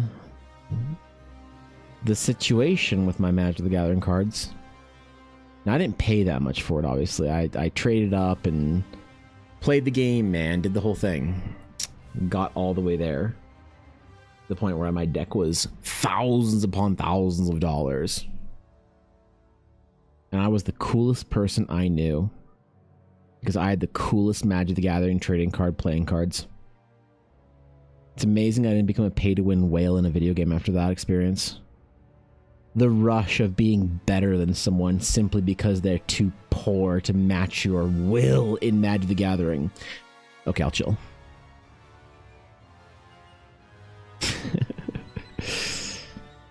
Yeah, kind of the pay-to-win stuff is a little like I don't mind card games where they have prestigious versions of the cards where you can get like the fancy Russian foil whatever watery grave from original Ravnica, and that's like a $500 card versus the watery grave that's $20.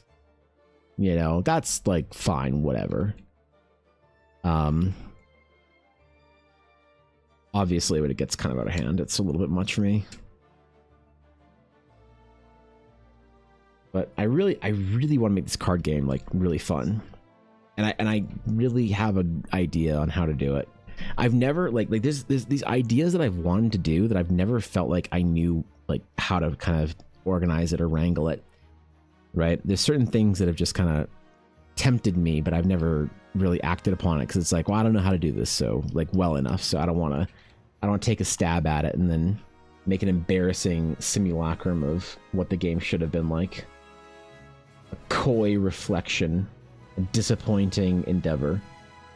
But this one I'm actually like confident in. Like really confident. I've had a lot of dumb ideas for things I want to do in my life that I know that I'll probably never do. Like I always wanted to figure out how to make a monster collection D&D game, like TTRPG. And I don't know any way to not make it stupid. And I know that lots of people have their Pokemon RPG whatever things. It's like, okay, cool, I'm glad you enjoy it. But I've never found one that's really compelling to me, so... I know it's like probably a dead idea. But the trading card game, I finally cracked the code for it in my little brainicle. A couple of like months ago. And so after the trading cards, like the Eldar trading cards come out, I might actually think about starting to develop in my free time the actual game, if you can believe it. Right?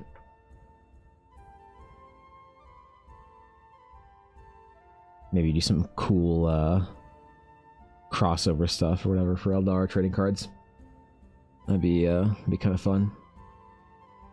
Have to make it like really affordable though, so you don't have to like buy boxes and fucking whatever Magic cards.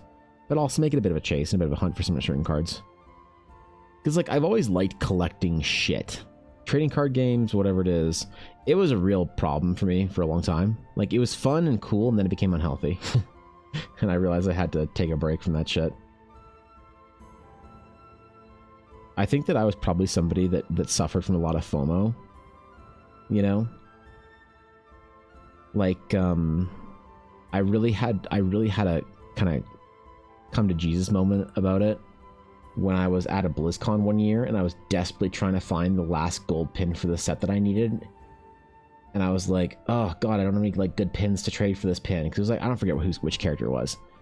And I remember I went back in line, I bought like 10 more packs of pins. They're like $5 each or whatever. Evan, yes, me, hello. Quick research. Okay. That means Grand Saxe is roughly half the height of the first Canadian Palace or the Empire State Building. Okay, I do know the Empire State Building ish. That's pretty big, man. That's a big boy. Not bigger than Caligon the Black though, right? Thanks on a bits, dude. I appreciate it. Yeah, I was chilling in line and I was over my budget for BlizzCon spending that year. We were very, very turbo broke, like broker than maybe I've ever been that BlizzCon. I did not have the money, but I spent it anyway to try and get like not to get the pin, but like to get enough cool pins that I could trade away for the pin. And I traded like 3 golds away to some fucking disgusting like scalping Andy whatever guy that was just like sitting there all convention just like trading up pins and just a real weirdo. And I finally got the pin I wanted and I just felt entirely hollow inside where I was like, what did I even do to try and get this pin? That was totally not worth it. Like even in the slightest, that was absolutely not worth the money I spent on that shit. I am such a sack of shit. I gotta stop collecting things, man, you know? I gotta cut that shit out. So I did. Amiibos were also one that I like got maybe close to the edge on, but I enjoyed Amiibos because Amiibos were like the last, I think, like good old school retail collectible. People like lose their mind over Funko Pops or whatever. I'm like, okay, sure, whatever, man. I'm glad you're having fun, but like I don't give a shit about those.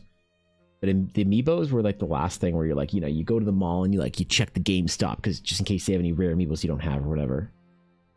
I really liked that shit too. So I'm very careful about what I collect now. I don't like collect money things. I collect things that are obtainable, I guess, that I could like properly collect. Instead of things where it's like, if you want the super gold prestigious chocobo, you gotta fork out $80,000. Time to start gambling by buying booster packs of Final Fantasy to maybe make a fortune on a golden chocobo or whatever. That's a bit much for me, so. If I do a trading card game or whatever, it's gonna have to be something that's like obtainable to play. And then if you want to go do the silly trading card version, like whatever prestigious, fancy, full foil art, background, signed, whatever versions, those will be available, but they won't be worth hunting unless you kind of like a nice little thing here and there for some people and not this like whole thing to kind of endeavor towards, right? From what I am seeing, Grand Saxe was roughly 3/4 the size of Ancalagon the Black was estimated to be. I thought Ancalagon was way bigger than that. I thought Ancalagon was the size of like a mountain or some shit. Not like the size of like a city or buildings or whatever. I thought, oh, okay, well maybe I'm wrong here, I guess. Maybe I don't remember shit about my dragons, dude. I appreciate that. Thanks, Azalea. I appreciate it.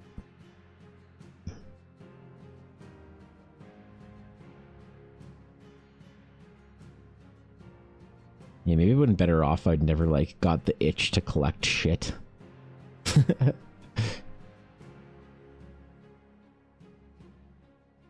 I've always wanted to live like an ascetic minimalist. I want to own like 3 things. Be freed from the chains of stuff. There's so many things I feel like that I've been like seeing patterns in recently that I'll like recognize in other people as like a negative pattern. And then I'll like take inventory of my own life and realize I'm doing that in a different way. Trying to be very honest with myself about like fixing problems and like optimizing things. And I think owning shit is one of those things. I think most people are hoarders and don't realize it in one way or another.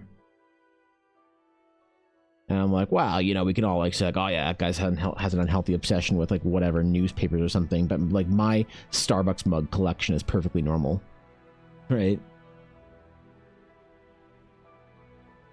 and then you realize that you're just, you know, you're suffering to the same problems. It's just not as overt. I think owning stuff and owning things is one of those things for me. I'm trying to be very cautious about the bullshit I buy. You know? Callaghan the Black's wingspan was 2,400 feet or 731.5 meters. Only? Really? Grand Sax's wingspan was 1,706 feet or 520 meters. God damn, that's a big boy. That's a big boy, bro. It's a big ass dragon. So it's time for me to make the biggest dragon in fantasy then. Alright. Challenge accepted. I will make the first real dragon fantasy's ever seen. I shall make a dragon so big, Tiamut wouldn't even take this dragon on. I shall make a dragon so big, and Callaghan the Black will look like a toy. Galakrond will look like a pheasant.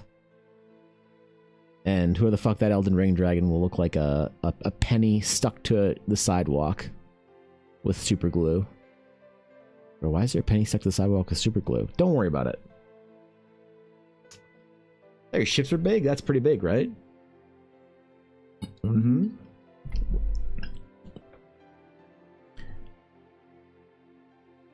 I'll make the first real good dragon in all of fantasy. I will redeem dragons. I think dragons have fallen. I have such a hot take on dragons. I would never. I had a dragon TikTok over the weekend that I posted. I didn't share my true take on dragons. I alluded to my darkness when I said that I think we got the dragons right the first time, though it's like a kind of a perfect design.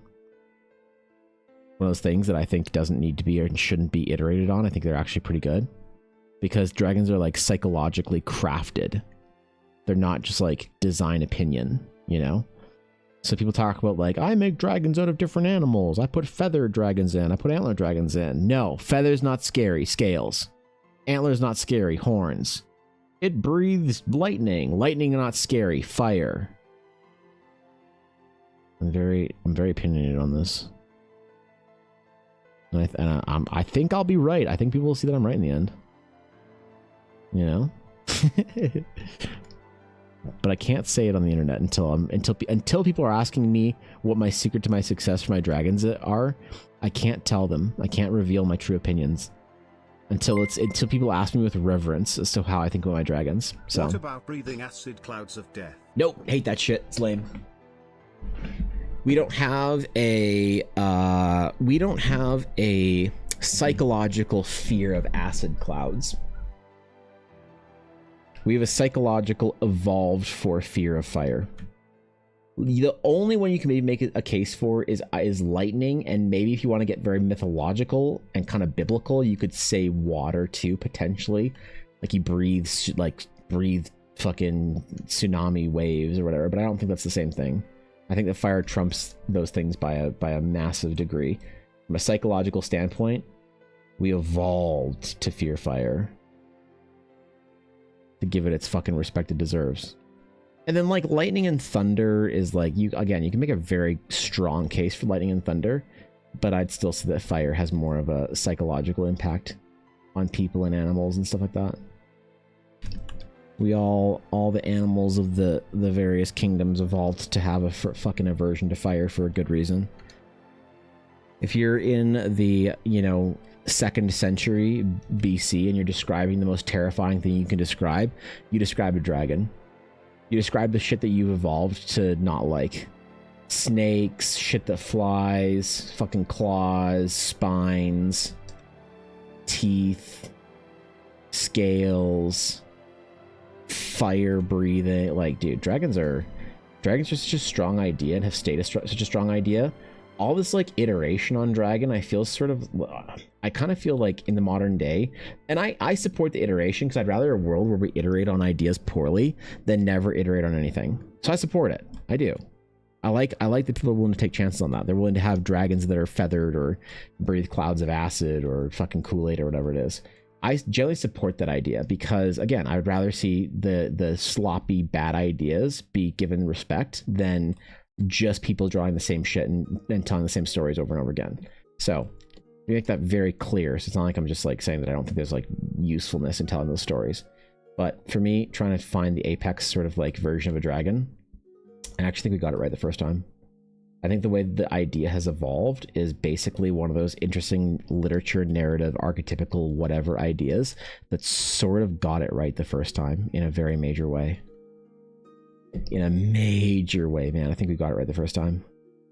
It's kind of a bit of an outlier though, because it's one of the only things. And so a lot of people iterate on an idea just to be different, but I find that the punk rock thing to do sometimes is to lean into the reason why we like certain ideas. This is why certain media is so powerful and profound, is because it's telling a familiar story that we know is true. You know? But I gotta prove that, because basically nobody agrees with me. That's fair. It's one of those things that I'm like, no, I actually do think this is like, I feel very strongly about this idea that everybody disagrees with, so I gotta go prove it now, you know? A lot of older variants from different cultures around the world who made dragon-like creatures at the same time as each other, but I like what you're saying about humanity's innate fear. Yeah, I mean, so like the idea of any fan, have you been here? I tried to go deep on this, Salesian, because I usually have to ban somebody when I do. But I try to go super deep on like trying to rethink about like ancient ideas and fantasy. But have you ever been here when I've gone very deep on one of those? Because I haven't maybe like all year, like gone really turbo deep, like spent 3 hours talking about an idea and why we do it the way we do it. But the thing is that I think about is why did we tell a story the way we did? Why do we use the visuals that we used in a story or art to tell a tale about something? And what was the core idea we were trying to communicate? So like a good example might be something like elves. We'll do a little just small brief pass just so you understand like maybe the insanity that I go into on this stuff. So we have elves, right? Elves, maybe like if you're trying, elves come from some old fucking folklore and shit. If we go back to the folklore and the myth, for any idea, dragon is really all the features of an apex predator. If a perfect one existed to counter humans, they hoard gold in direct competition to us. Well, I think the hoarding of gold is actually less important to the. I think the hoarding of gold is more a narrative metaphor for dragons than actually part of their design. But correct with a caveat that I put in there. That's an important caveat for me that I don't know if it's important for anybody else. But if you look at the folklore and myth of an idea, it's like what's the core point of elves? And maybe they have like they're pretty and they have pointed ears. Well, the whole pretty pointed ears thing that comes from like some older ideas, and I'm just going to gloss over this very briefly. But so basically the original idea of elves were they were like otherworldly and strange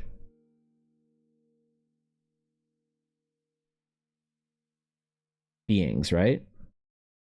And so how do they describe them as otherworldly and strange? They said they had like pointed features. They're trying to figure out how to describe something as otherworldly and strange. They described it sort of in the way that we do with cartoons.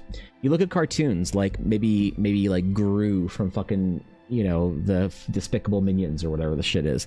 And we give our characters very different kind of like silhouettes to describe something about them.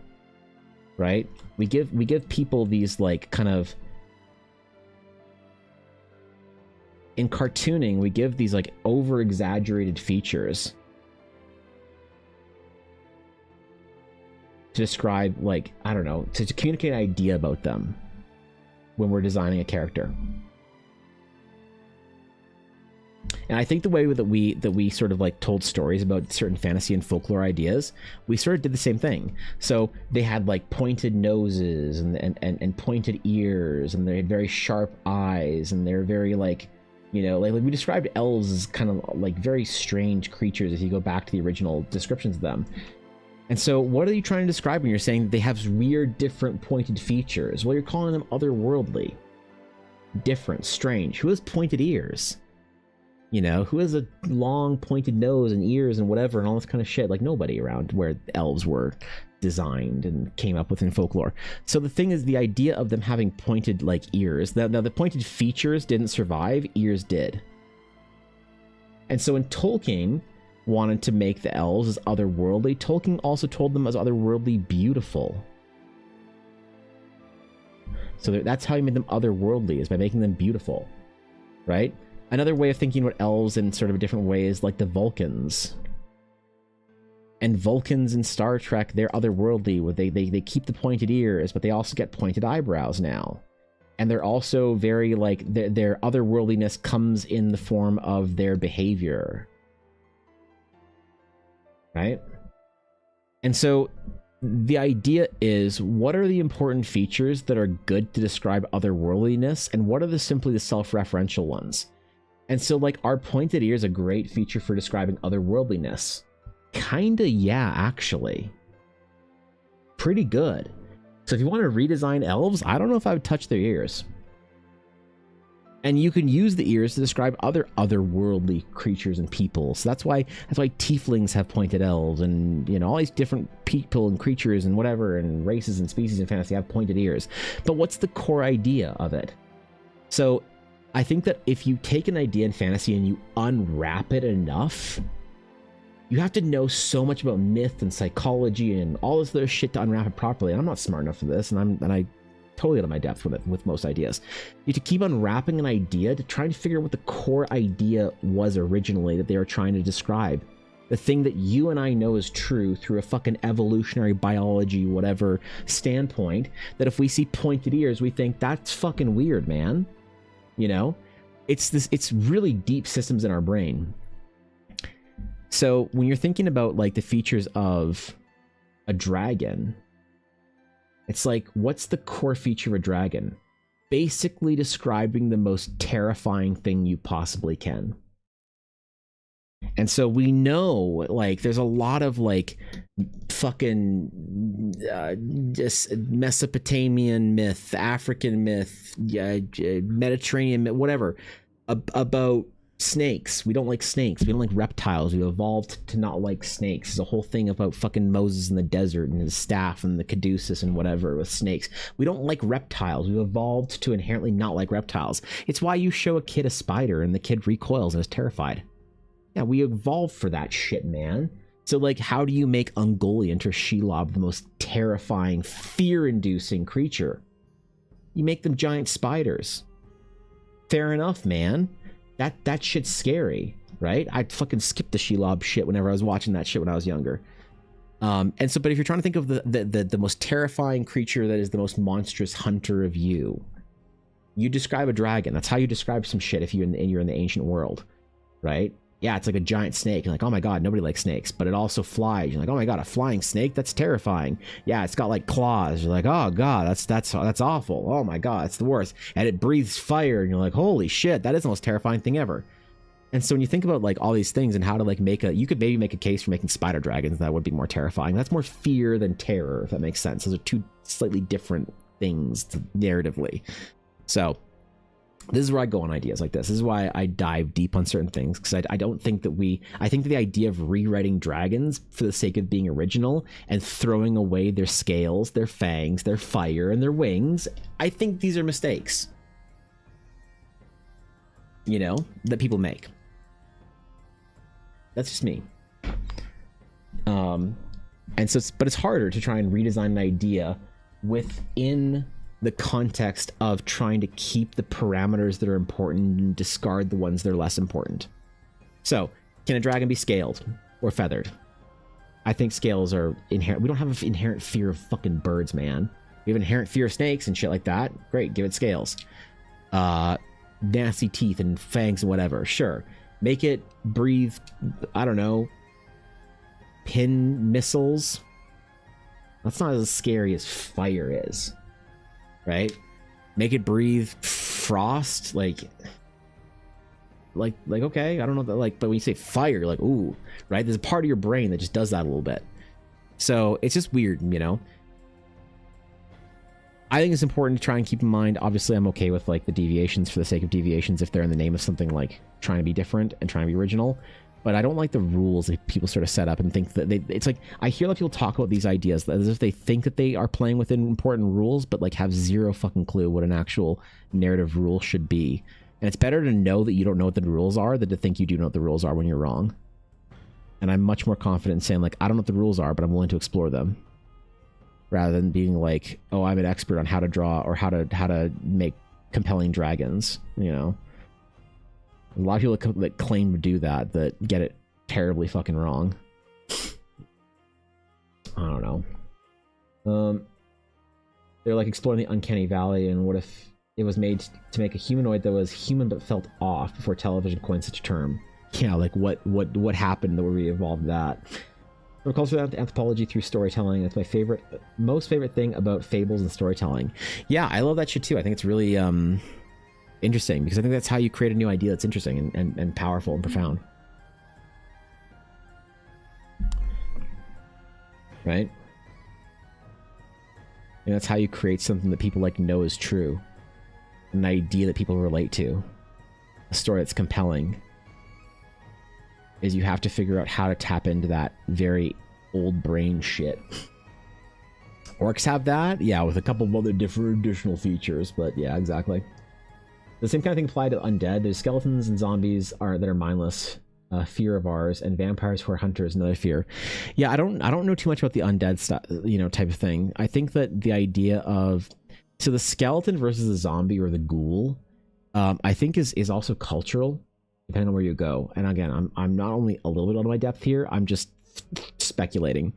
But I think that the idea of the skeleton versus the zombie or the ghoul is region dependent. The vampire, I don't think that its undeath is actually as big of a large of a component to the vampire's story as it is thought to be. Right? You know what I mean?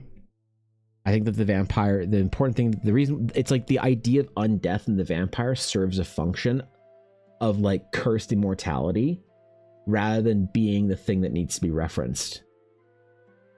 That might have made sense or it might have been completely fucking stupid, but that's where my brain went just now. I don't even remember exactly how I worded it, but I don't know, man. Like vampires are not something that I'm really convinced are required in like all fantasy, so I don't have vampires in Eldara just yet. Until I find something that's like a compelling story for why vampires are like an important story. The thing is that vampires are very regional, I thought. Like I think that there's like the story of the vampire, if you want to reference it as a vampire, obviously is the European vampire. But also I'm pretty sure there's one in China, Asia, but China specifically. I don't remember. But I'm not sure if it's one of those ideas that's like, hey, this is important to a good fantasy sort of like folk, whatever, tale, mythological world is having vampires. In the same way dragons and wizards and whatever would be. You know what I mean? And there's also lots of things that I think are very important for, you know, like kind of similar, more meta ideas of like storytelling in visuals and design. So like here's an example, and I'm gonna kind of not get this right because I haven't thought this idea out enough to be able to form it into a proper sentence, so I'm just gonna try. But it's almost like a way to communicate that you are in a strange place would be to have unknown elements in that kind of exploratory way where you're seeing things for the first time, things that you've never seen at home. So this is the plants that grow weird, the trees that grow weird, the animals you've never seen, all that kind of stuff. And so if you want to sort of communicate that other strange, like new kind of like, ah, wow, this is amazing. This is a really exploratory, wondrous place through the local wildlife, the traditional fantasy creatures of bugbears and but it's not wildlife. It's I don't know, owl bears and fuck. I can't think of like the common like D&D fantasy monsters that we see in all the games. But like basically take a monster that you'll see in Baldur's Gate, D&D, Elden Ring, whatever. Just like your general wild dire wolves, shit like that. The better way to have strange, odd creatures would be something that I think that fantasy's getting wrong, but science fiction is doing very well. Science fiction and its sort of kaiju inspiration of monster design that we see, maybe like the best example is something like Avatar, is a more compelling way of telling a story of unique, odd, strange, and exploratory wildlife than relying on the common monsters in the monster manual. Does that make sense? I don't know. I think monsters are pretty lame and could be way cooler. And I think that fantasy needs to look more to our brothers and sisters in sci-fi when it comes to lots of monsters and plants and things like that. The natural world around us, not just the technological world. So, people in parts of the world had birds that are quite large, for that can be perceived as required for the ability to fly in such cases, leading to creatures like Quetzalcoatl. Totally, yeah. You know, but also like the stories that like really survived, that is kind of in a way like a local interpretation of the dragon story, I think, Silesian, that is applied maybe through the cultural context of where that dragon came from, as opposed to the general idea. It's like a derivation of a derivative of the dragon rather than a valid kind of version of the dragon, kind of. Obviously it's valid. It's like, I don't know. This is why I don't go too deep on this shit, because like I don't know how to like form these ideas, and sometimes like I know it's very unsatisfying when I just sort of pose an idea unformed and then walk away from it, right? But that's unfortunately the way you like actually like think of interesting shit, I guess.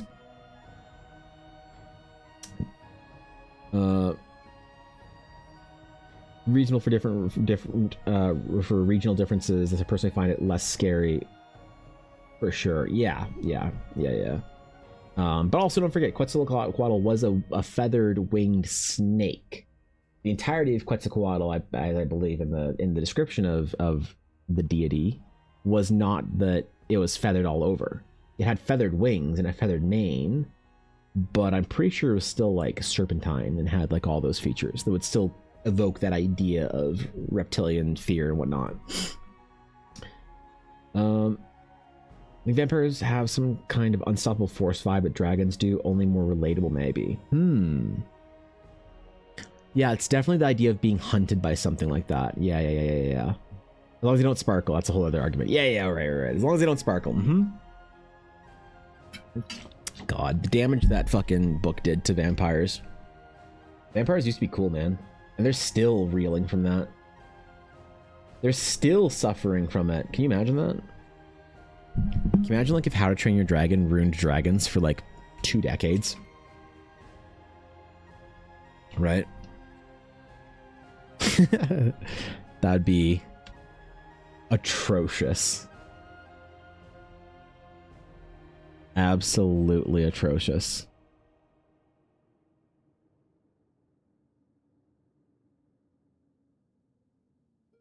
Look, man, I ain't judging, alright? You read whatever book you want to read.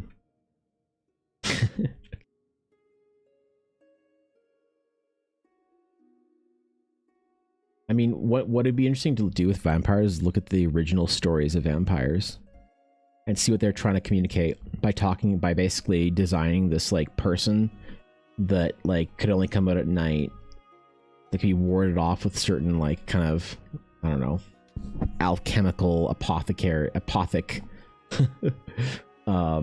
concoctions, and drank the blood of the townsfolk or whatever. Idea of the monster in the night or whatever.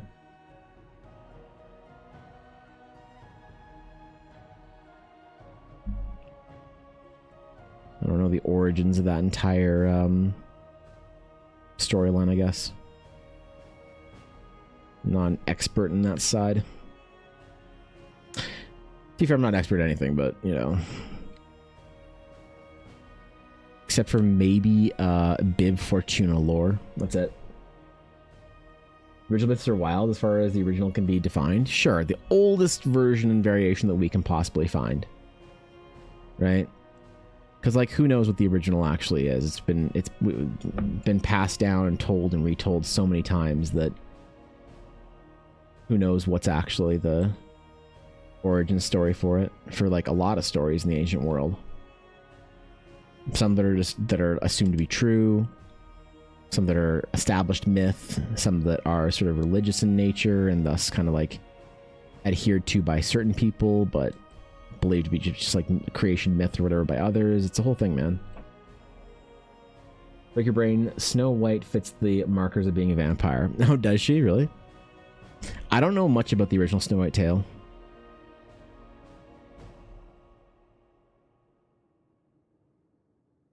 So, I don't know what it's really based off, to be honest. Determining the amount of each fear present in the design, balancing the feathers with the scales, the creature can still descend from above in accordance to that fear. Exactly, right? It's so difficult.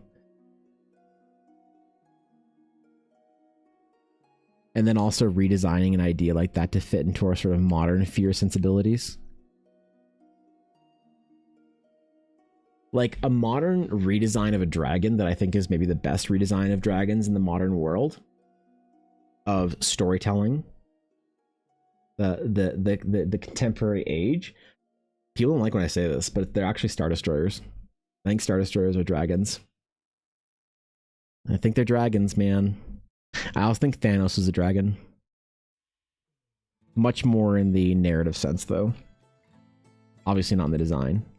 The design of a Star Destroyer is much more draconic than the design of a Thanos, but...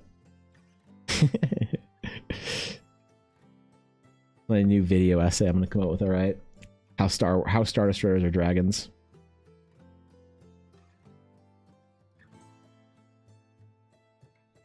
Maybe I should just publish that video and just wait to get hate. And Caliban was Darth Vader's Super Star Destroyer. Was he the executor? Maybe. I don't know, man.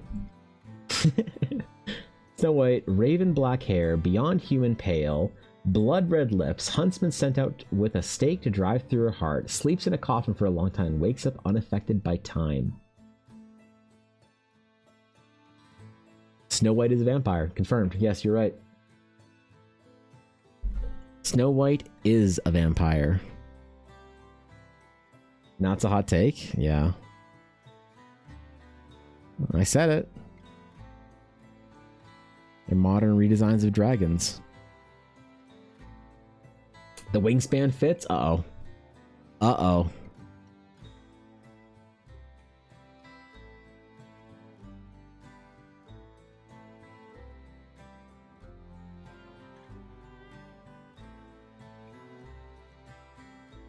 Yeah, I've been trying to think what the kind of like anthropological rationale was behind the Death Star, or if the Death Star was, geez, why can't I say that today?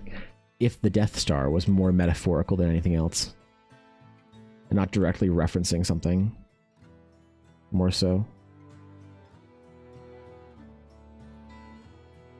I don't know, man. It could also be like more recent metaphor for like some sort of like weapon of mass death or whatever. I don't know, man. I think about Star Wars too much. Gotta think more about Salacious B. Crumb than Death Stars or whatever. Don't tell the Disney fans? Oh no. Oh no. So is Snow White like a common whatever open IP to the whole world now, or is that like is that a thing yet?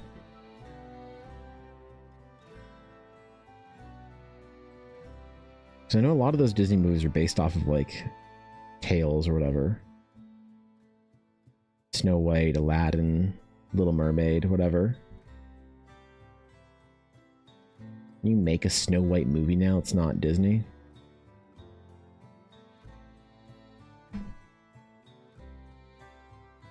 It's a fairy tale. Disney can't own that. Okay, yeah. But like, what is there anything to do with the name Snow White, or is it like, you know what I mean?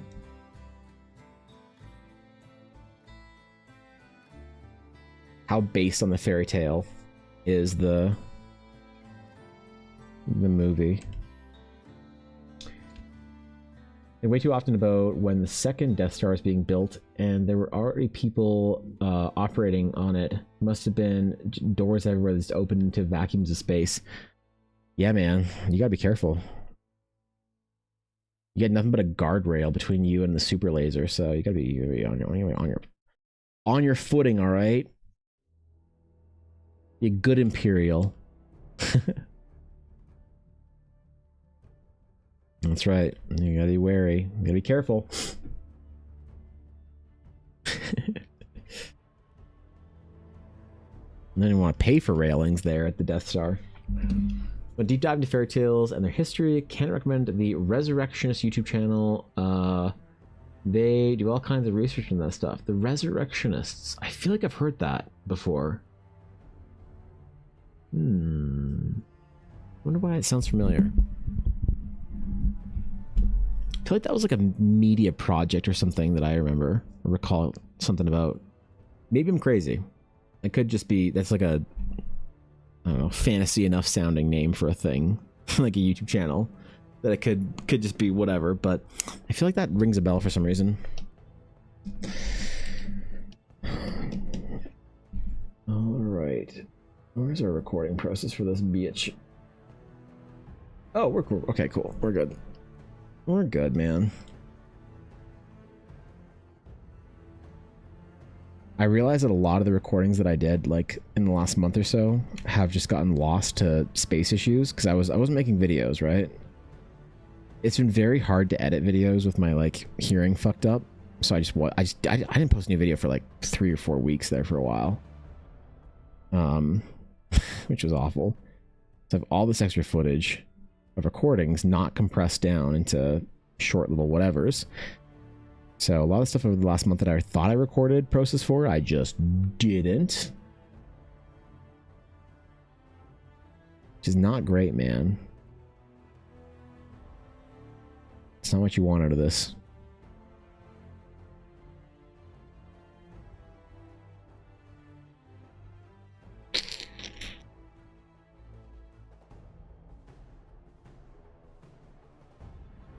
But I think I'm good on this video today.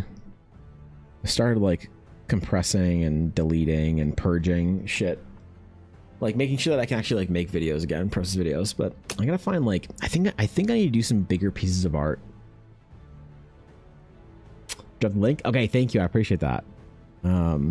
Yeah. Thanks, dude.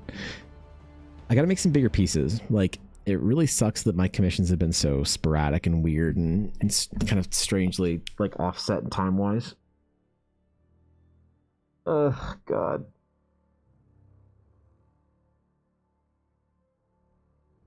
I have a lot of like clients from TikTok and stuff that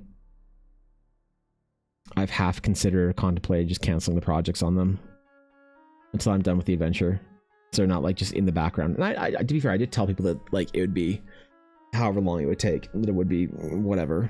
And like if they weren't okay with that, then you know, just told them to have a great day, I guess.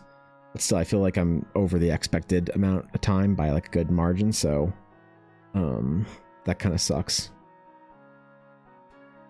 But I feel like I need some more like big projects like done in color, painted or whatever, to make some videos off of, because you can use like reuse the same piece of art for multiple videos as long as you don't like post it too often.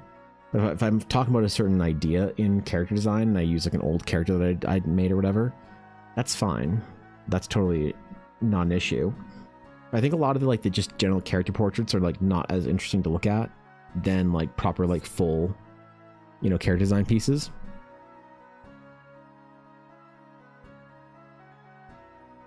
So I wonder if I should do some for like Eldara in the midst of all this. I don't always love using commissioned pieces for videos.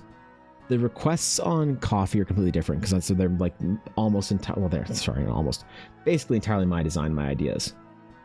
Commissioned pieces, you have to like fit it with sometimes within a client's idea that doesn't quite match your own vibe or aesthetic for your own work.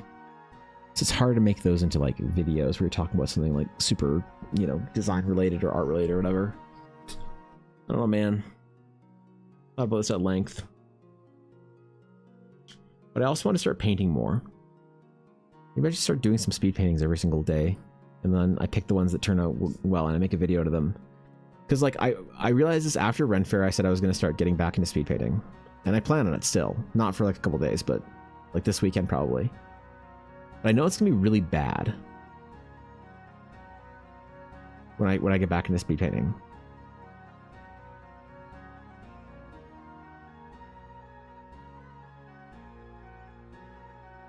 But I could...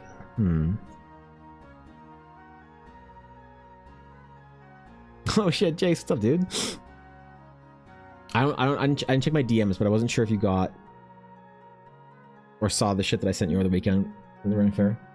I'm doing a warlock, speaking of actual character designs. Fucking dope ass celestial boy and his familiar. Gotta make sure we get the burb right though.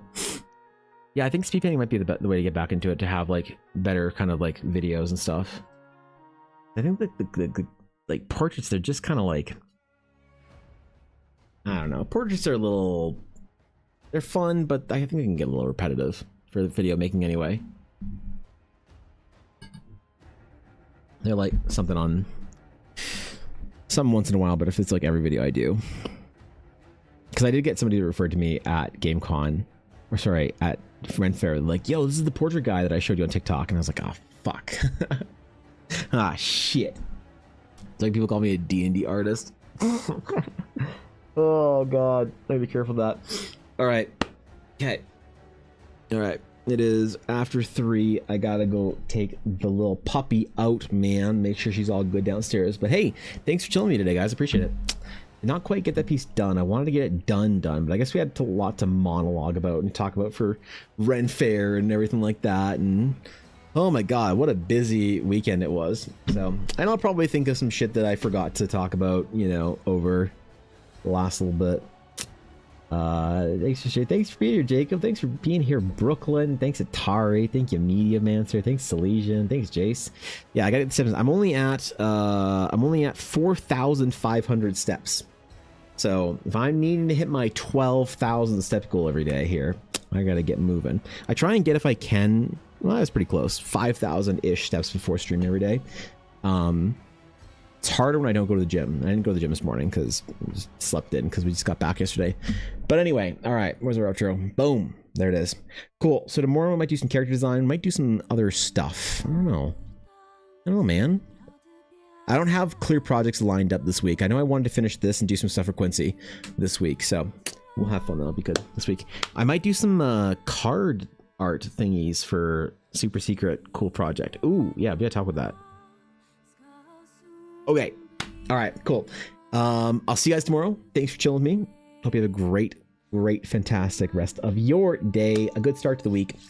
And I'll see you tomorrow. I feel like there's an announcement that I had that I was like, oh, when I get back, I gotta make sure I see this on stream. It's not like I'm gonna miss any streams anytime soon. What the fuck did I wanna... Dude, I should write this shit down, bro.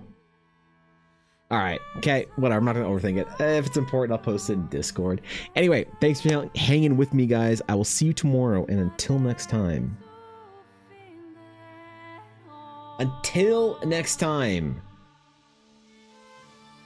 Farewell.